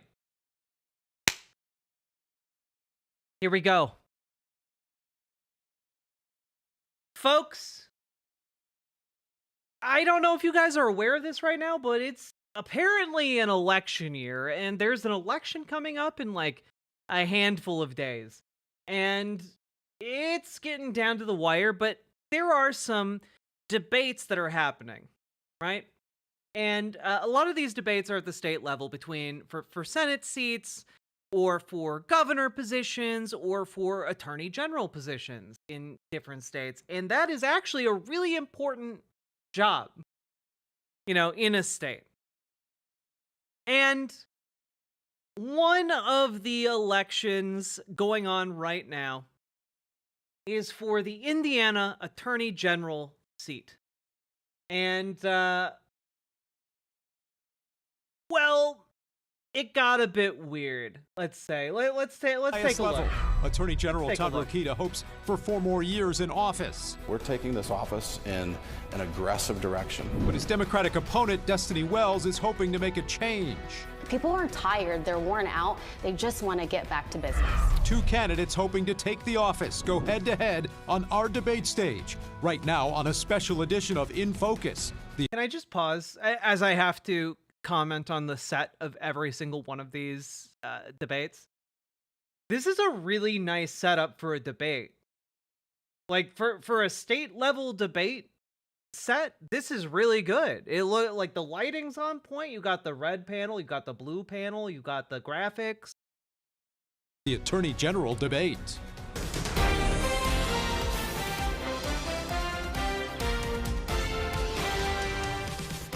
Thanks so much for joining us. We'll take a look at some of this week's top stories here coming up. But up first today, a debate in the race for Attorney General. I'm Dan Spieler. I'll be your moderator. Today we're hosting the Republican and Democratic candidates for Attorney General right here in our studio. Yeah, it does turn out that Destiny is a girl's name. It's weird. So before we begin, let's review the rules. Each candidate will have 60 seconds to answer a question that's directed toward them. If a follow-up or rebuttal is needed, the candidate will get 30 seconds to respond. Another 15 seconds if a clarification is needed. And when the time is up, you'll hear the sound of a bell like this. So with that, we want to welcome both of our candidates here today, Destiny Wells and Todd Rokita. Thank you for being here. With the rules set, let's begin the debate now with our first question. It's a question from a viewer, of which we'll have several today. Annie Garvey from Indianapolis asks about what role the AG should play. She asks, in your own words, help the voters of Indiana understand the role of Attorney General and what your priority would be on day one. Mr. Rokita, I'll start with you. 60 seconds here. Yeah, Dan, thanks for having us, and thanks to your viewers for your interest. You know, I love the state. I love the people of the state. The role of the Attorney General should be one of protector. And that's what we've done since day one, like protecting our jobs and our economy from bad ideas that come from Washington, D.C., like the Green New Deal that does nothing but jack up our electric prices, or the open border that we have that's causing us to have increased fentanyl, actually killing us, and sex trafficking with our little kids. You know, we have a 94% success rate in our office for keeping criminals behind bars, and that's what protection means. We got okay, I'm not super familiar with this race, but her body language looks like she is getting ready to drop a spirit bomb on him. I have not pre-watched this. I don't know if that's the direction this is gonna go, but she looks like she's cooking. Yeah, already we got a dumbass over here. $1 billion from corporate wrongdoers in 3 years. That's a state record because they hurt us, they hurt our families. And we also are going after bad companies who are putting dangerous chemicals in our environment, and they're hurting us. I ask everyone to join our movement, to join the fight, and I ask for your vote. Ms. Wells, same question to you in 60 seconds. What role should the Attorney General play? Well, thanks for having me, Dan. Good to be here, Todd. My name's Destiny Wells, and since I was 19, I have been serving not just my country, but the state of Indiana. I enlisted very quickly into the Indiana Army National Guard after 9/11, and I still do that today. 21 years later, I'm a lieutenant colonel, and I command a unit of troops. And I also have deployed to Afghanistan, and it was that time for me where I decided uniform would not be enough. I needed to actually get into governance to affect policy. So I came back home and became a deputy attorney general under Curtis Hill. But with my leadership experience that I had, I saw that leadership was lacking. We need better leadership in the office. I want to start doing things like making sure Hoosiers have medical privacy, that we're looking at workers, and we're bringing integrity and back to how we serve Hoosiers. Mr. Rokita, you've faced a disciplinary probe from the Indiana Supreme Court for some of your comments about an OBGYN from Indiana. Let's go back to the comment here that started this. Then we have this abortion activist acting as a doctor with a history of failing to report. So that was back in 2022. It's still possible your law license could be in jeopardy as a result of some of these investigations. What happens if your license is suspended and you can't continue as Attorney General? 60 seconds. I don't think my law license can be suspended here. I mean, we're talking about something that happened 2 years ago. We're talking about 16 words. And let me tell you something. What? It was a horrific thing to hear. I don't think my law license can be suspended. Oh, it absolutely can, buddy. 10-year-old and what happened to her is absolutely horrible, and we were all shocked. And I was even more angry and shocked. I'm not gonna lie here. I forgot that was Indiana. He's gonna get rocked in this race over this particular issue, isn't he? Oh my goodness. That a medical doctor for political gain would go to the Indianapolis Star with this little girl's story, divulging her confidences, divulging her identity. And she did that because 24 hours later, the news media was at that little girl's doorstep asking about it. That's wrong. And the medical licensing board agreed with me. And finally, yeah, you know what's more wrong? Forcing that little girl to give birth.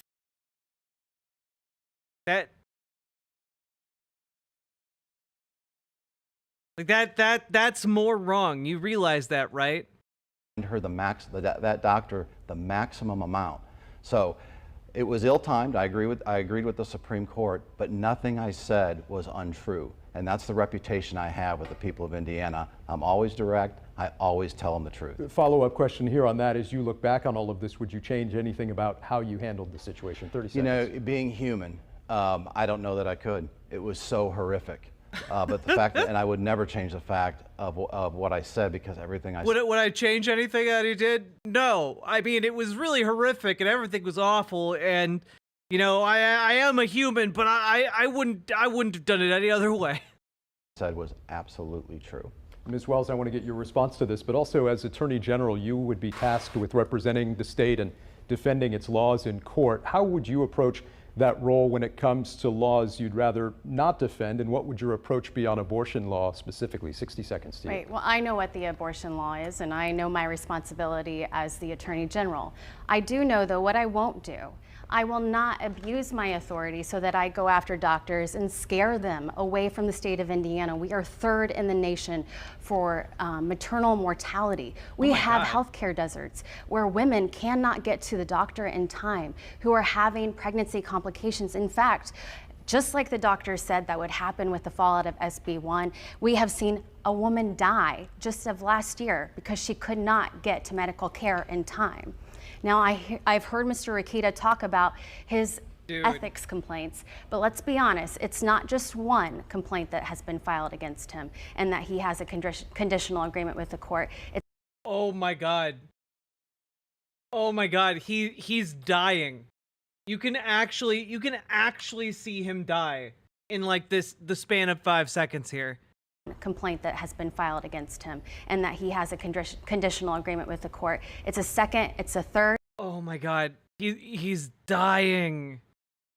I'm hearing a fourth was just filed last week and to be determined by the court if they move forward with it, the commission, and then maybe a possible fifth by a member of the media community. Yeah. And so we have a tendency with Todd Rokita to keep getting in trouble. Past 30 seconds here for a rebuttal. Yeah, I appreciate that. So Destiny, never being in the private sector, is an officer of the Democratic Party. This is the same party that a few years ago gave an award, literally gave an award for Democrat Activist of the Year to the same person that is filing these complaints. And then dutifully, it seems, that he runs out to the press to say, I filed a complaint. Well, yeah, if you're seeing troubling behavior in someone in a position of power, generally something you do if you care about an issue is to file the complaint and then tell people about it. You know, so it doesn't just get lost in the bureaucracy. I mean, it's a complete weaponization and politicization of the judicial institution. They ought to be ashamed of themselves, making a mockery of the Indiana Supreme Court like they are. Ms. Wells, 30 seconds rebuttal if you wish, and then we've got to move on. I would say that the Supreme Court said that that first complaint was founded, that you did in fact violate the rules. No, I agreed with the Supreme Court to settle the matter so we can stop it from being a distraction. That's what that was about. Okay. We need to move on. We've got some other topics to get to in a short amount of time. Dude, Ms. Wells, he a question looks so here from bad. Jasmine Holson, Indianapolis, who points to some of your engagement with the public on social media. She called some of your posts aggressive in her view and asked if you plan to continue that style of communicating as Attorney General. 60 seconds to you on this. How would you carry yourself and interact with the public as AG? Yeah, you know, hey, I've grown up in an industry where I usually was the only woman in the room. And I think that the times have called for women to be more confident in how they carry themselves and especially into elected office. If you look at the ticket across from us, the Republican ticket, there's not one woman on the statewide ticket. And so, yes, I will continue to fight for Hoosiers. I will continue to be aggressive. And, you know, if that's the question for me, I would say look at our current Attorney General. He's so aggressive that he can't keep himself within the limits of our rules of professional conduct. Taxpayers are having to pay over $100,000 I feel like she's pulling off kind of a perfect combo here. Like she doesn't. This is a short debate. She has 22 minutes to make her point and to put herself out there, and she is manhandling him on that stage. Like, you know, he probably has a pretty sizable incumbent advantage, but like, I wonder if there's even any public polling about this race. Real quick. Attorney General Indiana. Polling. Oof. Okay, as of about a month ago, they were in a statistical tie. So this is going to be a very, very close race. for $100,000 just to defend him in front of the disciplinary commission. Mr. Rokita, we do have a similar question for you on this topic. We touched on some of your comments about abortion already. You've also faced criticism from medical experts for questioning the state's COVID reporting, and just this past week shared a potentially misleading claim about FEMA funding and immigration. Our question here, as a state official and an agent of the law, what do you feel is your responsibility when it comes to sharing accurate information with the public? 60 seconds. To share accurate information like I do. We did a 34-page report on the misrepresentations of the COVID data that came out from the Holcomb administration 2 years earlier. 145,000 or so death records. We looked at them and we found misrepresented causes of death in many of them. And that's exactly what this report details in 34 pages. There's nothing misleading about that. That's about exposing problems, even within my own party. So I'm very bipartisan when it comes to that. It's important to have an independent Attorney General, and I've been that at every step of the way with the people of Indiana.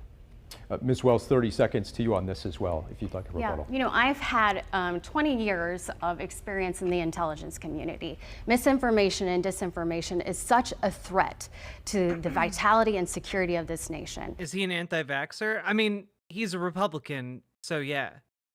And so I would say, you know, just this past week, Mr. Rikita, he repeated misinformation about FEMA, and he did so in a public way. He's part of the problem, not part of the solution. It's called free speech, Dan, is what it's called. And especially when it's accurate, it needs to be protected. And I wonder, like, we're 10 minutes in, I wonder if by the end of, like, in the next 5 minutes, I wonder if he's gonna crack. Like, I wonder if he's going to have kind of an embarrassing meltdown, because he seems like a guy who, if you press his buttons enough, really flies off the handle. And what I said about FEMA is, first of all, the fella who runs FEMA said it himself. And I mentioned that and said, you know, it's a Oh, she's holding back a smile. She's holding back a smile. I think she knows exactly what she's doing here. misapplication of priority. They mentioned perhaps those coming from different funding streams. It doesn't matter the funding stream, because you can move the funding around. The point is priority. They are putting illegal aliens in hotels, giving them cell phones and giving them meals. They are putting illegal aliens. She's a foot, I appreciate her military work, but she's also a foot soldier in the Kamala Harris left. A foot soldier? Why? What's a foot?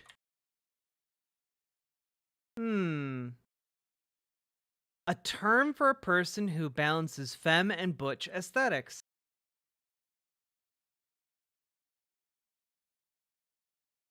In the realm of politics, I can kind of see it. Left-wing army. Briefly, okay? 30 seconds for a rebuttal if you'd like. They are putting illegal aliens above Hoosiers, and that's what she'll do as Attorney General. Ms. Wells, 30 seconds here, and then we've got to take a break. Well, I would say that my life illustrates that I've always put country first, and that includes country before party.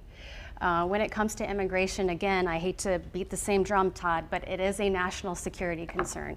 There's nothing you can do as Attorney General? Immigration makes us strong, but it's also something. There's something that you didn't do. There's something that you didn't do as Attorney General. When you were May I finish, Dan? Dan, may I finish? I know for a fact. I thought it was 30 seconds. I know, but you've been interrupting, Todd. I know for a fact that labor leaders have come to you and they have talked to you about the problem with immigration and undocumented migrants taking their jobs, and that you have refused. That's why they've endorsed me we will get into just some yesterday. of these topics here coming up. We do have to take a break. A lot I really don't like her stance on immigration, but to discuss here. Thank you to you both. We do have to take a quick break, but we'll be back with much more in our debate with the candidates for Attorney General. What does it mean to be Weather Rate certified? yeah, I mean, like, he's an overgrown child. Like, that's pretty obvious, right? Meeting its destiny.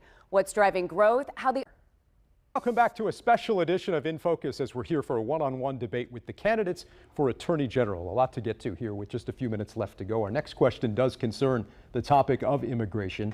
Ms. Wells, your opponent has said before that he considers Indiana a border state, and he's made several trips there to the southern border. Our question, what role do you believe Indiana should play in the conversation over immigration? 60 seconds. Yeah, so to pick up where I left off, immigration is a national security issue, and we need to be focusing on having a safe and also prosperous state. However, what the Indiana Attorney General's job is not to be using taxpayer dollars to go to the border, and then not just go to the border, but hit a political rally on the way home. We need to stop preying upon people's fears. It takes a steady hand and a holistic approach for immigration, not making people scared of their neighbors. We need a level-headed person who understands that from the state diplomatic level, city to state diplomacy, that we need to engage immigration in coordination with the federal government who. And like, again, she's also doing the thing. She's pandering to the base. And the unfortunate reality is that Democrats have become more xenophobic over time. And that sucks, but that is kind of where they're at. Who is in charge of immigration policy. Well, it all largely flows downstream from like Fox News and conservative apparatuses. That fear, by the way, it's not because like really anything else. It's just the dominance of the fear narrative.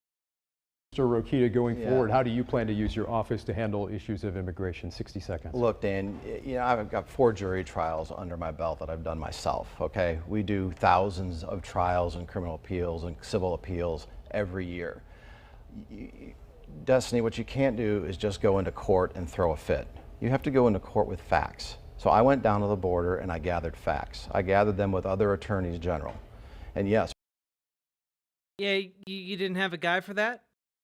You didn't have someone to send for facts? You had to go yourself?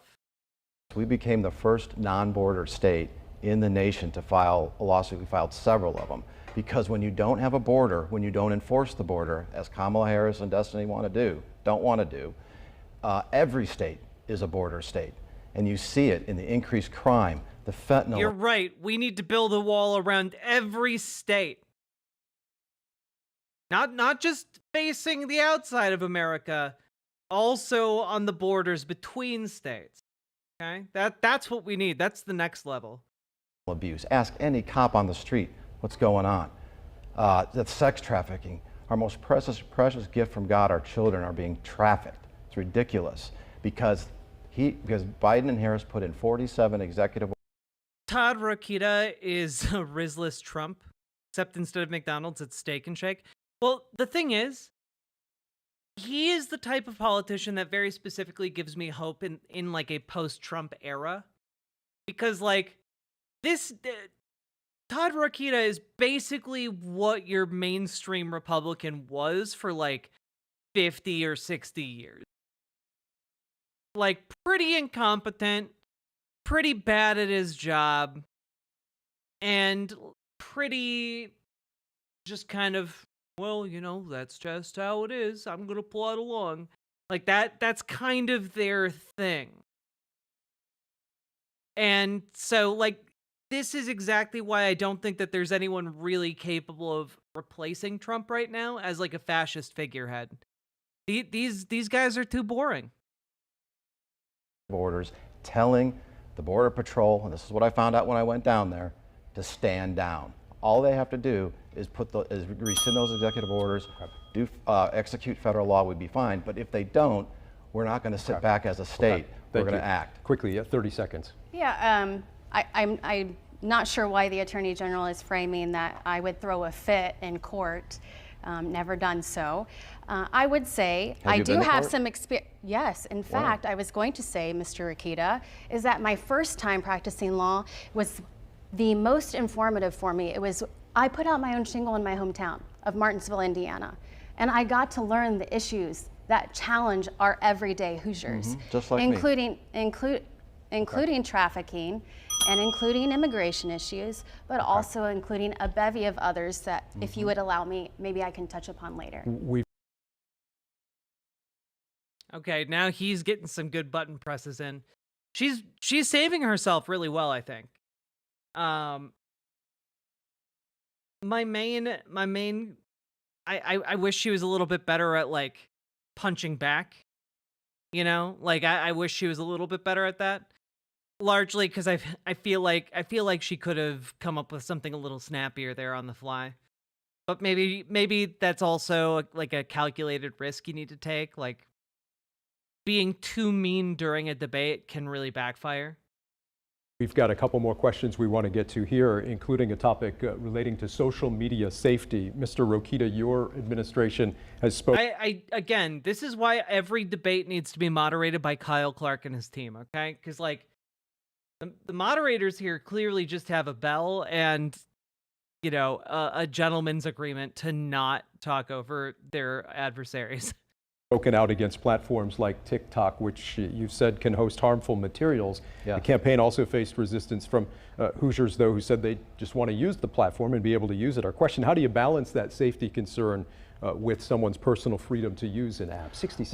Well, thank you. In the case of TikTok, it's easy. This is a platform by the Chinese Communist government, and it should be dismissed altogether. I encourage your viewers, get rid of TikTok. They're data mining you if you're an adult, and they're Oh boy. I have bad news for this guy if being data mined is a concern about literally every other app on his phone. You know, it'd be really great if we had some kind of, I don't know, data protections in the United States. I'm just spitballing here. corrupting your kids. Within 30 seconds of a child signing up for TikTok, they'll learn how to pole dance. They'll be subjected to ads for alcohol. Hey, out of curiosity, are you saying that because you signed up for TikTok and learned how to pole dance? Because I kind of want to see that now. And drugs. Now in China, TikTok's illegal. Yeah, children would never learn about drugs or poles or you know, sex in any other way in the United States. Why, back when he was a kid, everyone was, you know, straight-laced. No one smoked cigarettes. People weren't getting into knife fights. It was just good, clean fun. Legal for kids, and you can only use it 20 minutes a day otherwise. Here, they're pushing on us, and it's a way to destroy us. It's a real, our evidence in the case that's just been reinstated suggests that we have very strong evidence. Look, our kids today don't know how hard it was to track down a used copy of Playboy in the dumpster, okay? And it shows, all right? It built character. It built character. Finding those sticky pages built character. We're built different. We suffered.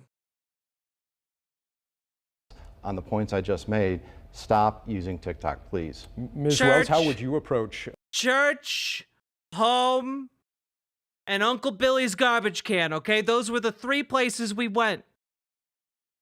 The state's oversight of social media platforms as Attorney General. 60 seconds to you on this. Well, I would reevaluate the litigation that Attorney General Todd Rokita has entered us into, because I would say it drains our resources. But, you know, it doesn't drain his resources, because if you look at some of this litigation, we see that out-of-state plaintiffs' attorneys.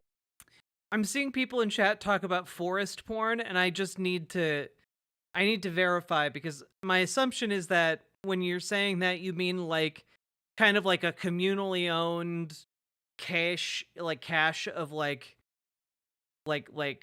nudie mags. Is that basically it? Where like the juveniles of the community would just like find them, collect them, and then hide them in the woods? Okay. Gotcha. Public loser. Oh yeah, ours was in a ditch.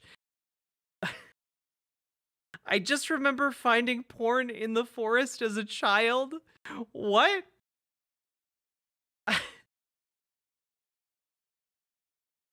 Just a box of random porn you find in the forest. Desert porn is basically the same, but with more sand. We used to be a real country. It's like a time capsule, but for boobies. Attorneys are representing the state of Indiana, not Hoosier attorneys. And in fact, they've paid over $100,000 to the campaign fund of Todd Rokita. So if we're going to deal with social media platforms, my priority would actually be to do it in the court of Indiana and put it in front of a Hoosier jury. We're in two courts in Mr. Indiana. Rokita, 30 seconds. Yeah, for thanks. rebuttal. We're in two courts in Indiana. What you want to do to win, if you really want to win a case, is you get the best talent. Sometimes Indiana attorneys have conflicts. They can't possibly take the case. Sometimes there's attorneys across the nation that specialize in this type of work, and that's what we use every time. We have a great winning record. Again, 94% success rate. No law firm anywhere has that kind of success rate, but your Indiana Attorney General does. 30 seconds, then we've got to move on. I would say if we have to go out of state. I mean, that's largely because you get people to fold. You like intimidate people until they just take a plea deal. Like that's why. To find the best talent, we should probably start back at your office and note that the best talent has actually left the office. I worked there in 2020, not one single deputy attorney general. The people who work for very little salary. salary. I believe you just said that they were not good enough to handle the litigation. No, I didn't say that. That's what I've actually been a deputy attorney general, so I don't think I would talk down Good about for their you. work. All right, and you quit because you didn't get enough pay. We need to Other move to a people couple more stayed questions because they don't care about Wells, the pay. 30 seconds to respond, and then we move on. I quit because I didn't get enough pay. Yeah. Oh my God. Did you read the letter, Todd? Yeah. Right. Yeah. I had a child, and I looked at my child while I rocked him to sleep, and I thought, you know what? We should not be having this pay that is subject to veteran pay disparities. And you know, when you saw my letter when I quit, it was because of a veteran pay gap. Okay, quickly here, a question. Oh my God. Like, in terms of a political maneuver, she just got a jackpot. She just got a jackpot because he's been being an asshole for several minutes now. And he then denigrated the work that she used to do. Denigrated her in particular for trying to get more money. And that set her up perfectly to bring up that she like did what was best for her child, something that is universally viewed as a good thing. Stood up for herself and also like uncovered that she was being discriminated against as a veteran. Which, like, that's pretty much a slam dunk as far as a moment from a debate goes. Yeah, she's smiling like she knows she is about to get a boost in her internal polling. So that might be a hard turn after all of this. A question that came from Brad and Lawrence, excuse me. Brad and Lawrence asked, in the spirit of encouraging more civil campaigns, will you say something nice about your opponent? Mr. Rokita, I'll start with you. She's a fighter. Ms. Wells. He stays in it for the long haul. All right, now it's time for our closing statements. Ms. Wells, 30 seconds to you. You're up first for closing statements. It is my privilege. He just won't fucking go away. And my honor to be here. I want to make sure that we are restoring integrity to the Indiana Attorney General's office. We're getting away from one-party rule and we're being level-headed. I want a Hoosier taxpayer to be able to walk into the Indiana Attorney General's office and not know if it is a Republican-led office or a Democratic-led office. They will just know that they are great attorneys that are protecting their interests. Mr. Rokita, 30 seconds. You know, when Hoosiers walk into our office, and I know that they do, I see them all the time, I want them to know that they got someone in their corner. I want them to know they got a fighter, not a foot soldier for Kamala Harris. And that's what, when you have Todd Rokita in office, you have a fighter. I love this state. I love the people of this state. I work to protect you every day. We've been through some of the stats, 94% success rate, $1 billion, a record $1 billion from corporate wrongdoers, and then going after companies who left dangerous chemicals in our soil and that are hurting us. I ask you to join us. I ask for your vote. Let's keep Indiana moving forward. All right, our thanks to you both for being here today. We appreciate a lot to get to in a short amount of time. We'll have much more on our website and more to come on this week's Top Stories after this. That was fascinating, and absolutely, she manhandled him. Like that was crazy. I unfortunately, there's not a lot of like up-to-date polling. Like basically, you have polling from 3 or 4 months ago that show Wells like 14 points down compared to Rokita, but now the latest polling we have from mid-September is that they were neck and neck, and I have to imagine that this did not help Rokita. I think he looks really bad coming out of that debate. He came across as someone you wouldn't want to leave like your spouse or your kid around. Like he came across unhinged. Yeah, I think that's a good term.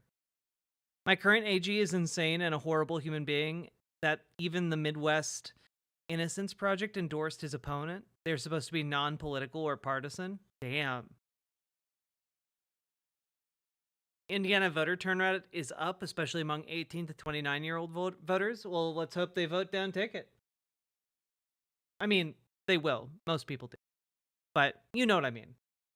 Like, that was a really good performance by Destiny Wells. Here, we're going to just watch a slight interview with Destiny Wells just because I want to know a little bit more about her. Well, thank you so much for sitting down with me. I want to start here. What, in your mind, is the role of Indiana's Attorney General? Well, it's to be the state's chief legal officer. So what does that mean? You have a handful of clients that you have to consider, right? You are the governor's attorney, you are agency's attorney. That's the work I did when I worked there as a deputy attorney general in litigation. I defended the Department of Correction. But you're also there on behalf of the people. So for consumer protection, the big third one I would hit on is that the AG advises the legislature. On is this law constitutional, or do you need a legal opinion on this? What role do you see for a statewide office holder in the Attorney General to be advocating for policies, whether or not it was directly a part of the duties of the office? It is a tightrope, and we deal with this question a lot with abortion, right? You shouldn't be talking about abortion. That's the state wrote the law. Right, and we do have to defend it, but we also can withhold from abusing the office. And what we've seen out of the... Yeah, I mean, basically what she's describing here is that when you run the Attorney General's office, or Attorneys General's office, whatever. When you run the office, you can choose what cases you prosecute, and also you can choose, which ones to put on the back burner or which ones to slowly let die out. You can be selective and pick your battles. You don't have to fight every battle. Current Attorney General he's taken his partisan positions and he's used his authorities when it comes to licensing to chill medical care. You bring it up, abortion obviously has been a part of your campaign. If you're the Attorney General and Indiana's abortion ban remains as it is right now, and a doctor performs an abortion that seems to be contrary to that law, do you, as the Attorney General, go after that doctor's license? So this is what Todd ran up against, right? He wants to go after the doctor that completed the abortion, but really whether it's legal or not. And so he took a press conference in Fort Wayne where he asked the public to sue his client, right, the Indiana Department of Health, so that he could get a hold of the termination of pregnancy reports and he could start investigating the doctor. That's really nasty. We will not be doing that. Right, we will not be advocating for the public to go on a witch hunt of medical professionals who are providing reproductive health care. However, if the complaint does come to the office, we will do our due diligence in investigating it. What are things that you would want to do as Attorney General in the office that you think the office isn't doing right now? Absolutely. This is one of the things I take the most joy in on the campaign trail, because it really gets down to a people-centered campaign when we talk about this. And what I saw comparatively when I started looking at other offices across the U.S. is that they actually have a division of labor or something similar where they're looking at the shortcomings of workers' rights, whether, labor trafficking is one, because trafficking's already in the Indiana AG's office, in which they're really not paying attention to. But there's also worker misclass, wage theft, issues that the Department of Labor can't wrap their arms around completely either, and neither can local prosecutors. It really needs another actor at the state level. So we are proposing that we start a labor task force. How do you break through, especially in a year when there is so much attention being eaten up? Yeah, I mean, what she's saying makes perfect sense to me. You need to have leadership. You need to have a body that can tackle these larger cases on behalf of the government. And you need it to be functional. It can't be acting in this highly partisan, politically supercharged way, like it has been under Rokita. by the folks running in the races that come before yours. Right. Well, I mean, from a political science perspective, this is what I've been thinking about since 2022, right? I ran in a midterm against a candidate who was very damaged. Nobody knew about him. Nobody really knew what the Secretary of State did, and we didn't turn out. It was a midterm year. So with this year, with higher turnout, with different types of mobilization now that we have, I mean, I'm very happy that we changed out the top of the ticket, right? I know they're excited, as am I, to maybe get my first woman commander-in-chief. I thought I was going to get her in 2016. I didn't. And that's half the reason I'm running, right? I got involved in politics. But there is just so much more at play this year. And things did drastically change with the Harris change-up. That was all the questions said. I cannot thank you enough for taking the time. I really appreciate it. Okay. Yeah, that's great. Congressional races. Oh, God. Anyway, hello, Majority Report. Thank you for shouting me out on the show. And, yeah, I think that was a really good debate for her, and it makes me really hopeful that it might depress, or, you know, like, honestly, if it's neck and neck, it might have even made enough of an impression for Republicans to just skip voting for the Attorney General. You know, like, that'd be pretty cool. That would be pretty cool. I think that debate actually moved the needle in its context, and that is really... you love to see it, folks. You love to see meaningful political movement in a positive direction. Hello, Jess. And with that, we're done with the segment. We did it. We did it. Segment done. Now, folks... We've been going for 5.5 hours. If you've been enjoying the stream, hit the follow button on Twitch, hit the subscribe button on YouTube, like the goddamn YouTube stream, and please consider dropping those subs and donos because this show is only made possible thanks to viewers like you. Couldn't do it without you guys. I could not create this show, could not throw it all together without your help. With those subs and donos. It means the world to me that you guys support the show and allow me to keep going day in, day out. It really blows me away, and I really appreciate everyone who drops subs, donos, super chats, memberships, whatever. I really appreciate all of you. Thank you so much.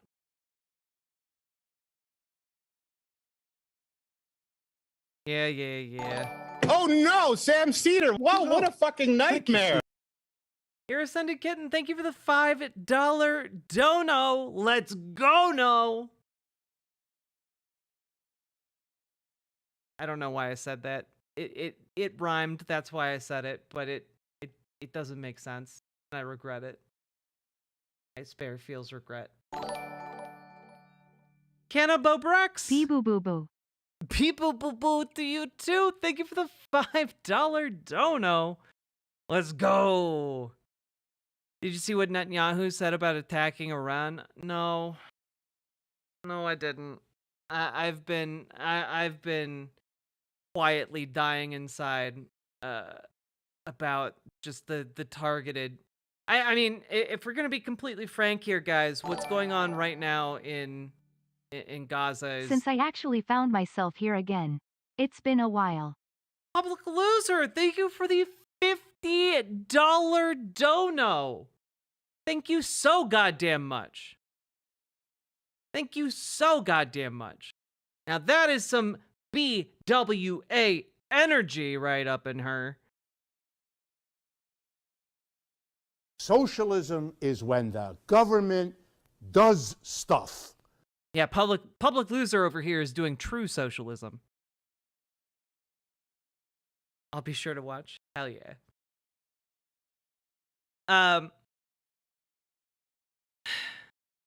So it is yeah, I mean, basically what we're seeing unfold in Lebanon and in Gaza now, we're seeing liquidation. We've hit that phase. And I'm not gonna play the videos that have been coming out, but Israel struck a hospital in Gaza where people were sheltering, and there's video of patients burning alive while IVs were still in their arms, and it is it is truly horrific. You can literally see hands reaching out of the flames. It's really, really bad. They were only protected by a tent, so it was just a massacre. Yeah, and one thing about, the cheap tents that they get, they're pretty flammable.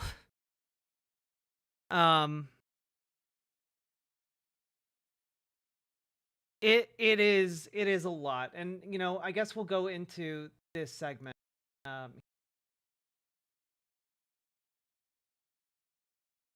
Because largely what we're seeing is just escalation. And I believe I talked about this on stream a while back, but there was a plan that has been floated around within the upper echelons of the Israeli military, essentially arguing, it is called colloquially the General's Plan.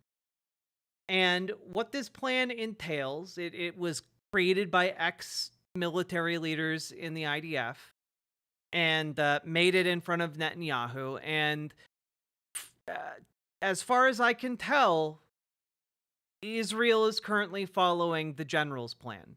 There was also an ad campaign behind it where they bought billboards in downtown Tel Aviv, in the heart of the city, telling people about the General's Plan and how good it would be for ending conflict in Gaza. And the plan is essentially designed to deal with the fact that there are hundreds of thousands of people who remain behind in northern Gaza despite evacuation warning.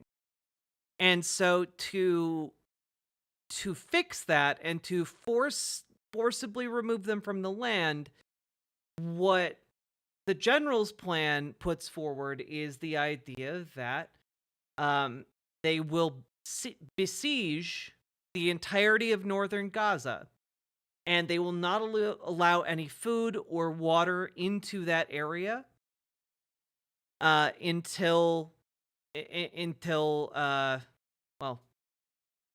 all the civilians leave. And basically the premise is, if civilians leave the area, the IDF will give them food and water, and they'll be safe. But those people don't believe that, because they've been told to go everywhere, and nowhere is safe in Gaza. And the idea being that this will empty northern Gaza of all non-combatants.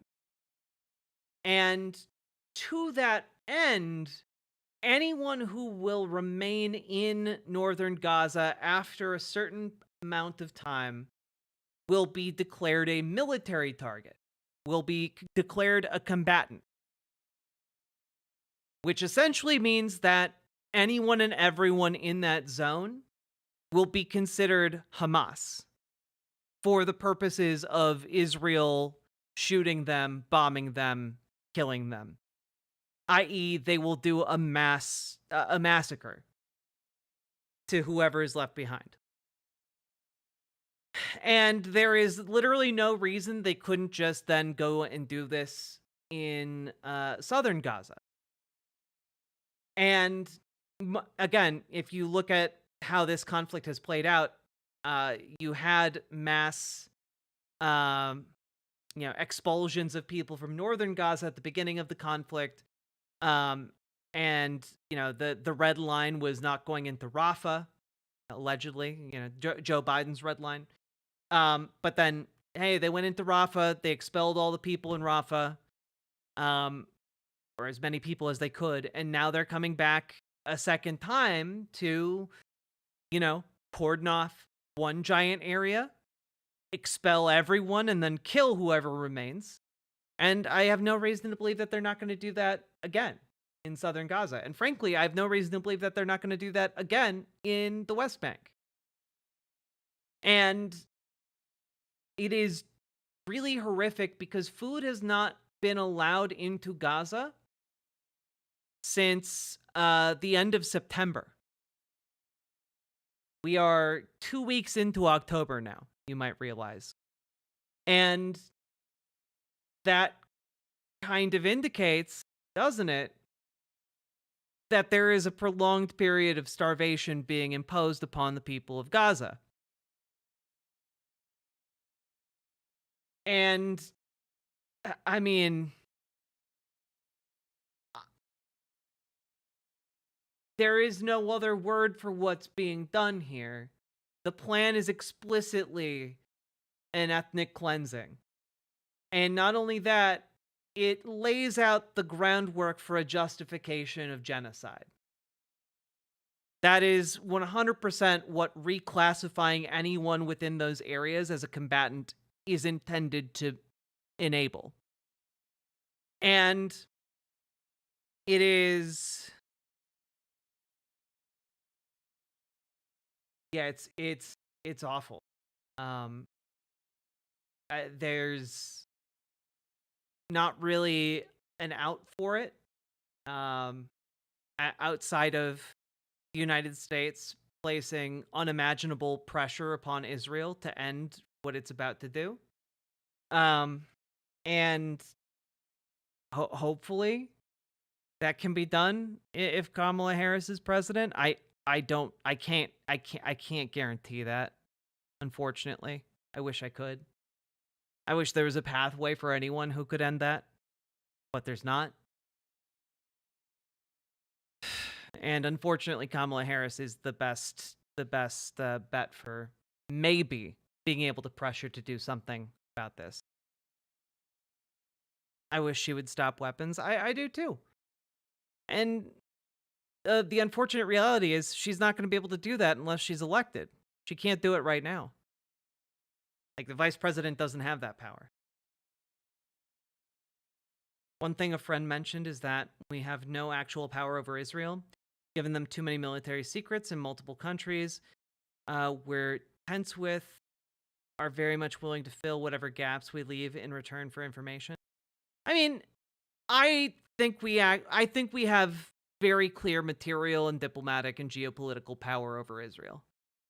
Like, they can make that very unpleasant for us if they choose to, but like ultimately we are the state that props them up. And right now, Joe Biden is 100% on board with the Zionist project, like ideologically committed to that. And the one upside I see of Kamala Harris is that I don't believe that she is ideologically committed to any position. So that's kind of the math in my mind on that particular issue. But it is getting really bad to the extent that, I mean, Haaretz just the other day, guys, this is an Israeli media outlet, by the way, but Haaretz put out a story that essentially, pull it up here.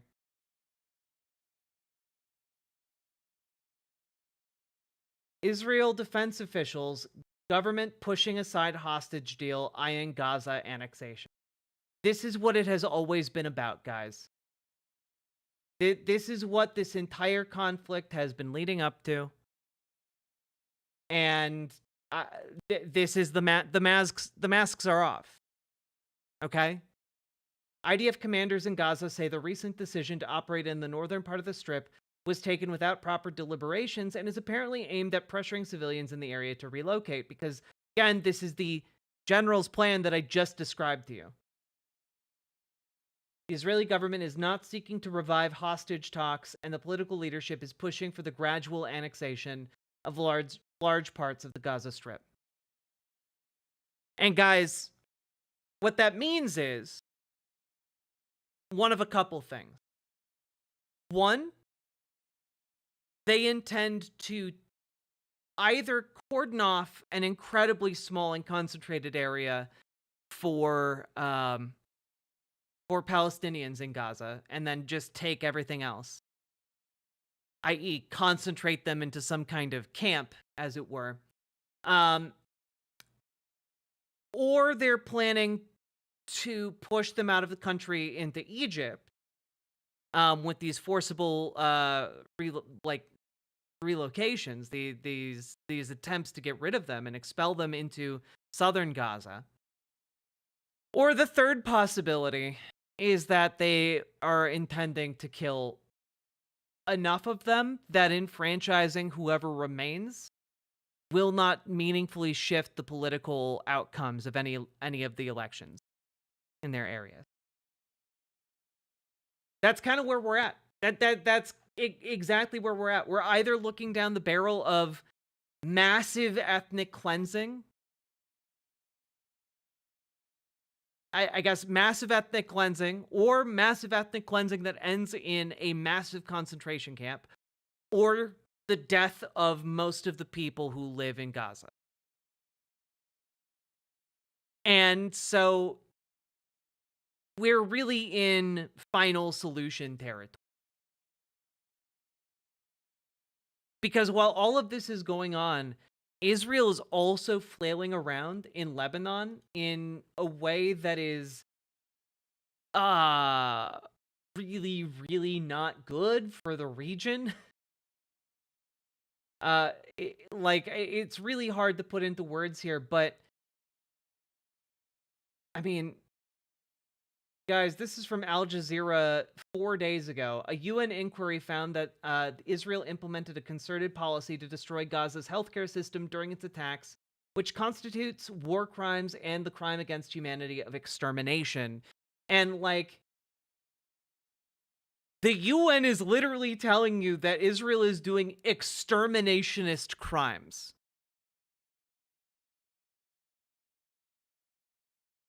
And not only that, but the UN inquiry confirmed that they were deliberately targeting healthcare institutions, which is very obvious to anyone who's paid remotely any attention to this conflict. But that was for a long time oh, no, they're not deliberately doing it. They're just doing targeted strikes, to get individuals in the hospitals, you silly billies. And not only that, but Israel's also firing on the UN itself now. And not just the UN aid trucks. We've seen that happen where aid trucks get a few bullet holes in them, or get, one of these trucks gets bombed by seeming accident. But now we're seeing that Israel is deliberately firing on UN peacekeepers. That was a big story from a few days ago as well.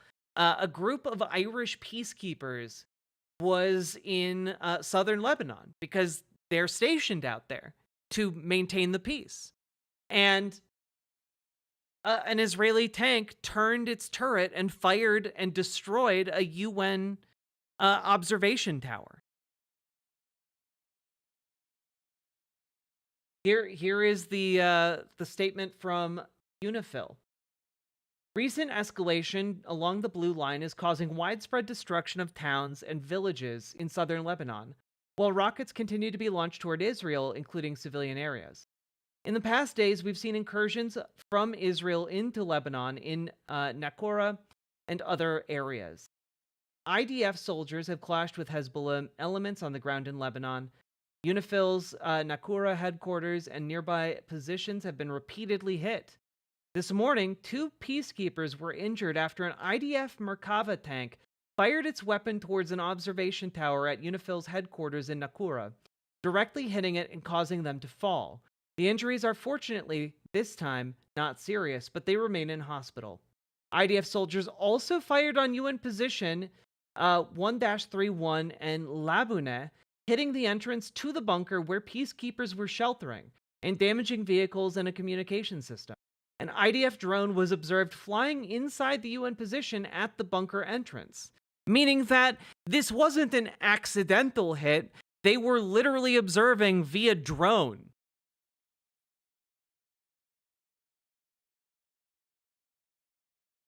We remind the IDF and all actors of their obligations to ensure the safety and security of UN personnel and property and to respect the inviolability of UN premises at all times.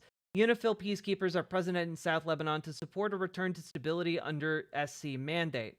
Any deliberate attack on peacekeepers is a grave violation of international humanitarian law and of Security Council Resolution 1701. We are following up with the IDF on these matters, and you know what? We're probably not ever going to hear anything come of this outside of like a chiding from like the UN. But they had tanks firing on UN peacekeepers whose job it is to maintain the peace and who, by the way, ostensibly operate within Lebanon.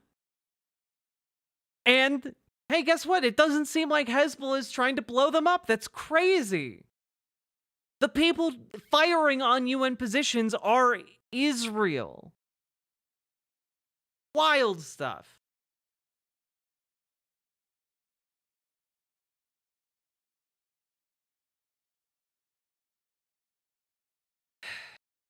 And while Israel drops bomb after bomb after bomb on Lebanon, here's Netanyahu speaking directly to them, and by to them, I mean to all of us here, because he's speaking English. The message is intended to provide cover for him from, you know, an American audience. This is a message to the people of Lebanon. Do you remember when your country was called the Pearl of the Middle East? I do. So what happened to Lebanon? A gang of tyrants and terrorists destroyed it. That's what happened. Lebanon was once known for its tolerance, for its beauty. Today, it's a place of chaos, a place of war. Israel withdrew from Lebanon 25 years ago, but the country that actually conquered Lebanon is not Israel, it's Iran. Iran, which finances and arms Hezbollah to serve Iran's interests at Lebanon's expense. Hezbollah has turned Lebanon into a stockpile of ammunition and weapons and a forward Iranian military base. Just one day after the October 7th massacre a year ago, Hezbollah joined the war against Israel. It launched an unprovoked attack on our cities and on our citizens. It has since fired over 8,000 missiles at Israel, killing civilians without distinctions, Jews, Christians, Muslims, and Druze. Israel is... Yeah. And you've been bombing with distinction? That's how you racked up a death toll of tens of thousands? Okay. Decided to put an end to this. We've decided to do whatever is necessary to return our people safely to their homes. Israel has a right to defend itself. Israel also has a right to win, and Israel will win. We've degraded Hezbollah's capabilities. We took out thousands of terrorists, including Nasrallah himself, and Nasrallah's replacement, and the replacement of his replacement. Today, Hezbollah is weaker than it's been for many, many years. Now you, the Lebanese people, you stand at a significant crossroads. It is your choice. You can now take back your country. You can return it to a path of peace and prosperity. If you don't, Hezbollah will continue to try to fight Israel from densely populated areas at your expense. It doesn't care if Lebanon is dragged into a wider war. Christians, Druze, Muslims, Sunnis, and Shiites, all of you are suffering because of Hezbollah's futile war against Israel. Today I ask every mother and every father in Lebanon a simple question. Is it worth it?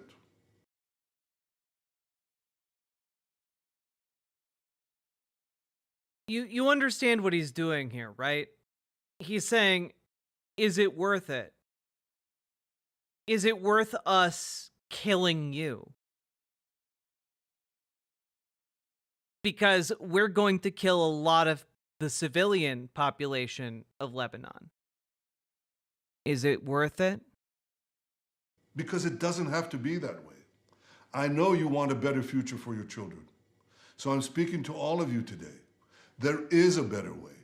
a better way for your children. I mean, Foxbat the musical, like, he is a supervillain. He is a Hitler. Like, unironically. Children, for your cities, for your villages, for your country. You deserve to restore Lebanon to its days of tranquility. You deserve a Lebanon that is different. One country, one flag, one people. Don't let these terrorists destroy your future any more than they've already done. Stand up and take your country back.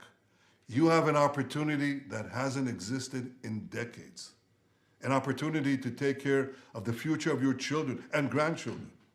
You have an opportunity to save Lebanon before it falls into the abyss of a long war that will lead to destruction and suffering like we see in Gaza. Look what we did to Gaza. It'd be a shame if it happened to you. It doesn't have to be that way.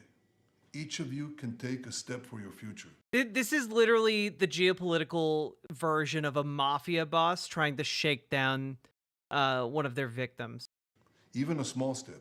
You can make a difference. I say to you, the people of Lebanon, free your country from Hezbollah so that this war can end. Free your country from Hezbollah so that your country could prosper again, so that future generations... Does he really believe we believe his crap? Well, unfortunately, Zero, a lot of people in America do believe his crap. Generations of Lebanese and Israelis... Like the reason he's doing this is because it's such a successful propaganda effort from Israel that has worked for him for like the last 40 years he's been in politics. Children will know neither war nor bloodshed, but will finally live together in peace. Like, how many mainstream commentators called this out for the propaganda it is? How many, like, people on CNN just took this completely at face value and didn't bother, like, actually looking into it at all? It is shocking to me how much slack he is given, even when it comes at the cost of tens of thousands of lives. It is truly astonishing.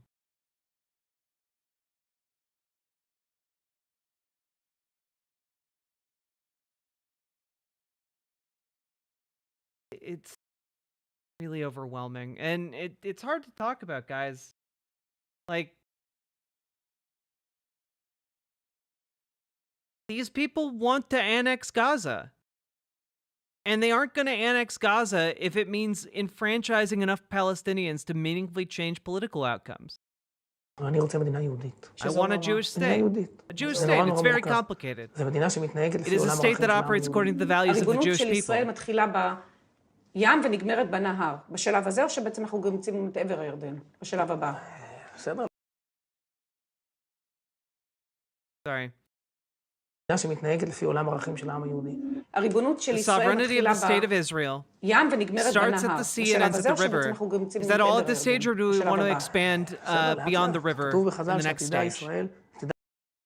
Okay, bit by bit. It is written that the future of Jerusalem is to expand to Damascus. And like, that's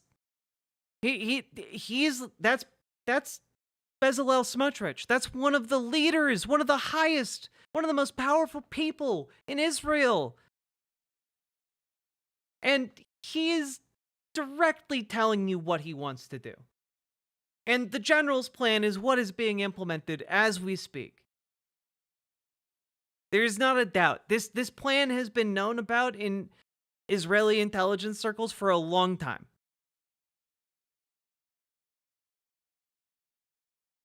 It is, I mean, guys, we're gonna see, we're gonna see a lot begin to go down here.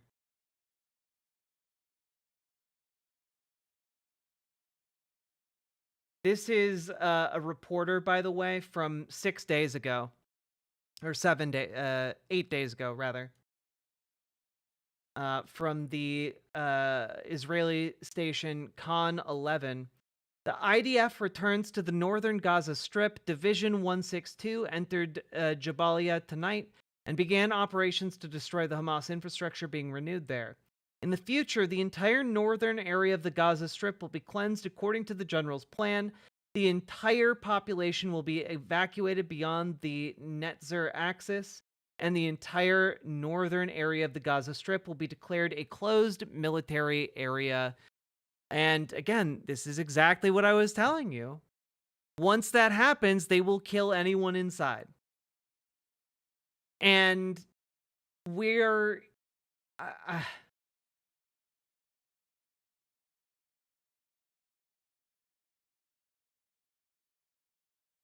looking at the end game genocide begin to unfold.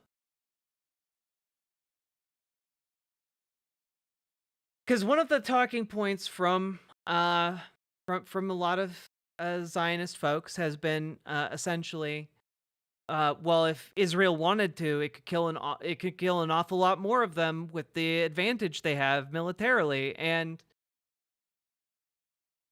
well, I think we're about to get to the point where we're going to see a massive spike in the death tolls.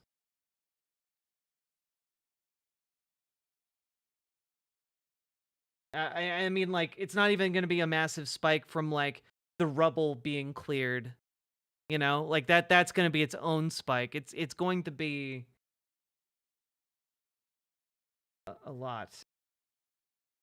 Also, as of over a week ago, a little over a week ago, a quarter of Lebanon's population has been displaced by Israeli bombing. A full quarter of Lebanon's population. This is not just a war against Hezbollah. This is a war against Lebanon.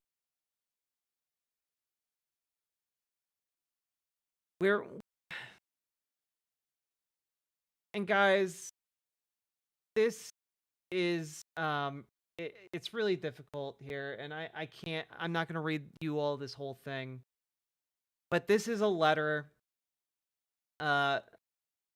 signed, or letters signed rather, from physicians who served in Gaza. The letter written to Joe Biden and Vice President Harris. And it is 100 physicians who all spent time there.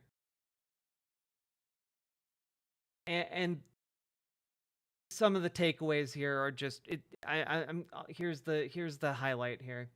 This letter and the appendix show probative evidence of the human toll in Gaza since October is far higher than is understood in the United States. It is likely that the death toll from this conflict is already greater than 118,908, an astonishing 5.4% of Gaza's population.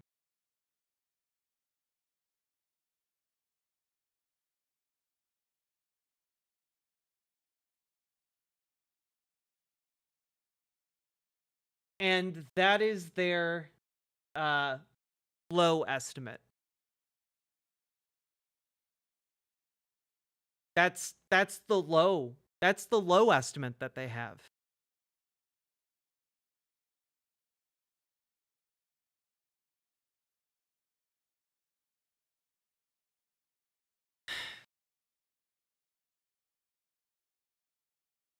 With only marginal exceptions, everyone in Gaza is sick, injured, or both. This includes every national aid worker, every international volunteer, and probably every Israeli hostage, every man, woman, and child. And this is, I mean, that's just how these open, guys.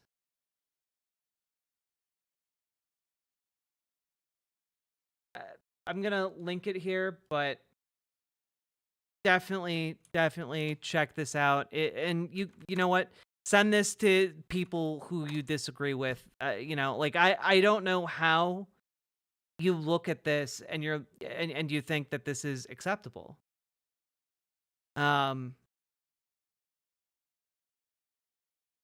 I don't know how you look at the testimony of of almost 100 doctors and healthcare workers who were physically there, who saw what happened, who saw children's blood on their hands and tried their best to save their lives. I don't know how you. I have my own show that I just started a couple days ago.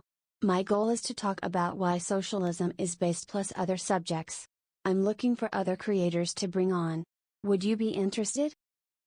Skull Rose, thank you for the $20 super chat, and I would be interested. But I'm also very busy. I'd probably have more time after the election.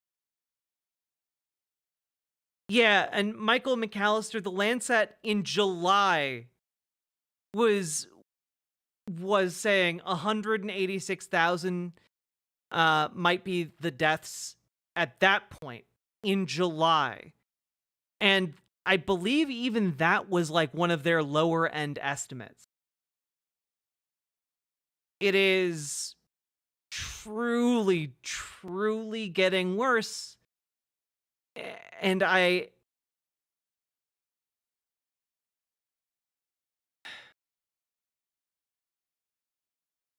mean, there's not much more to add, I guess. There, like it's just.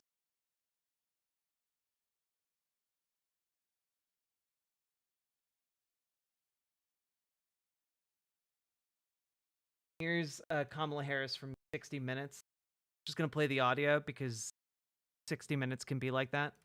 We supply Israel with billions of dollars in military aid. Mm-hmm.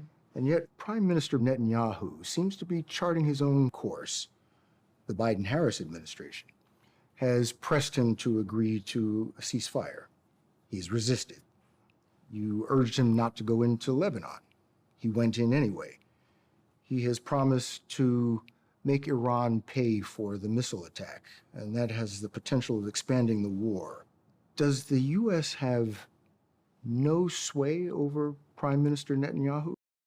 To 60 Minutes credit, that is an excellent question to ask Kamala Harris. That is an excellent question. A far better one than I'd expect of 60 Minutes, if I'm being completely honest. The aid that we have given Israel allowed Israel to defend itself against 200 ballistic missiles that were just meant to attack the Israelis and the people of Israel.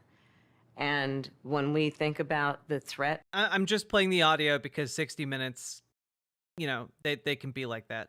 That Hamas, Hezbollah presents, Iran, I think that it is, without any question, our imperative to do what we can to allow Israel to defend itself against those kinds of attacks.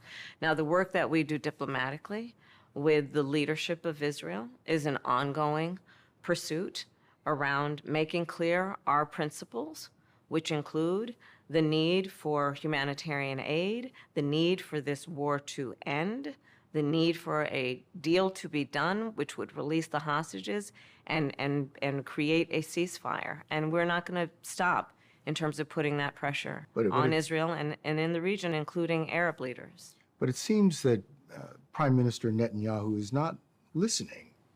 Like, a lot of props to this guy for asking or at least prompting this follow-up, because yeah, that's kind of the huge flaw in the Biden-Harris line on Israel, which is that there's been an awful lot of talk about improving the situation over there, and the situation has actively gotten worse.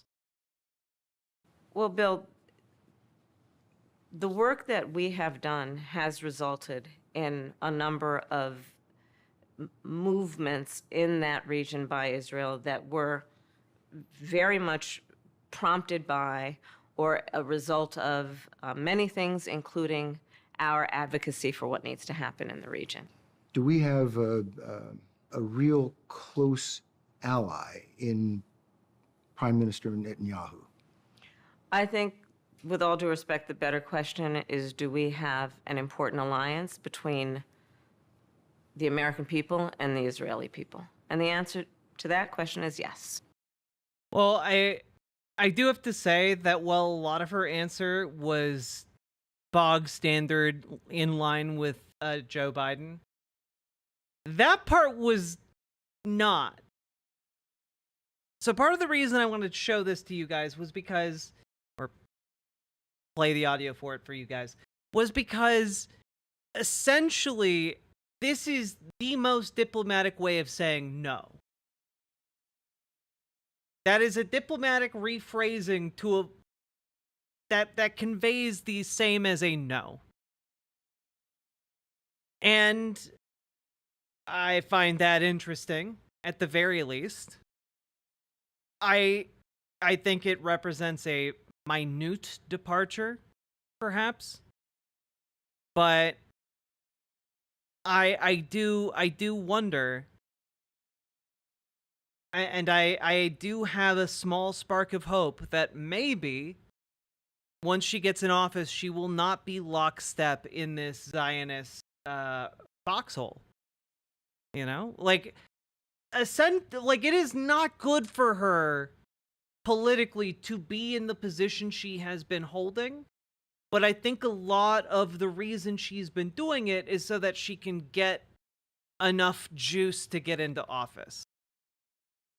That is my hope. I fully cop to it being hopium. But I think that there are some signs here. But it is faint. It is scant. And everything's bad. Just everything is bad. You know? Yeah.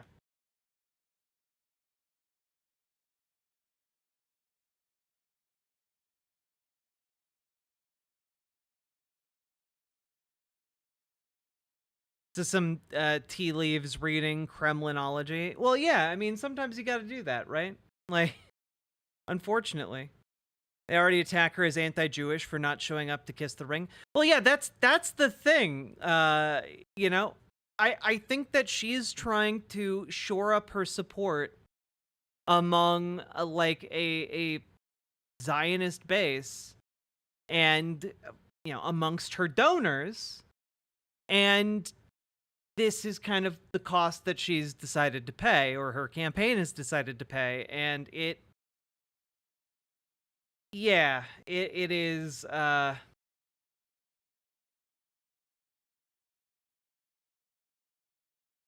hope it plays out, and I hope that she goes on a different path than the one she's been telegraphing. After these last polls came out showing a lack of enthusiasm for her campaign for POTUS, her campaign, God, I can't talk. Her campaign has been looking for ways to differentiate herself from Biden, crossing fingers that there will be a turning point. That's kind of my... I've said for a bit that she might have a last-minute turn. After kind of a lot of the stuff is set in stone, she might do some Hail Mary announcements or campaign stops to talk about departures with Biden. And so I am wondering if that is going to be the case. I'm hoping that's going to be the case, but we'll have to see.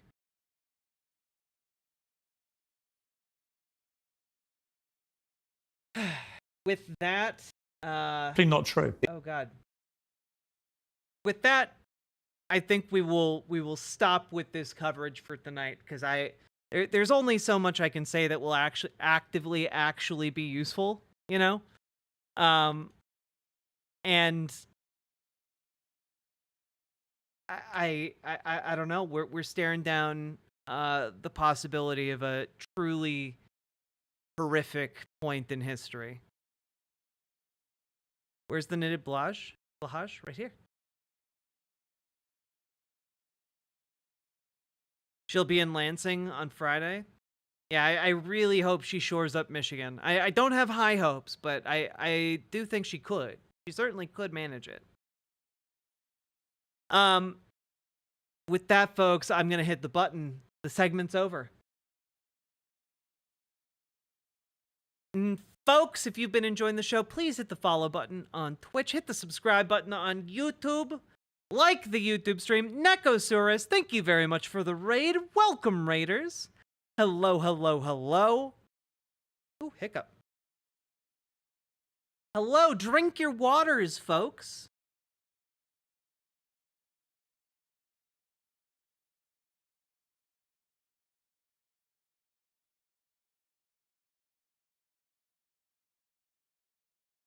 We need to get Jack that way, that was easy button. Yeah. She's not going to distance herself from Biden on the campaign trail. No, I mean, probably not. But like that's when the window begins to open for her to distance herself on this particular issue. Like a week out from the election, that's when I think the window starts cracking. And like we could see more like the beginning of more substantial changes on her rhetoric and plans and stuff. Ashley, get good sleep. Thank you for stopping by. Thank you for the big BWA energy. And folks, speaking of big BWA energy, consider dropping those subs and donos. We've been going for 6.5 hours, and this show's only made possible by viewers like you, the subs, the donos, the memberships, etc. Because without you guys, I would not be able to make this show day in, day out. And I like doing it. So please consider continuing to support me, because I'd love to continue making content. Big part of it is that Biden loyalists still have a lot of damage they could do. Yeah, that's kind of the thing, right? Like, unfortunately, when you're a liberal, there are knives out for you all the time. And until you build up those big alliances. And honestly, Kamala Harris is kind of isolated and alone in a way. Like, she was never intended to be a figure with actual power on this level. You know, like that is, she is out of her depth in terms of like the actual political support and connections she has been able to foster thus far in her career, you know? Good night, girl from heaven. I'm glad you liked the streams, Kiona Shadow Dancer. Give Jack money. I support this journey, Zero. You feel bad now? Why do you feel bad?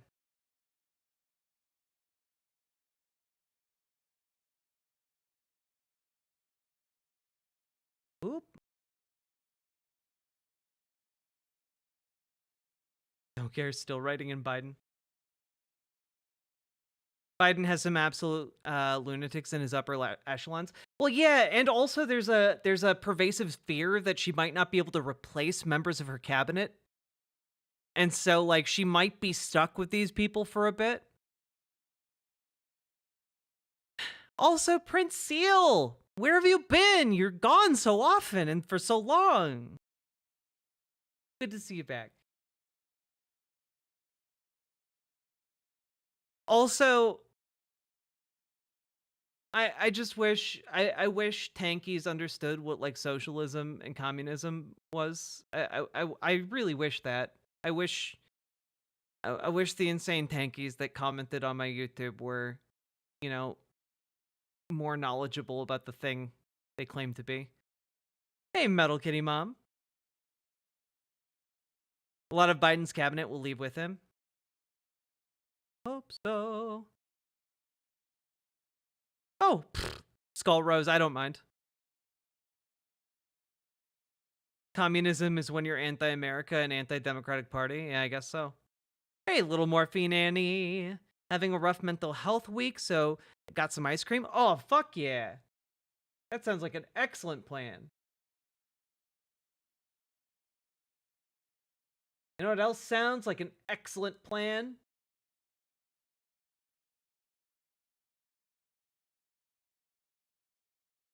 We're going to cover the Indiana governor debate, everybody.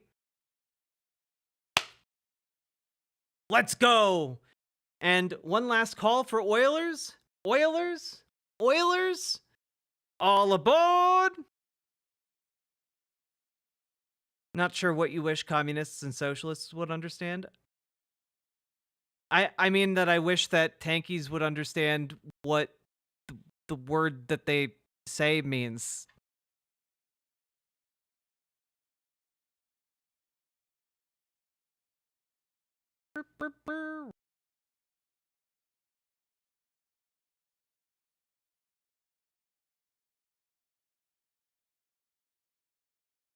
Yeah, non-binary. I'd rather not support or push a Quaker organization. I appreciate them and respect them, but I don't want to amplify that.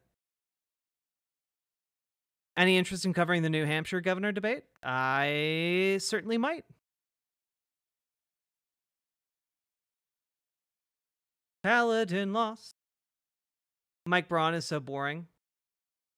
Is he boring even in the debate? Let's find out. Oh my god. So loud. Beep boop. Here we go. I want to read stream bedtime stories someday. Oh, that'd be so fun.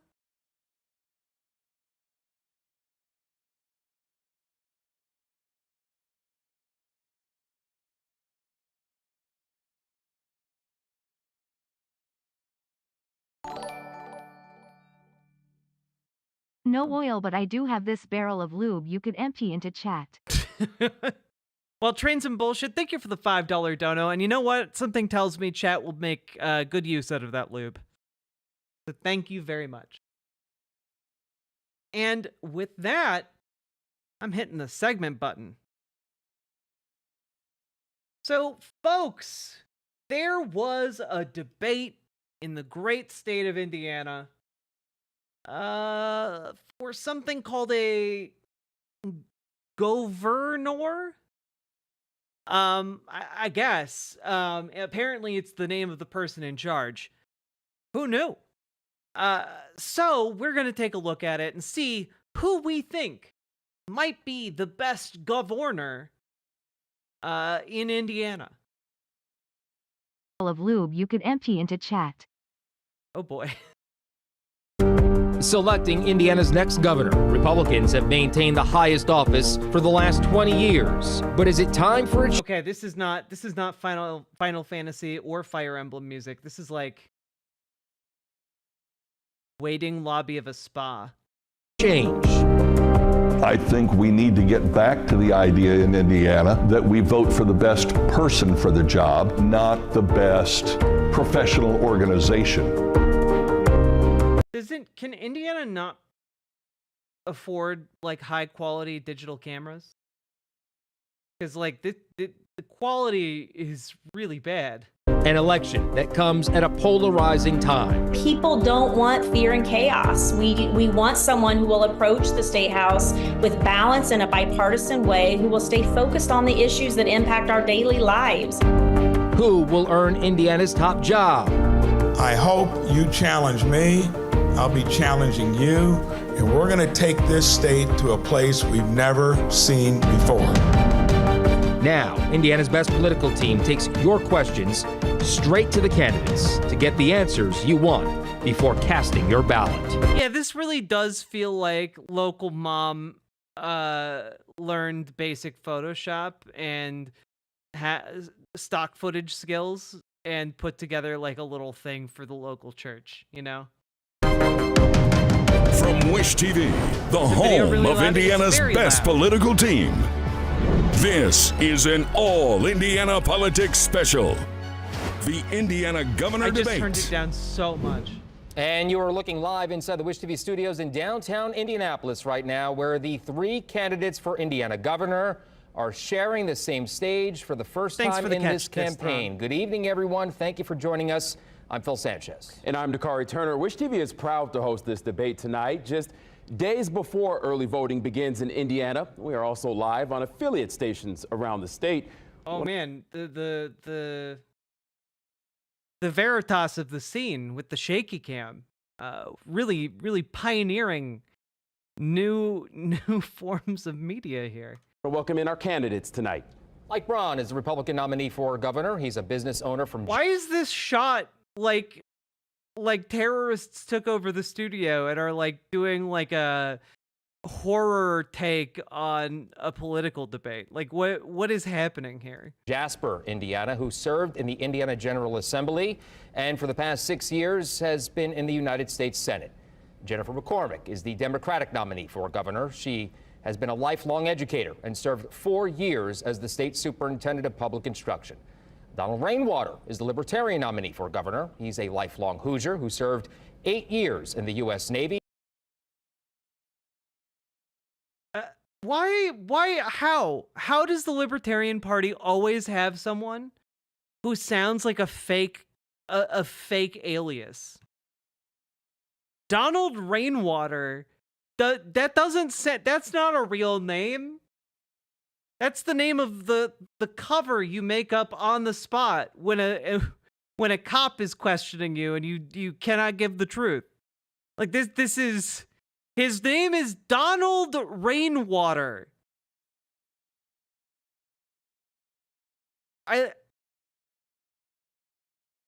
It sounds like a cartoon. And was the party's nominee for governor in 2020 as well. We want to make sure you understand the rules for tonight's debate. News 8's government and politics reporter Garrett Berquist explains them for us. Phil and Dakari, we've invited all 3 candidates who qualified for the November ballot. Each candidate will have up to 60 seconds to answer the questions, and we may offer rebuttals of up to 30 seconds per question. The candidates have not been given the questions or the topics. They've only been told that the questions will pertain to the campaign for governor. The candidates have agreed that there will be no opening statements, but each candidate will have up to 90 seconds for a closing statement.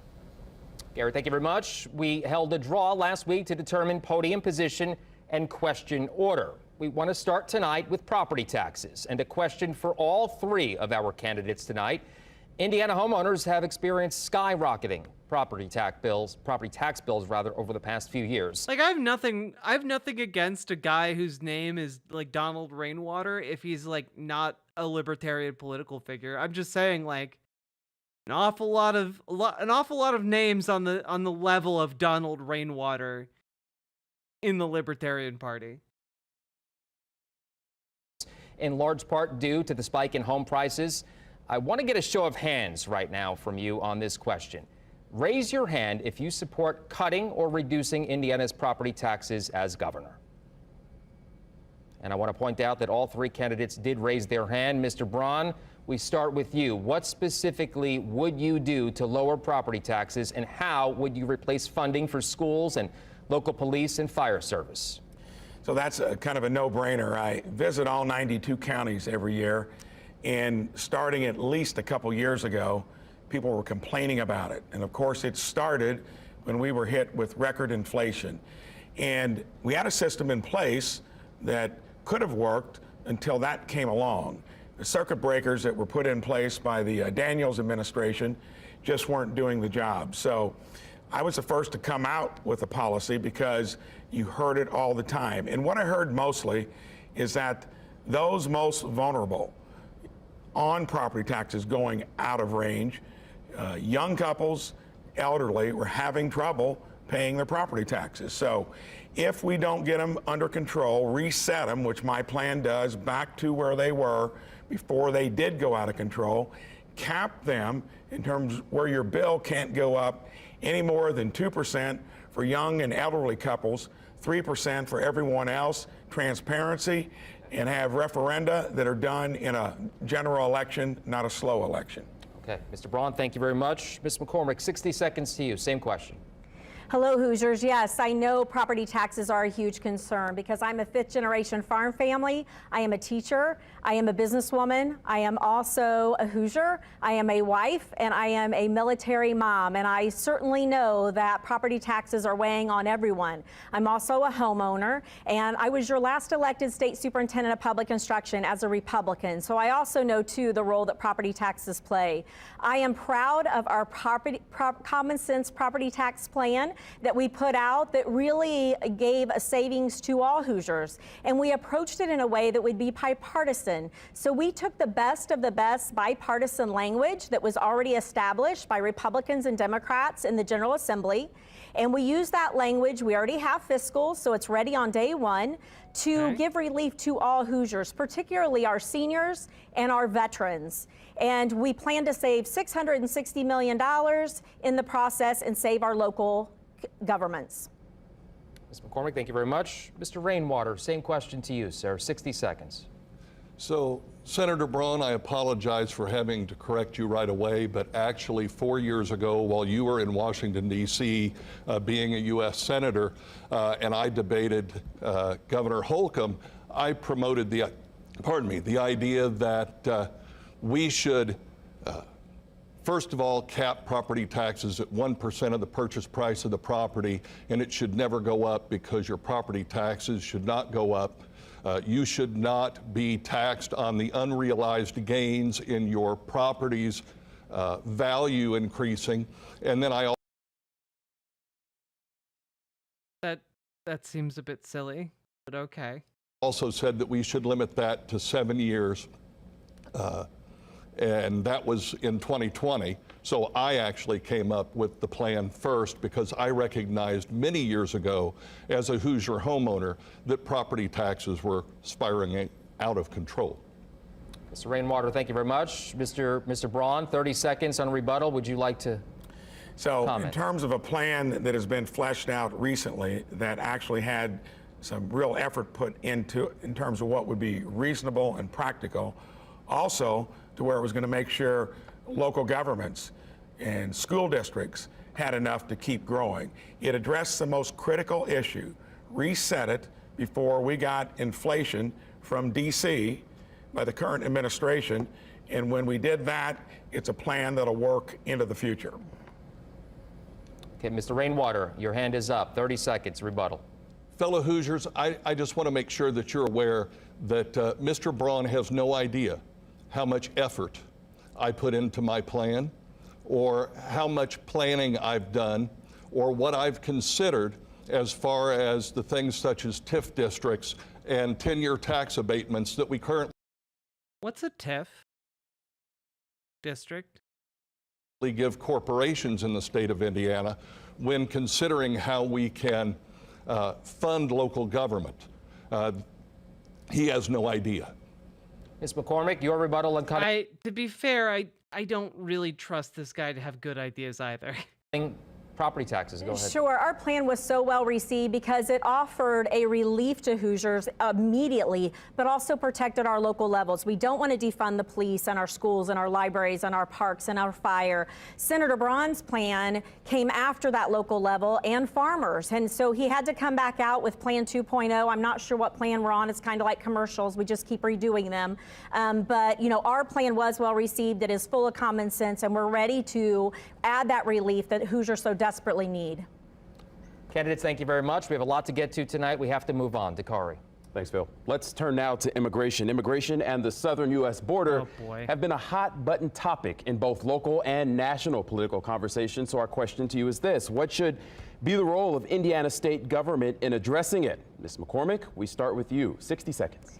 Sure. Thank you for the question. Illegal immigration is certainly a concern for the federal government. It needs to be solved at the federal level. And what we have seen is a lack of a willingness for decades to solve the problem. And unfortunately, we had a common sense, very bipartisan immigration border bill that was put up in D.C. and even the Border Patrol supported it, and Senator Braun voted against it. So those protections that would have helped Indiana, he voted against. In addition, we need to embrace legal immigration and making sure that we establish utilizing that in a strong economy. 6% of our population.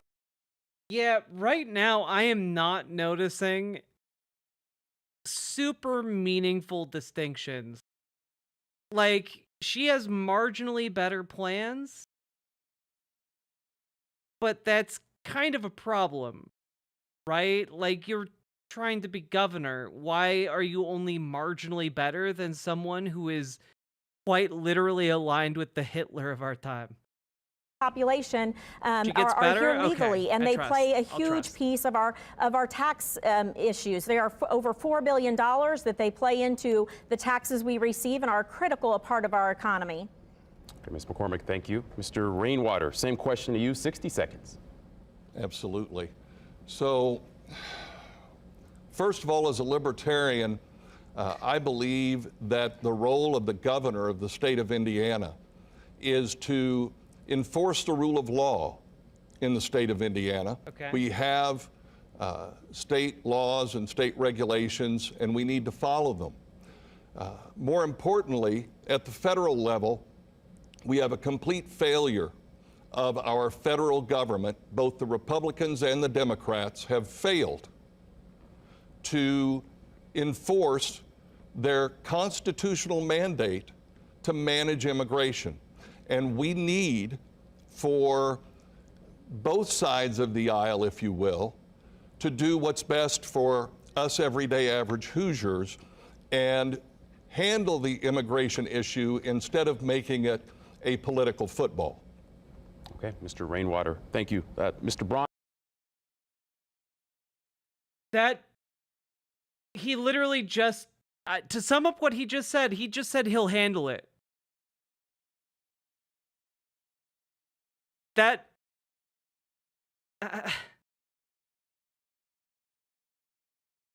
why do I feel like I've fallen into Bizarro world? Like, why do I feel like these simple questions are besting all three of them? It's silly. This isn't even Florida, sweetness. This is Indiana. On the question to you now. So this one is very simple. Under the Trump administration, we had taken illegal immigration to record lows. As soon as the Biden-Harris administration got in there, it was open borders.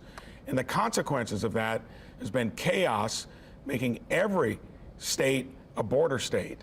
Not to mention that in the process of it, 100,000 fatalities due to fentanyl, which the cartels bring across an open border. The national security issue of all the overwhelming majority of it is brought in via legal ports of entry by American citizens.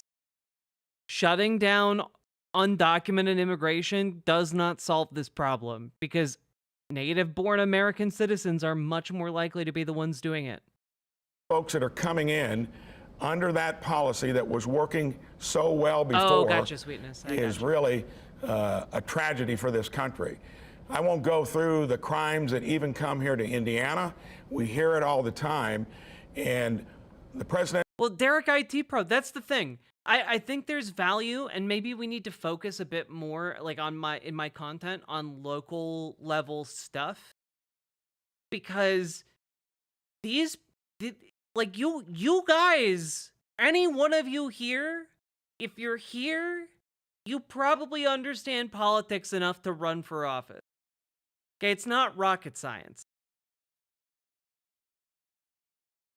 Presidential candidate, Harris, was the border czar. She's got to make that litigation of why the border was that porous and why we've got the consequences from it. Okay, I see we have two hands up. Mr. Rainwater, we'll start with you. 30 seconds. You know, I hear Senator Braun say it's a simple solution, but my question is, if the man has been a U.S. Senator for the last 6 years, why hasn't he solved it then? Why is it that he thinks that he can do more as governor of the state of Indiana to solve the immigration problem when it is a federal constitutional issue than he can as a U.S. Senator? Okay, Mr. Rainwater, thank you. Ms. McCormick, 30 seconds to you. Again, it goes back to Senator Braun was in D.C., and Mr. Rainwater is correct that he had time to fix it. And when he was presented with a bipartisan bill that was put forth by some of the most Republican conservative congressional people, he voted no. And the perception in Indiana is he voted no for political reasons versus the safety of Hoosiers and the safety of Americans. The other piece of it in that bill had a huge piece for fentanyl detection, which we desperately need here in Indiana, and he voted no. Mr. Braun, I see you have your hand up. Very simple. I don't think any Hoosier would be for making it legal that you could have 5,000 illegal immigrants coming across the border daily. It was way, way lower than that, probably 10 to 20% of it when Trump had the border under control. The fact that it was opened and it was done under the same legislative platform that was in place with Trump, Biden, Harris. Well, if they're undocumented immigrants, but they are being documented because they're seeking asylum, that's That it's good, that's legal, that's the legal thing to do, like they're being documented, like what's the issue? Responsible for it. That bill only had 3 Republican supporters because no one was for it for the reason I just said. Okay, candidates, thank you. We have a lot to get to. Phil. Corey, thank you very much. We turn now to abortion tonight. Indiana was the first state to pass a near total ban on abortions after the Supreme Court overturned Roe v. Wade. Do you believe Indiana should add additional restrictions on abortion, repeal the new law, or keep things as they are now? Mr. Rainwater, we start this question with you. 60 seconds, sir. Go ahead. As a pro-life libertarian, I believe, first of all, that the governor's office needs to, once again, invoke the rule of law. It is the governor's job to execute the laws in the state of Indiana. The legislature is required to pass the laws, and then because we have a 3-branch government, the judicial branch is to determine if the law is constitutional. If there are changes that need to be made,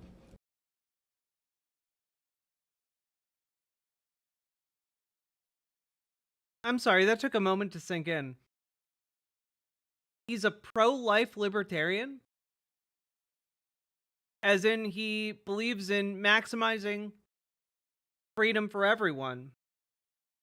Except if a woman gets pregnant, then does the non-aggression principle apply to fetuses? Goodness. to the current law, then the judicial branch needs to determine if there is a constitutional question, and the legislature, which each one of you as Hoosiers can reach out to your legislator and let them know what you think they need to do to make the law better, if in case you feel it needs to be. Thank you. Mr. Rainwater, thank you very much. Mr. Braun, should Indiana change its abortion laws? 60 seconds, sir. So when Roe versus Wade was overturned and brought back to the states, it's where it should have been in the first place. And our legislature took that issue up and got with their own constituents, the citizens of this state, and it's a pro-life state.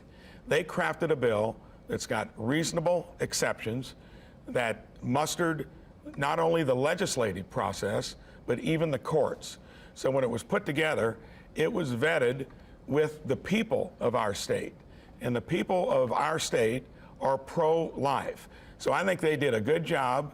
It was reasonable in the way it was constructed, and I think it's held up through the courts, and I think it reflects that idea that you're probably never going to get anything done at the national level. I couldn't imagine 60 senators agreeing on that issue. That is a false premise. If you say any side, Democrat or Republican, will do it nationally, thank goodness it came back to the states. Mr. Braun, thank you. What a disingenuous piece of shit. You know, like, pulling the, oh, well, sure, some Republicans want to get a federal abortion ban, but, like, you're never going to get 60 of them to agree on it. And it's like, that's your defense? Your defense is that, oh, we just don't have our shit together enough to actually do it. But, like, that's bad. Do you not see how that's bad? Like, it's on its face bad that you have a movement dedicated and moving and trying to influence towards that end. Thank you very much. Ms. McCormick, 60 seconds to you. Should Indiana change its abortion laws? Yeah, so obviously I'm the only female on the stage. I'm the only person who has been pregnant, who has given birth. I am a mom, and I'm a proud military mom.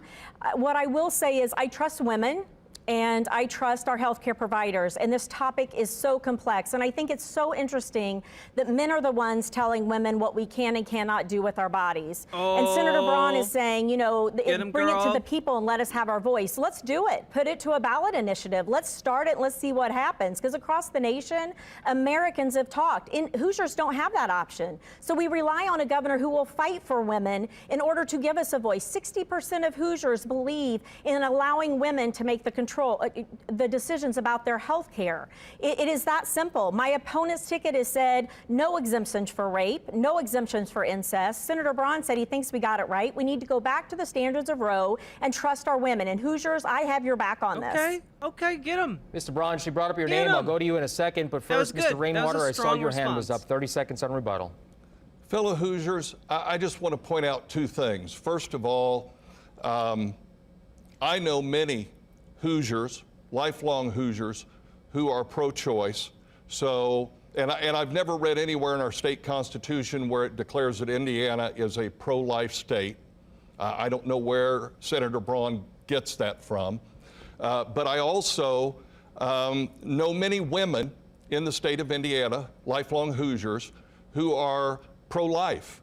So when Dr. McCormick makes it sound like all men are evil and that only women should speak on this issue, I do trust women as well, and there are many women who tell me that... I have been known to trust women from time to time with things like dishes, laundry, vacuuming. I trust them with a wide variety of tasks that I am willing to pay them below market wages for. They're pro-life and that they agree with the current Unfortunately, Mr. Rainwater, bill. your time is up there, 30 seconds. Ms. McCormick, I will let you respond, but Mr. Braun, go ahead and give your rebuttal, 30 seconds. Well, I think I made it clear. We took it to our state legislature, took it up. They vetted it carefully. And in terms of whether we're a pro-life state or not, those issues you're going to have to get from listening to your constituents.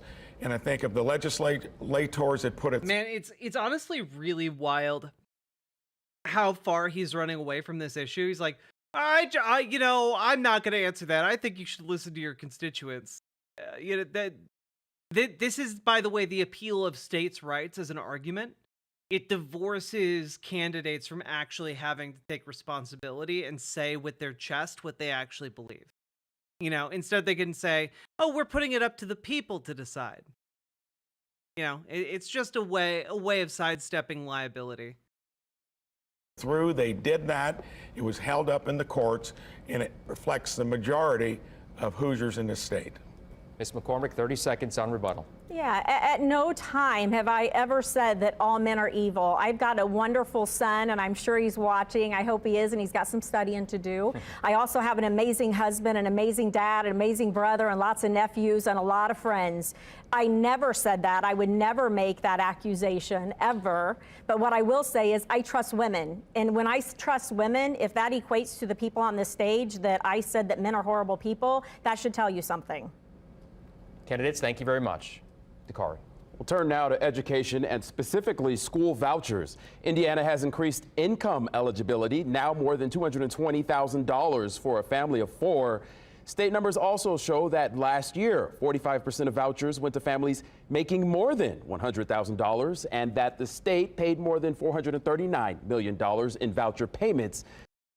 I hate voucher systems so much with like such a burning passion, and I feel like everyone's going to be bad on this issue in this particular debate. Money pulled away from the state's public schools. So our question is this: do you believe the voucher system is helping or hurting the education of Indiana's children? Mr. Braun, we start with you. So to me, that's clear. We are a state that has been on the leading edge of choice and competition, and also to where we're putting the parent as the main stakeholder in his or her kid's education. That's the way it should be. When you have a one-size-fits-all, it's called a monopoly. I happen to come from a great public school district. My wife and I went there, our kids went there, and our grandkids are going there. Not all places have that same advantage. So if you're not for choice, competition, vouchers to make it doable, it's not a zero-sum game. We have enabled public school systems every year to have more resources, money following the kid, not the building. That was smart when that was done years ago. So all in all, choice, competition, parents in the driver's seat. Okay, Mr. Braun, thank you.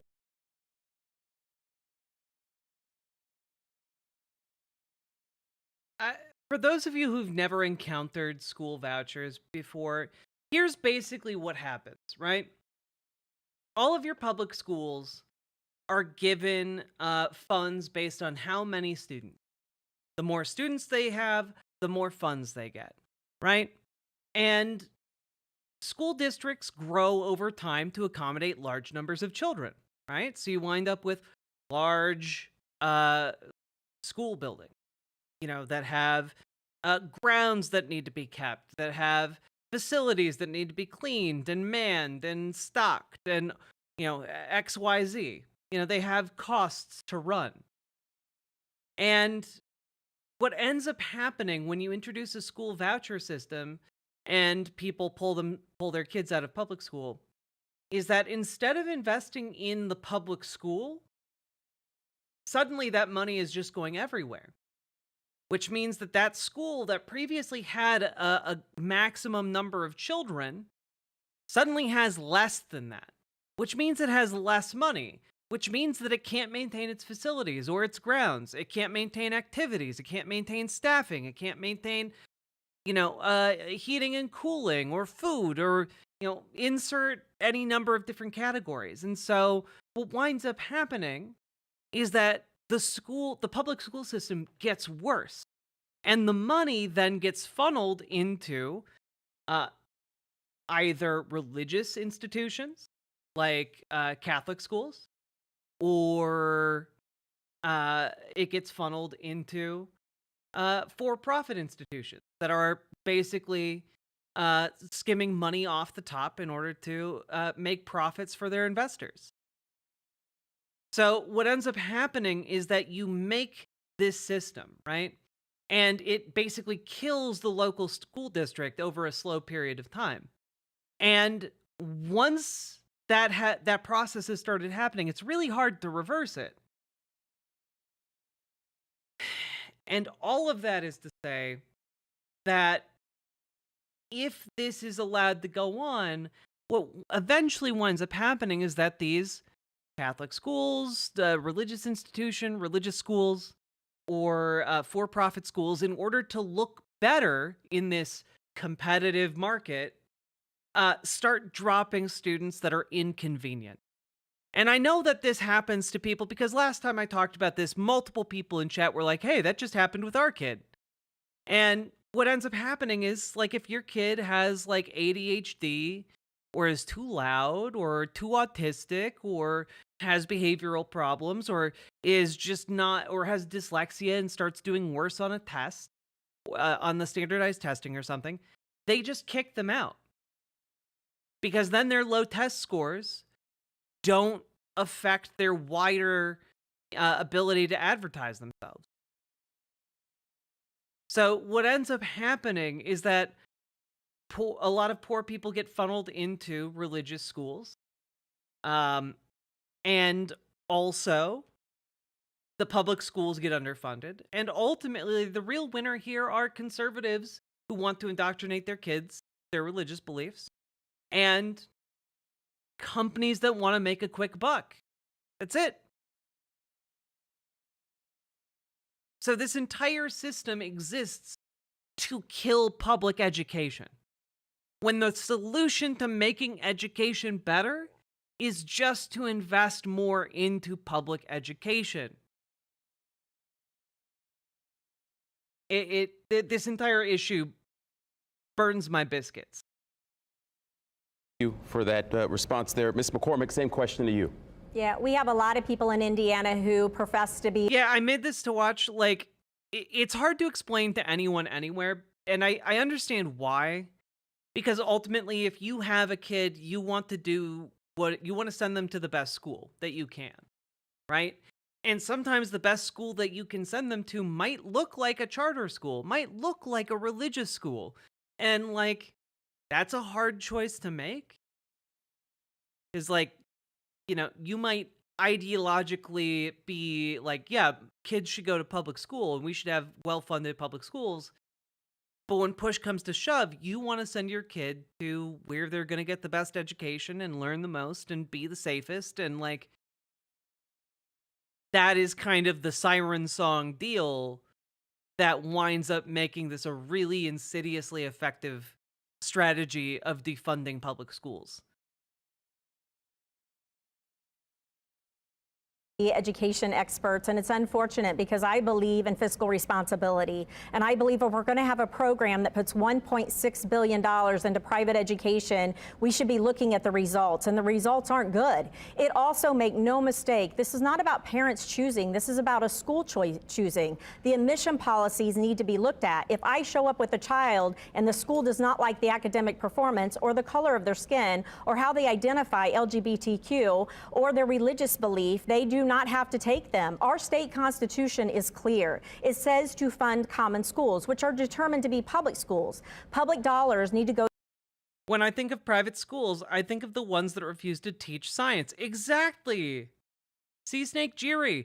Like, that's the thing. Like, you can say, oh, well, you know, they have to teach, they have to teach X subject or Y subject. And it's like, yeah, they can teach it, but like very clearly the ideology of the school is going to be like aligned with flat earth or, you know, anti-evolution or, you know, insert any number of crazy ideas. Is she Dem or GOP? I think she's Dem, but she's like, again, she's trying to take away as much support as she can from her opponent, who's a Republican. So she is to the left of him, but there is, you know, some shadowing going on here. Go to public schools. That whole program needs to be reviewed. Also, it has not I've not lost sight of, it defines $220,000 for a family of 4 as a threshold of eligibility. And how many families in Indiana can say that they make over $220,000? Not. That school district in PA that put the window in the gender-neutral bathroom is the one my half-siblings were in for years, and their public school standards were hot garbage. Oof. Sorry to hear that. Lily loves stuff. Another part of it is that in a lot of states, I don't know if it's every state, but property taxes determine school funding as well. And so, like, if you live in a poor area, your school gets poor funding. If you live in a rich area, your school gets all the funding it could possibly dream of. And it's a terrible way of funding educational institutions. For a family of 4. It is certainly not serving Hoosiers. Okay. Ms. McCormick, thank you. Mr. Rainwater, 60 seconds to you. Are school vouchers helping or hurting education? Well, I believe thoroughly in universal school choice because I've been a parent in Indiana long enough to know that our public school system is failing. When our statewide standardized testing comes back and tells us that only 63% of the children that take the test are successfully doing well enough in math and English. When I went to school in Indiana, 63% was a failing grade. I thought I was dying. That was terrifying, dude. Never do that again. I hated that. That was awful sound on my ears. And we are spending almost 60% of our state budget on education. And yet, oh yeah, no, see, Snake Jury, schools getting funding by like property value or not property value, property taxes. Absolutely a component that enforced redlining and segregation. Yeah. yes, the state constitution. Okay, I'm glad I'm not the only one who like was instantly like, holy wow, what is that? Says that the state will fund common schools. The waves. It does not say that the state cannot fund other schools. Every Hoosier is paying taxes in the state of Indiana, and every Hoosier should get the benefit of that money. There is no such thing as public money. It's your money. They took it from you. Okay, Mr. Rainwater, thank you. Ms. McCormick, I saw your hand up first. I'll call on you 30 seconds. Yeah, I just want to address the piece of performance. So Indiana schools have been under different standards in which we are responsible to teach kids as a moving target. We keep changing those standards because we've had 20 years of one-party rule. And it doesn't make a whole lot of common sense when we keep changing those standards before we know how we're performing. We also keep changing the test. And every time we do that, you're talking $40 million. So it's a waste of money. It's highly inefficient. And we really don't have good trend data to even decide what is and what is not working. That was actually the most sensible answer. I was not expecting that level of sense to be talked on this stage tonight. Okay, this is good. This is going well. I think she's doing pretty okay. Thank you. Mr. Braun, we'll go to you next. 30 seconds. I want to give a real world example of why we gotta have choice and options. Small county next to where I live, Pike County, many years ago had mismanagement within the school district. The solution, 3 grade schools in a large county geographically. The one with the best performance was shut down to save money. Had it not been for the availability of a charter school, you would have had to bus those kids 20 to 30 minutes additionally. They are thriving now because they had the option and the parents went for it. Mr. Braun, thank you. Mr. Rainwater, we'll go to you. 30 seconds.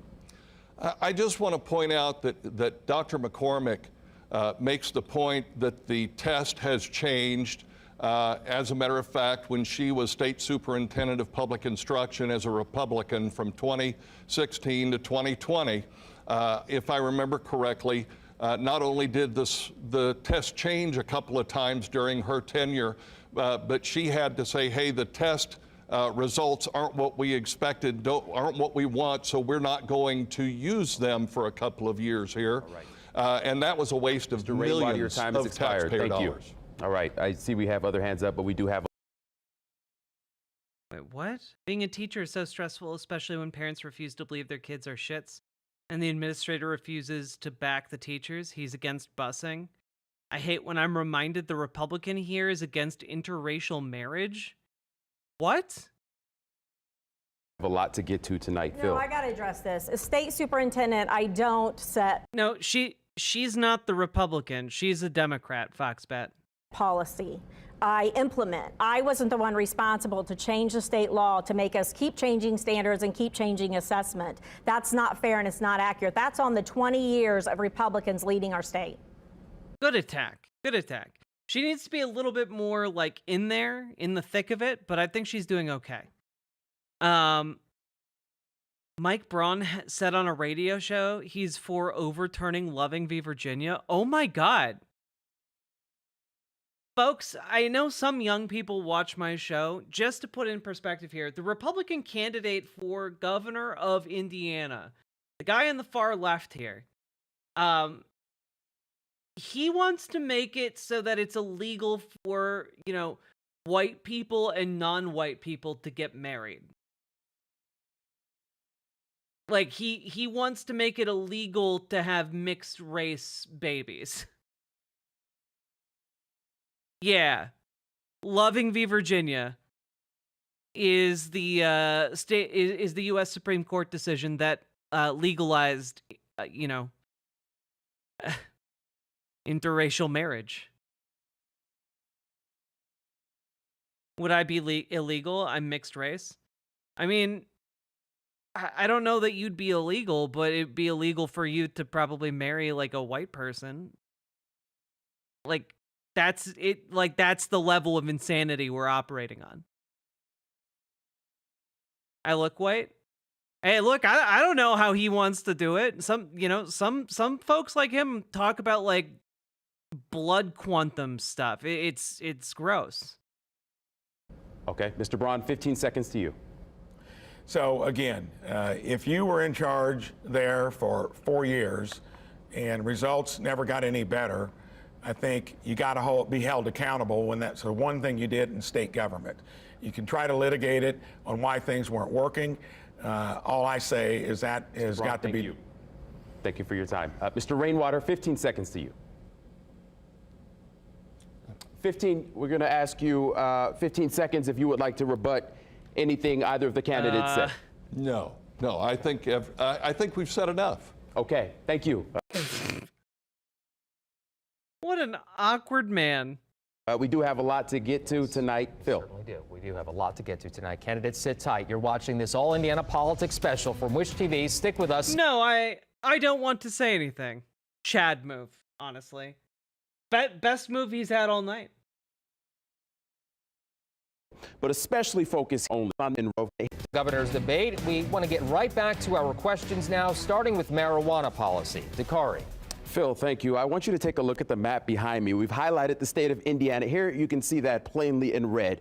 That is a state where many of us know, all of us know, of course, that marijuana usage is illegal. We're broadening it out to the entire nation. Other states in red, you can see also that is where marijuana use is legal. What I want you to focus on next are the blue states. That is where marijuana use is legal for medical purposes only. Next, the green states. That is where marijuana use is fully legal. But especially focus here, Indiana, Ohio, Michigan, Illinois. It's the states around Indiana where marijuana use is fully legal. So our questions to the candidates tonight is this: do you support legalizing marijuana use in Indiana, either medical or recreational or both? Ms. McCormick. Yes, so 80% of the Hoosiers, I hear you, and we released our common sense cannabis plan where we made it clear that we would start out with medical use, have a commission, get the medical use, get a well-regulated industry so we are not sloppy with it. We can learn from other states who have implemented what they did well, what they did not do well, making sure that law enforcement is at the table for those conversations. So it is a very inclusive conversation to hear their concerns. There are a lot of opportunities with this from the medical piece, because I've talked to a lot of Hoosiers that are wanting that option for the medical treatment in which they deserve and which they want. The other piece of that is then moving right into adult use. It is a conservative estimate, $177 million that we're leaving on the table when we are an island, as you saw on the map, with True. everyone around us who is legalizing. Everyone in Indiana is already using. So not everyone, but a lot of people in Indiana are using. So we also need to be cognizant of its hundreds, if not thousands of jobs that are on the line. Okay. Ms. McCormick, thank you. Mr. Rainwater, we turn to you for the same question. So, fellow Hoosiers, first of all, we have well-regulated tobacco, alcohol, and prescription pharmaceuticals here in the state of Indiana already. We don't need to expand government. We don't need a new commission. We don't need new regulations. We can make cannabis in all forms, medicinal and recreational, legal right now. There's been plenty of study done. As we pointed out, finally, he gets to do the real task of a libertarian candidate, advocate for legalized weed. States around us have already done that work, and we have been talking about this for a long time. If legislators are not prepared, that is their fault, and we should probably replace them. We should make this legal now, and as governor, I would make sure that all nonviolent criminal cannabis-related offenses are expunged. Thank you. Okay, Mr. Rainwater, thank you. Mr. Braun, same question to you. Where do you stand on legalizing marijuana? Well, there's no doubt about it. Look at the map. It's cascading across the country. It's an invasion. At some point, when you're surrounded by 4 states, 3 of whom have actually probably one, I think Ohio is in the process of legalizing recreational, you're going to have to address it seriously. I've huddled up with law enforcement, been endorsed by the Fraternal Order of Police, been endorsed by the State Trooper Alliance, and many sheriffs. I'm going to listen to them carefully, because whatever we do, they're going to be the ones that are going to have to enforce it or put up with the issues around it if you don't get it correct. So I think the time is ripe that we look at it seriously. Medical marijuana has got a lot of attributes to it. I think that's going to happen. Dude, what a weird answer. This plant has attributes, and I think that it's worth investigating. Is like that doesn't mean anything. You just strung a bunch of words together that like indicate like maybe he'd do something, maybe, without saying he would. Be something I'll seriously consider. Again, I'll listen to law enforcement. When it comes to recreational, That's going to cascade across the country as well.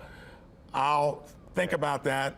Medical marijuana, I think we're probably ready for it. Mr. Braun, thank you. Ms. McCormick, I see your hand is up. Same question to you. Yeah, Mr. Rainwater mentioned the commission, and the commission is incredibly important to get that well-regulated industry right. We still don't have that established for hemp-related products, so we need to make sure that we're doing our due diligence and this is rolled out in a way that it can be successful. That's why we would take those steps in order to make that necessary push into adult use after medical. The other piece, too, I just have to say it's so interesting to hear Republicans say that they would listen to law enforcement on this, because we certainly didn't do that on permitless carry. Okay. Ms. McCormick, thank you. Candidates, thank you for your answers. That was a good one. In your platforms, you each talk about either reducing or restructuring state government. That would imply eliminating or downsizing some agencies. So what specific agency or service would you look to eliminate first, and why? Mr. Rainwater, it's your turn to answer first. 60 seconds to you, sir. Well, the first thing I think we need to do is not as much look at eliminating or reducing agencies as identifying money that is actually flying She's been out really the back picking up door. steam. You may be aware that it was recently reported that there was $724 million in Medicaid overpayments made that was discovered in 2017 and then basically swept under the rug because they didn't want to go and try to collect that money from the health care companies and the insurance companies that had been overpaid. We need to look at our state government, all 50-some agencies, and we need to identify where we are managing contracts badly, where overpayments exist, where the money is going out the back door, so that we can then determine what we need to do from there. Mr. Rainwater, thank you very much. Mr. Braun, same question. How would you reduce the size of government? 60 seconds. For the last 5.5 years, I've been hearing about that as I visit all 92 counties each year. And of all those agencies that Mr. Rainwater referred to, a lot of them have not had the thorough management and have not been gone through in terms of, do we need every employee there? Are we spending the money correctly? It's a $22 billion a year annual budget. Imagine if you could get 5% savings. That is a lot, and that's the way you could pay for a lot of other things you may want to do or reduce taxes in general. I'm guessing there's not an agency there that doesn't have room to be run more efficiently. And for me, I did that for 37 years in a small business, scaling it into a regional and then a national company. That will be easy to do. We'll find those things to reduce costs and actually make them run more efficiently. Okay, Mr. Braun, thank you very much. Ms. McCormick, 60 seconds. How would you reduce the size of government? When I went into the... Basically, he's going to make the government non-functional. That's what he... Guys, what he just proposed was essentially taking a sledgehammer, smashing it all over the halls of government until it could no longer function. And then when he leaves office, it will be an unusable husk of what it once was, unable to provide basic services. Department of Education, which was one of the larger agencies. We are over half of the state budget as K-12. We went in that transition, and our team did a lot of interviewing and reviewing to see what programs were working and what programs were not, where we were lean and where we were heavy as far as staffing, and we made the appropriate adjustments. I would do that with every single agency. It's about efficiency, it's about effectiveness, but it's also about interagency connectivity. And right now, when you have 20 years of one-party rule, there is no, crazy enough to think about, but I lived it, there is very little interagency collaboration to get things done. So common sense would tell you, which is why we need to bring that balance back to the State House, that needs to happen across the agencies. It's super interesting that Mr. Braun keeps bringing up his business as an example of how he successfully did it when he had problems with overtime wages that everybody knew about in Jasper, Indiana. But for me, it's about efficiency and effectiveness and making sure that we are being due diligent with taxpayer dollars. Ms. McCormick, thank you very much. Mr. Braun, your name was brought up. I'll get to you, but Mr. Rainwater, would you like to go? It's your turn. Would you like to go? Okay, Mr. Braun, then go ahead. 30 seconds, sir. So I think this is a place where you've got to look at the experience that you bring to this office. And if you've done that as a career, you've done it on the biggest stage out there where you've been constantly calling the federal government out to get its act in order, and that is a problem with both parties out there. But here, this is something that's practical, and if you've had a record of growing a business, keeping costs under control, it should even be easier in government. Okay, Mr. Braun, thank you. Ms. McCormick, 30 more seconds. Yeah, I'm the only candidate here that has been in charge of a state agency, so that experience will serve me well when I am reviewing and making those decisions about state agencies. We've got a lot of great people in the state of Indiana that work in those state agencies, and they have great ideas. Why would we not listen to them and say, bring some practical solutions to the table, and let's get some savings for Hoosiers? Okay, Mr. Rainwater, now you do want to rebut, so go ahead, 30 seconds. Sir. Absolutely. So one thing I do want to point out, in my 25 years as a software engineer, I did spend 6 years with 2 different companies working as a contractor for the state of Indiana, working on... No offense, but this guy, you know, kind of exudes libertarian conservative guy who did programming for a long time. Software for FSSA, doing software quality assurance for several agencies, and I saw firsthand the bad management, the issues that are going on, and what needs to be fixed. And unfortunately, someone may have years of experience, but when they've never actually fixed anything, that concerns me. Mr. Rainwater, thank you very much. We have to move on. Thank you. Kari. Let's go ahead and talk about jobs tonight. A key discussion point over the past few years has been preparing Indiana's workforce of the future. I want to ask you specifically about the state's minority communities. What will you do to get young men and women of color prepared for high-wage jobs in the state? Mr. Braun, that question to you. So I think that's going to be applicable across the board. Helping those that have had the most struggle with it, to me, is something you simply have to put the priority on it. But until you get our system that's looking at what the high demand, high wage jobs are, and then give that to parents and make sure for the 150,000 jobs that we have out there that need a better high school training, that you don't stigmatize that and that you balance it out.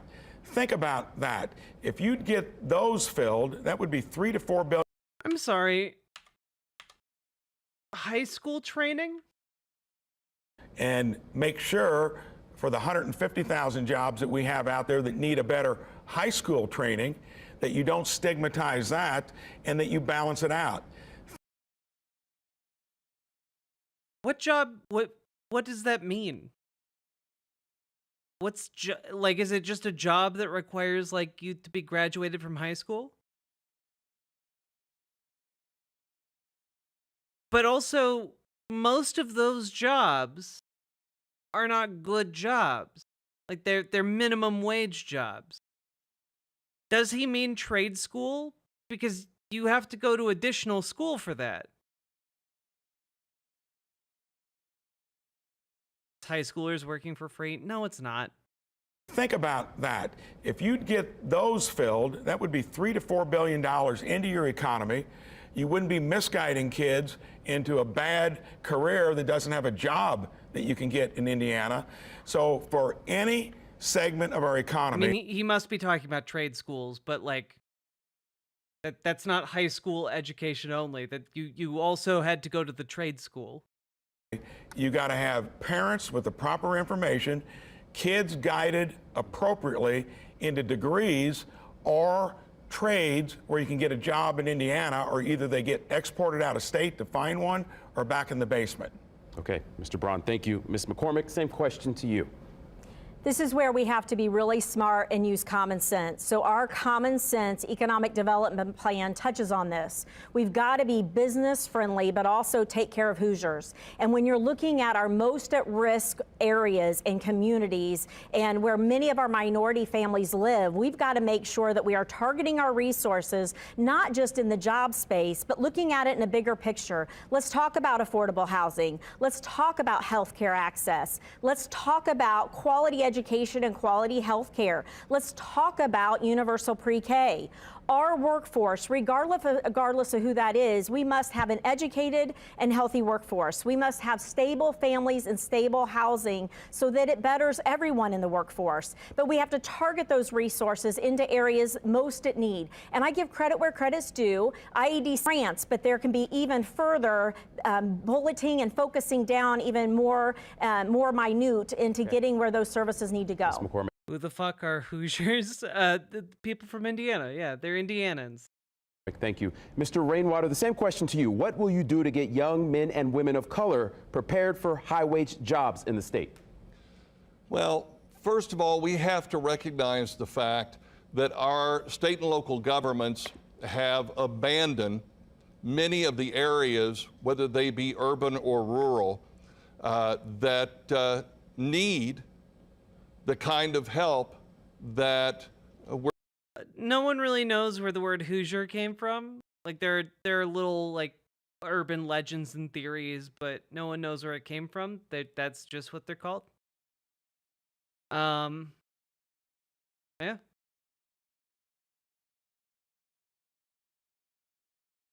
Just a note, calling us Indianans is considered fighting words. Not from me, but just saying.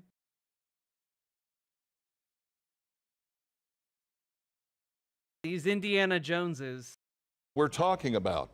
If you take tax increment financing districts, for example, they were developed and designed specifically to help areas within the state that were economically disadvantaged.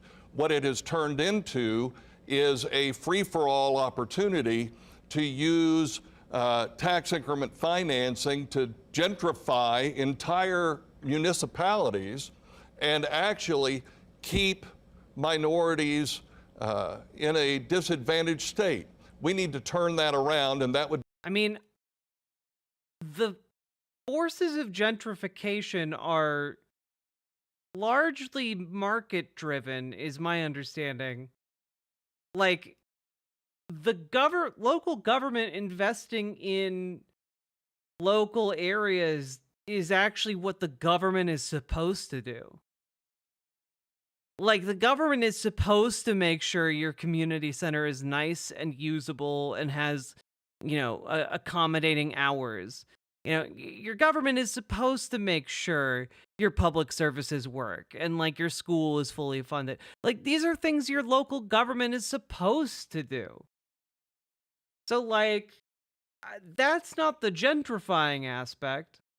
The gentrifying aspect is done by private corporations, largely, coming in and buying and remodeling,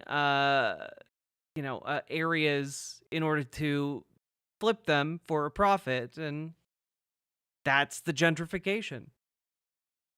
Be step one. Okay, Mr. Rainwater, thank you. Each of your candidates, thank you for your responses. All right, sit tight. We have a lot more to get to tonight. You're watching this All Indiana Politics special from Wish TV. We'll take a quick break and be big cities. Single institute. So let's get right back to our questions. Phil. Yes, Dakari, thank you very much. You know, I want to ask about affordable housing. A new report out this week from the IU Public Policy Institute says Indiana is second worst in the Midwest for affordable rental housing. The city of Carmel has announced it will pursue a new plan to build more affordable single-family homes. As governor, what would you do about affordable housing in the state of Indiana? Ms. McCormick, we start with you this time. 60 seconds. This is really a huge issue that I hear across the state, not just in big cities, but also in rural areas. I live in Henry County, and we certainly have an affordable housing issue there as well. And I know many communities are working on that. So I commend our local level leaders for doing so and the partners they have with several organizations. But defining what's affordable is also interesting. I've asked some that are working on that, you know, what is the new housing, what is it, you know, what is that price range for that? And many are over $250,000. And I'm not sure that's where we need to get for affordable housing.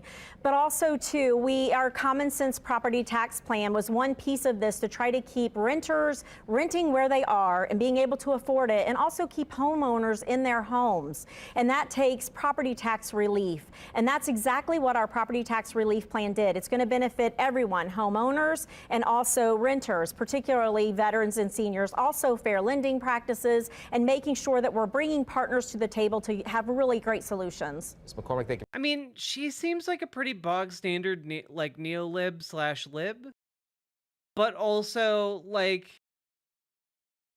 seems to be the only one on stage who knows how any of the things work. You know, like I feel like she's competent in a way that would like facilitate capitalism, which is not great. I'm not for that, but I'll take it over like incompetent fascists and incompetent dolt who is an anarcho-capitalist. Thank you very much. Mr. Rainwater, same question. What would you do about affordable housing in our state? First of all, I think that it makes a lot of sense to say that property taxes are contributing to the lack of affordable housing, especially for renters, because we know that landlords, when their property taxes increase, they pass that on to the renters. The problem is that we're not going to solve the property tax issue by giving tax credits and deductions on your income taxes. The thing is, you could handle the issue of like passing on the price to the renter. You could make that illegal to do, actually. Or limiting the increase after we roll back the property taxes to a previous level. What we've got to do is redo the state constitution, make sure that it's 1% of the purchase price of your property, it never goes up, and that it ends at some point so that I feel like this is a terrible plan for pretty obvious reasons. You, whether you're a homeowner or a landlord, knows that there is an end date to when you owe property taxes so that you can own your property, and when that happens, renters will benefit from it. Mr. Rainwater, thank you very much. Mr. Braun, 60 seconds on this one. Well, I think that's the one thing that we all three agree on, and I think we held our hand up early. Property taxes have gotten out of line. Remember, mine is a plan that caps it at 3% to where it cannot go up more than that on your bill each year. That's the only one that keeps it to where... That still seems insanely high. Like 3% every year. I feel like you should have to justify... I feel like you should have to justify rent increases. It cannot be where they're asking you to pay more than the growth of our own economy and your ability to do it. The other issue that's made it more... Did he just say he wants to end property taxes? Yeah, because he's a libertarian. Complicated is the inflation that we've inherited from a current administration that has made everything more expensive. I want to cite this one example of an individual I've gotten to know that is put not on multifamily, single family as well, has got the same issue. He has been entrepreneurial. He found the key to actually building an affordable 3-bedroom home on a slab to where you can afford it. You got to get local jurisdictions helping on stubbing. What is this weird zoom in, zoom out shaky cam? I mentioned that at the beginning of the debate, and like, genuinely, it's filmed in such a way that it feels like they're being held hostage, but are being forced at gunpoint to continue the debate anyway. Like that's the vibe I get. In the utilities. To me, I'll try to be entrepreneurial before we try to do anything more through government. Mr. Braun, thank you very much. We do have time for rebuttal. Ms. McCormick, go ahead. 30 seconds. Part of the issue with this, too, is wages. We are 47th in the nation with annual wage growth, and that is a direct reflection of 20 years of one-party rule who don't want to police themselves and who do not want to help Hoosiers. Wait, has Indiana really been under 20 years of Republicans? I guess that checks out, but like, holy moly, that's a long time. How?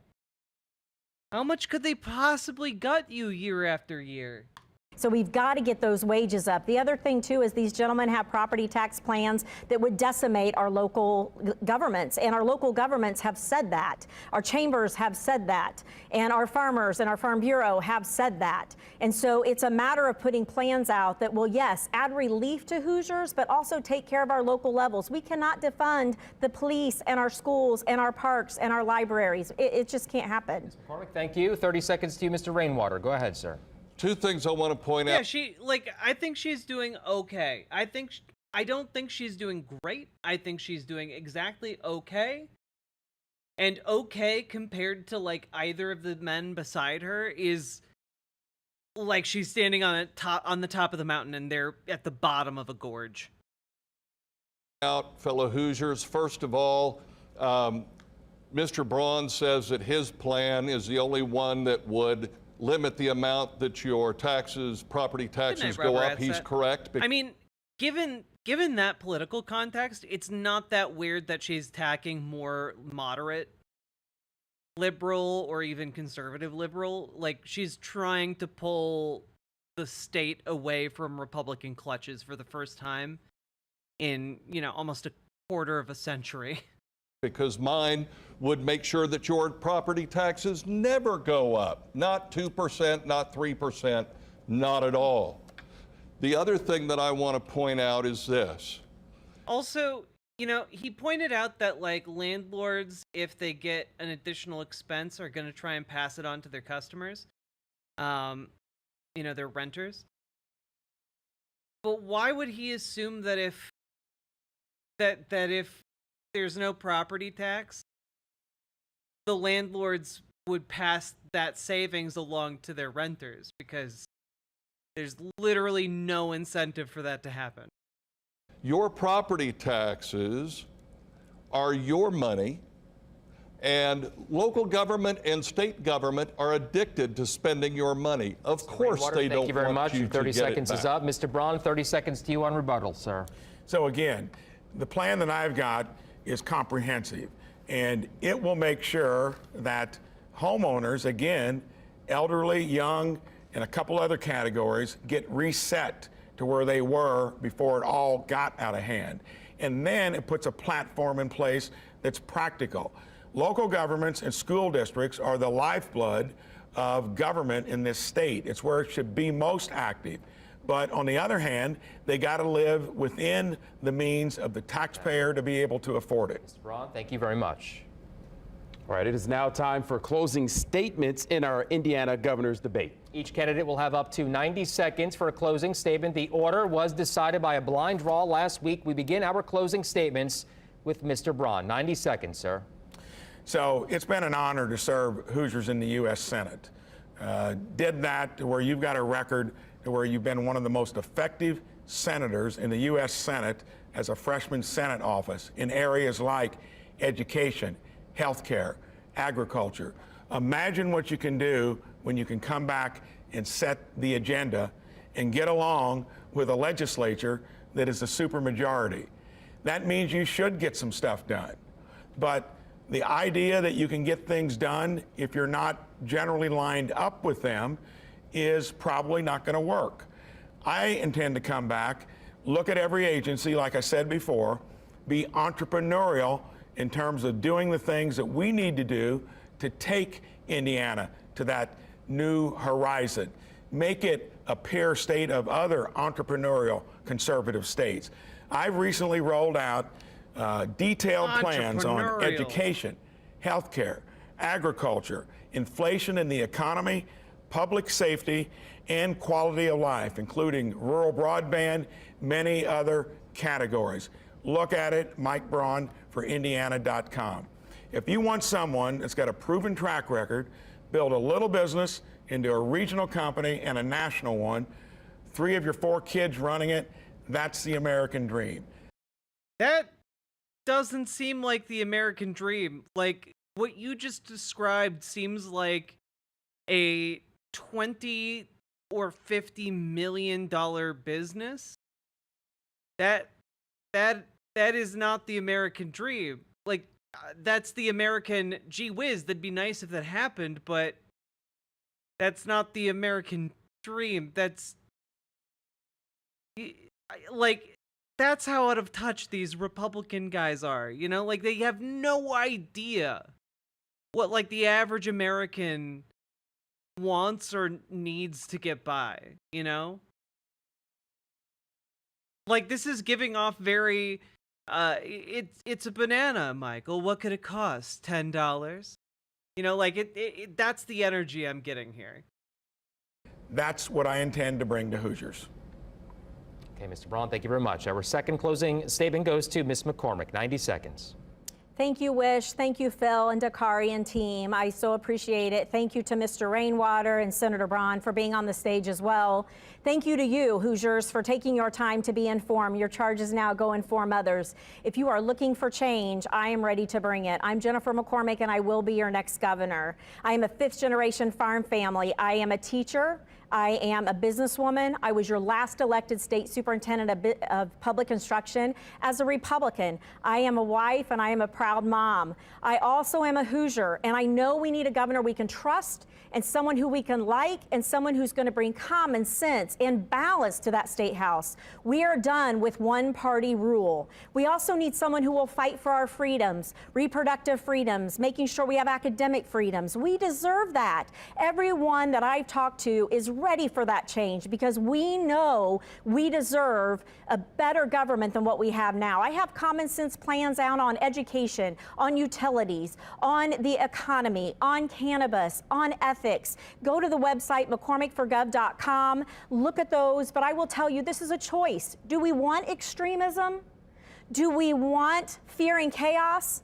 Do we want someone who has a ticket that talks about book banning and white Christianism and Jezebel spirits and, and saying that Fisher's community is grooming kids? Is that what we want? No. We want optimism and opportunity. I think this is a great, I think this is great. She's ending on a high note here. We want change, and I promise you I will represent you well at home and on the national level. Ms. McCormick, thank you for joining us. Thank you very much. Our final closing statement. What a banger. Like, just listing off insane gibberish that this guy has been spouting. Statement is Mr. Rainwater. Go ahead, sir. 90 seconds. First of all, thank you to everyone for being here this evening. I appreciate the opportunity to debate. I believe it's important. I appreciate each of you watching this evening. I'm just an everyday average Hoosier.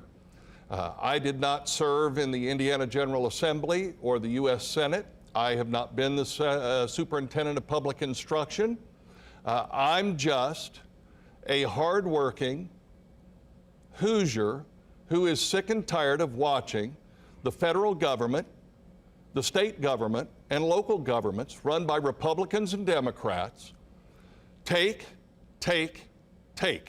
more and more of my money and your money, and it goes out the window or out the back door, and there's no accountability, and there's no change.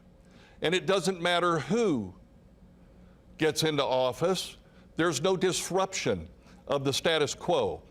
Folks, I'm a libertarian.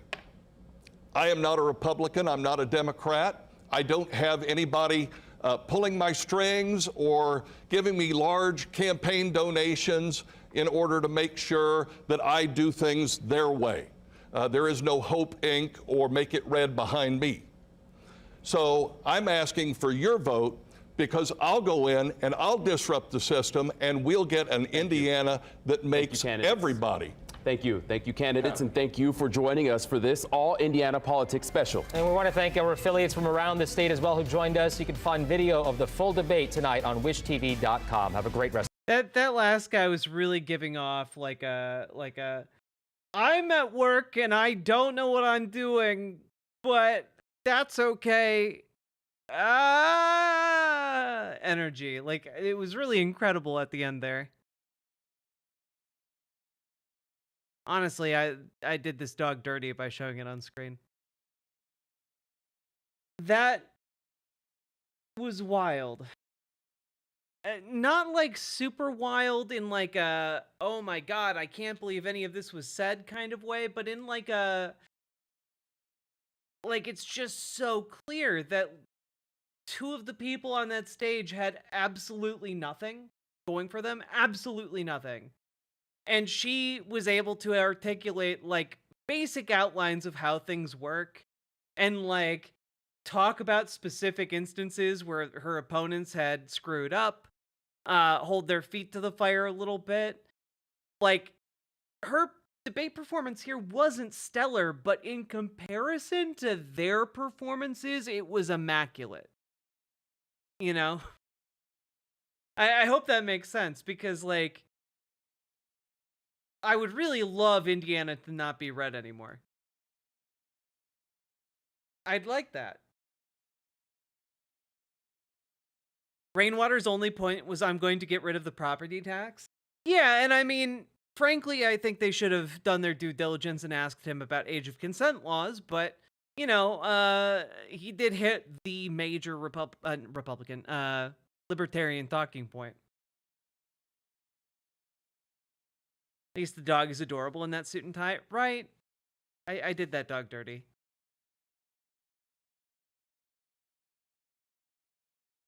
Anyway, thanks for watching the segment, everybody. I found it fascinating. I hope you guys did too, and I hope my commentary added. Gonna hit that seggy button. Also, if I look tired, this has been an 8-hour-long stream, Want a everybody. D&D themed palette cleanser? Kinda now. Bluvius, thank you for the $5 dono. Wizard raises the staff and chants. The party asks them to stop, but they can't. They're gonna turn this room into a fireball of doom. When the comes fire. That's good. That's good stuff. I will get DMCA'd by that, unfortunately, but that was really fun. Thank you for sharing that with me, Bluvius. Also, thank you for the $5 dono. Thank you very much, folks. We have been going for almost 8 hours. Hit the follow button on Twitch. Hit the subscribe button on YouTube. Like the YouTube stream. And please consider dropping those subs and donos. Follow in the path of Pluvius here. And consider supporting stream, because the only reason I'm able to make this show because of viewers like you, and I really appreciate you all so goddamn much. Gamer G, thank you for the 2 tier 1 subs. Thanks for covering this, Jack. Really appreciate the spotlight on us here. We're a purple state with a voter turnout problem. Yeah, and the thing is, like, you guys could fix so much if people actually turned out to vote in Indiana. You know, like, she doesn't have to be your best option. You know, like, you guys, if you guys turned out in the primaries, you could have better options than that one mildly competent lady on that stage. You could actually get, like, competent and good ladies. You know, like, you could get someone who's capable of doing the job and also not evil. Like, that's a possibility for you guys. Pee poa poa pee poa poa pee poa poa pee poa poa pee poa poa pee poa poa pee poa poa pee poa poa pee poa poa pee poa poa pee poa poa pee poa poa pee poa poa pee poa poa pee poa poa. Here's $10 for the great content. This is my first time watching live. I'm not disappointed. Heart. Well, Skull Rose, thank you for the $10 super chat. I very much appreciate that. And I'm glad you're having a great first time live. I really, really appreciate it. And I'm a little bit off my game today. I should be back in full swing by tomorrow. Today I'm feeling hella slow. Thank you so goddamn much for supporting stream. Thank you for the $5 dono, Trains and Bullshit.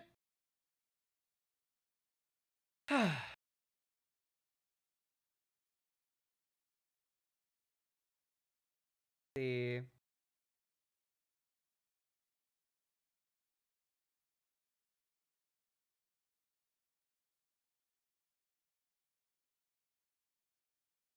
PYT tripled down on their Venezuelan gang story in Colorado. I wonder if that's because Anna saw one of my videos. I wonder if that's because someone at TYT saw one of my videos. It's not inconceivable.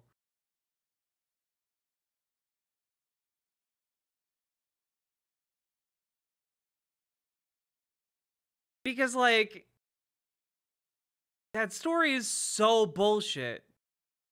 Like, that story is so bullshit and so thoroughly debunked. It really is kind of crazy. Like, you know what's currently going on? You know what's currently going on in Aurora with the Venezuelan gangs? Well, the city council woman who initially, like, brought national attention to Aurora, Colorado because of the footage that was going around. She made a motion on the city council, which is majority Republican, to launch an investigation to create a list of all the local groups that work with migrants and, like, migrant workers in the city. Like, they're literally having the government make a list of anyone who might, like, encounter a migrant worker. Like, it's like we're at some insane levels of xenophobia in Aurora, and the fact that, like, PYT just keeps fanning those flames is really, really irresponsible in my mind. Here's a local press report from one of our favorite news guys, Kyle Clark. Donald Trump has come and gone from Aurora, Colorado, but Republicans there are expanding Trump's targeting of migrants to now go after nonprofits that help migrants. It's being led by conservative Councilwoman Danielle Jurinsky, who kicked off the intense focus on Venezuelan migrants when she claimed without evidence that the thousands of Venezuelans who gathered in Aurora to await election results in Venezuela was actually some kind of a test by a Venezuelan gang. Yeah, by the way, this is like the original, like, local rumor source of like, oh man, Venezuelan gang activity in Aurora, Colorado. That's where, like, that initially gained life. Like, this is entirely concocted by Republicans. And it's so obvious. Looks like a parking lot at a sports game. I mean, it basically was. They were all trying to see who won the election in Venezuela. Aurora police have since said that they have identified 10 Venezuelan gang members in Aurora, not thousands of them, but that did not stop Donald Trump from coming to campaign in the city Friday, falsely claiming it had been conquered by that gang. Tonight, Aurora City Council, which has a Republican majority, is going to consider a resolution from Jurinsky that states as fact that the state of Colorado and the city of Denver placed immigrants in Aurora. The resolution then goes on to direct the city manager to investigate whether that's actually true. Jurinsky has claimed, also without evidence, that a leading nonprofit assisting migrants in Aurora is a communist organization. Listen. This communist group that is along the Colfax corridor, they're called East Colfax Community Collective.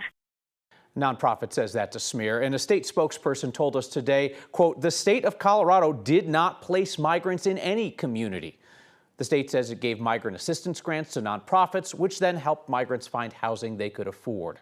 Jurinsky's resolution, if it's approved tonight, directs the city manager to make a... Yeah, it's important to note here that the migrants aren't being housed for free, guys. They pay. They pay rent.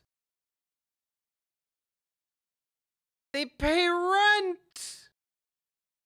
A list of the nonprofits that help immigrants and to go get their financial records. I mean, like many nonprofits have had to increase their sense of security at their respective places because since everything has been happening since August, just because of how bad the anti-immigrant sentiment has gotten. We'll have an update on what happens to this resolution tonight at 9 and 10. Yeah, no, but that's the entire point I'm trying to make, Brutus Magnuson. There is nothing that these Venezuelan migrants could do that would satisfy any of their detractors.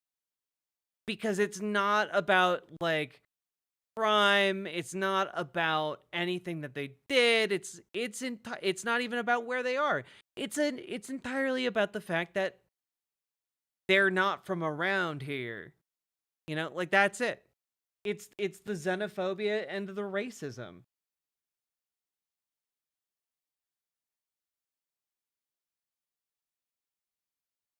It is honestly wild to me. Yeah. Jess, I am kind of curious. I don't want to go down the rabbit hole of watching the TYT segment. I don't want to do that. But part of me wonders if maybe the basis of their new reporting was specifically the Aurora City Council voting on this resolution and to create that also created this list of nonprofits that are working with migrants. I do wonder if that is exactly what spurred this news story that they reported on.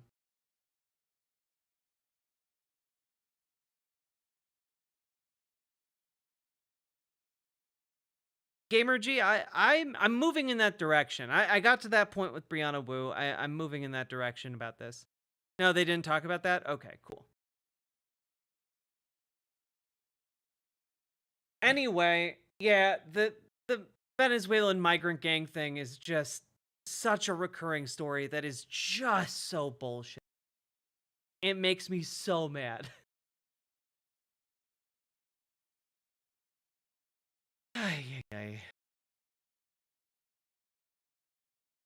That'll be another segment.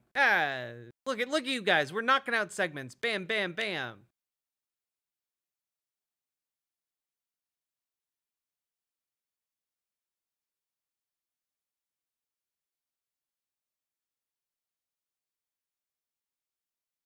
Well, and Jess, some people were arrested and charged, just, not the people in the videos. Some people were arrested and charged as gang members, but not the people in the videos. Those people were arrested and charged for different things. They got them. But also, they weren't, none of the people involved were taking over apartment complexes. That was always a lie. Gotta go, 3 hours past my bedtime. Damn! I hope you had a good time, Pluvius. It's all good, Jess.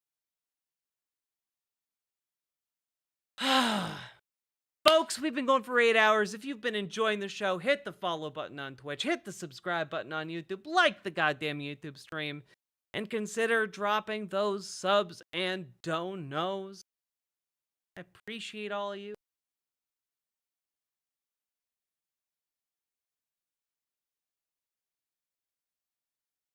I really want to play more Metaphor. That's what I want to do right now. But I know it wouldn't bring in the subs or donos or the eyeballs. And I don't know if you guys are okay with that.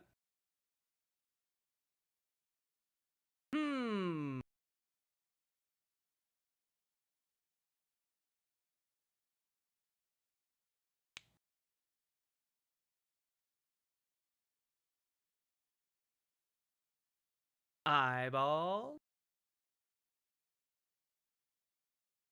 I am going analog horror. I'm too tired. I'm too tired for it. We've covered a lot of politics. That's true. We did cover 2 debates and 2 other segments. I'm gonna go use the bathroom and contemplate. I'll be right back.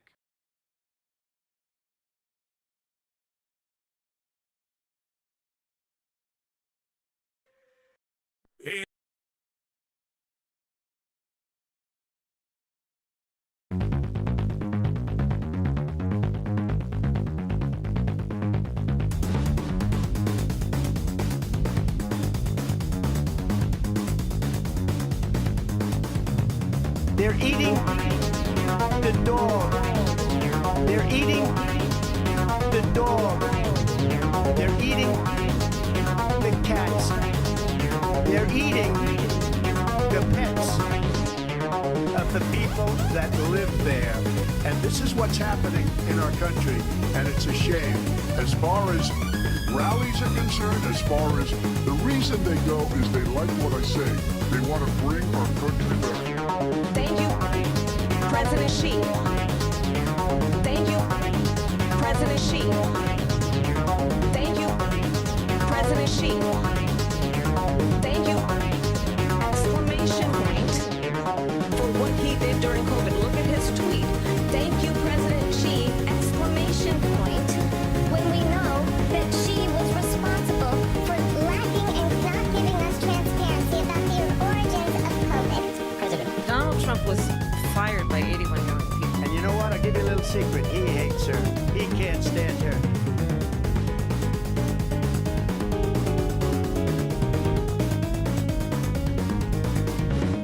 They're eating the dog. They're eating the dog. They're eating the cats. They're eating the pets. They're eating President Xi. They're eating President Xi. They're eating President Xi. They're eating exclamation point. The dog, the dog, the dog, the dog, the dog, the dog, the dog, the dog, the cats, the cats, the cats, the cats, the cats, the cats, the cats, the cats, the dog, the dog, the dog, the dog, the dog, the dog, the dog, the dog, the cats, the cats, the cats, the cats, the cats, the cats, the cats, the cats, the dog.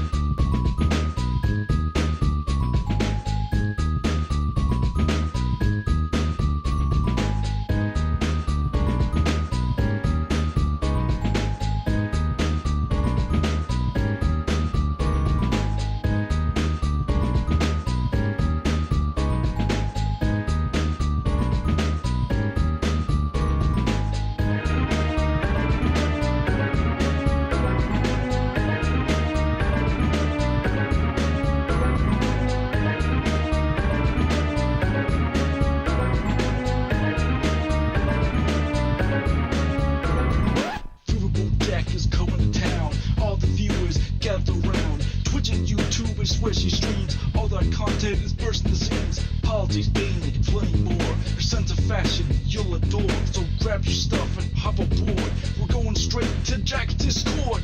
Riverboat Jack, Riverboat Jack, Riverboat Jack, Riverboat Jack, Riverboat Jack, Riverboat Jack, Riverboat Jack, Riverboat Jack. That's what I'm talking about. First time singing the songs for Riverboat Jack. Shout out.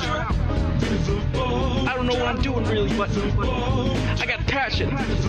That's what it's about. It's all about passion. Riverboat Jack.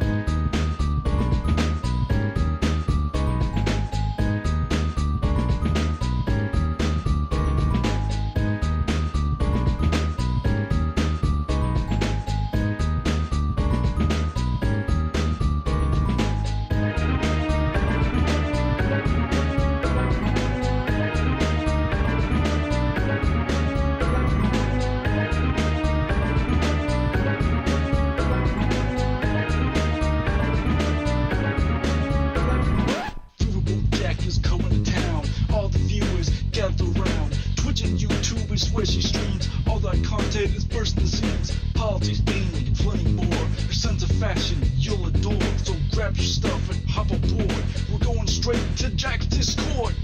Riverboat Jack, Riverboat Jack, Riverboat Jack,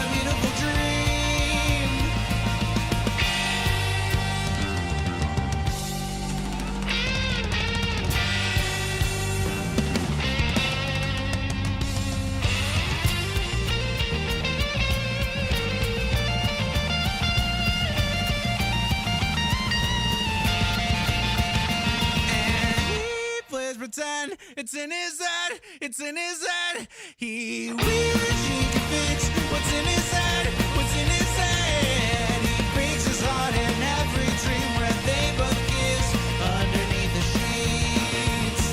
What a beautiful dream. When he plays pretend, it's in his head, it's in his head.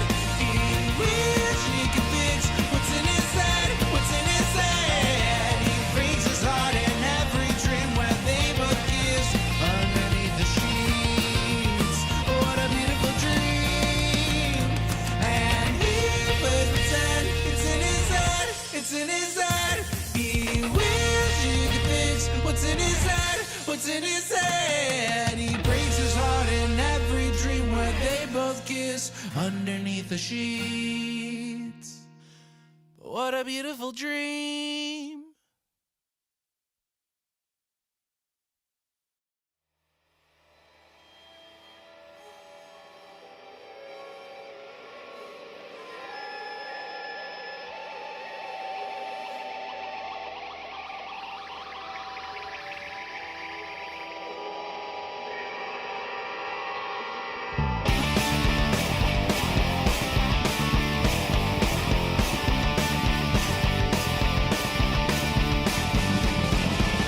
What does the fascist say when the lies are sold in spades? They say they need our civil rights while we work hard to die. When the guy, they defend the genocide. They have said they cleanse your soul by making sure your tale is never told.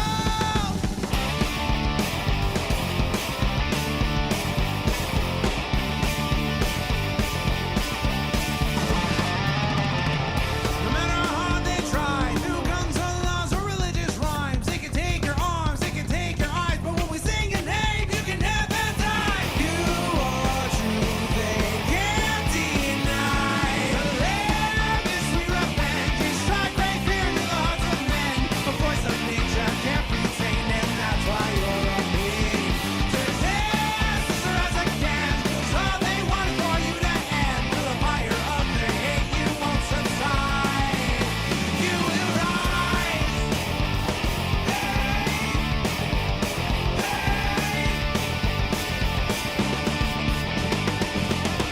They thought they could make you hide, disappear right before their eyes. And no man says to me, here come the 40 thieves, riding into battle, wrath and power, this is stopping me. No matter how hard they try, through guns or laws or religious rhymes, they can take your arms, they can take your eyes, but when we sing your name, you can never die. Okay, folks, I am absolutely bottom of the barrel exhausted. I have been running off of 3 hours of sleep. Just, I've been doing the best I can with what I got. But I got 3 hours of sleep last night. And I have currently been up for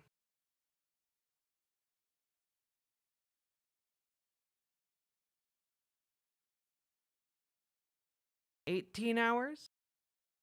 So it's I don't think I'm able to be coherent or insightful anymore today. So in the spirit of that, I'm gonna go sleep, or maybe play like a video game and then sleep. I don't know until I'm gonna pass out. This is the video, Jack. The incident. Oh God. Yeah, I'll probably wind up covering this.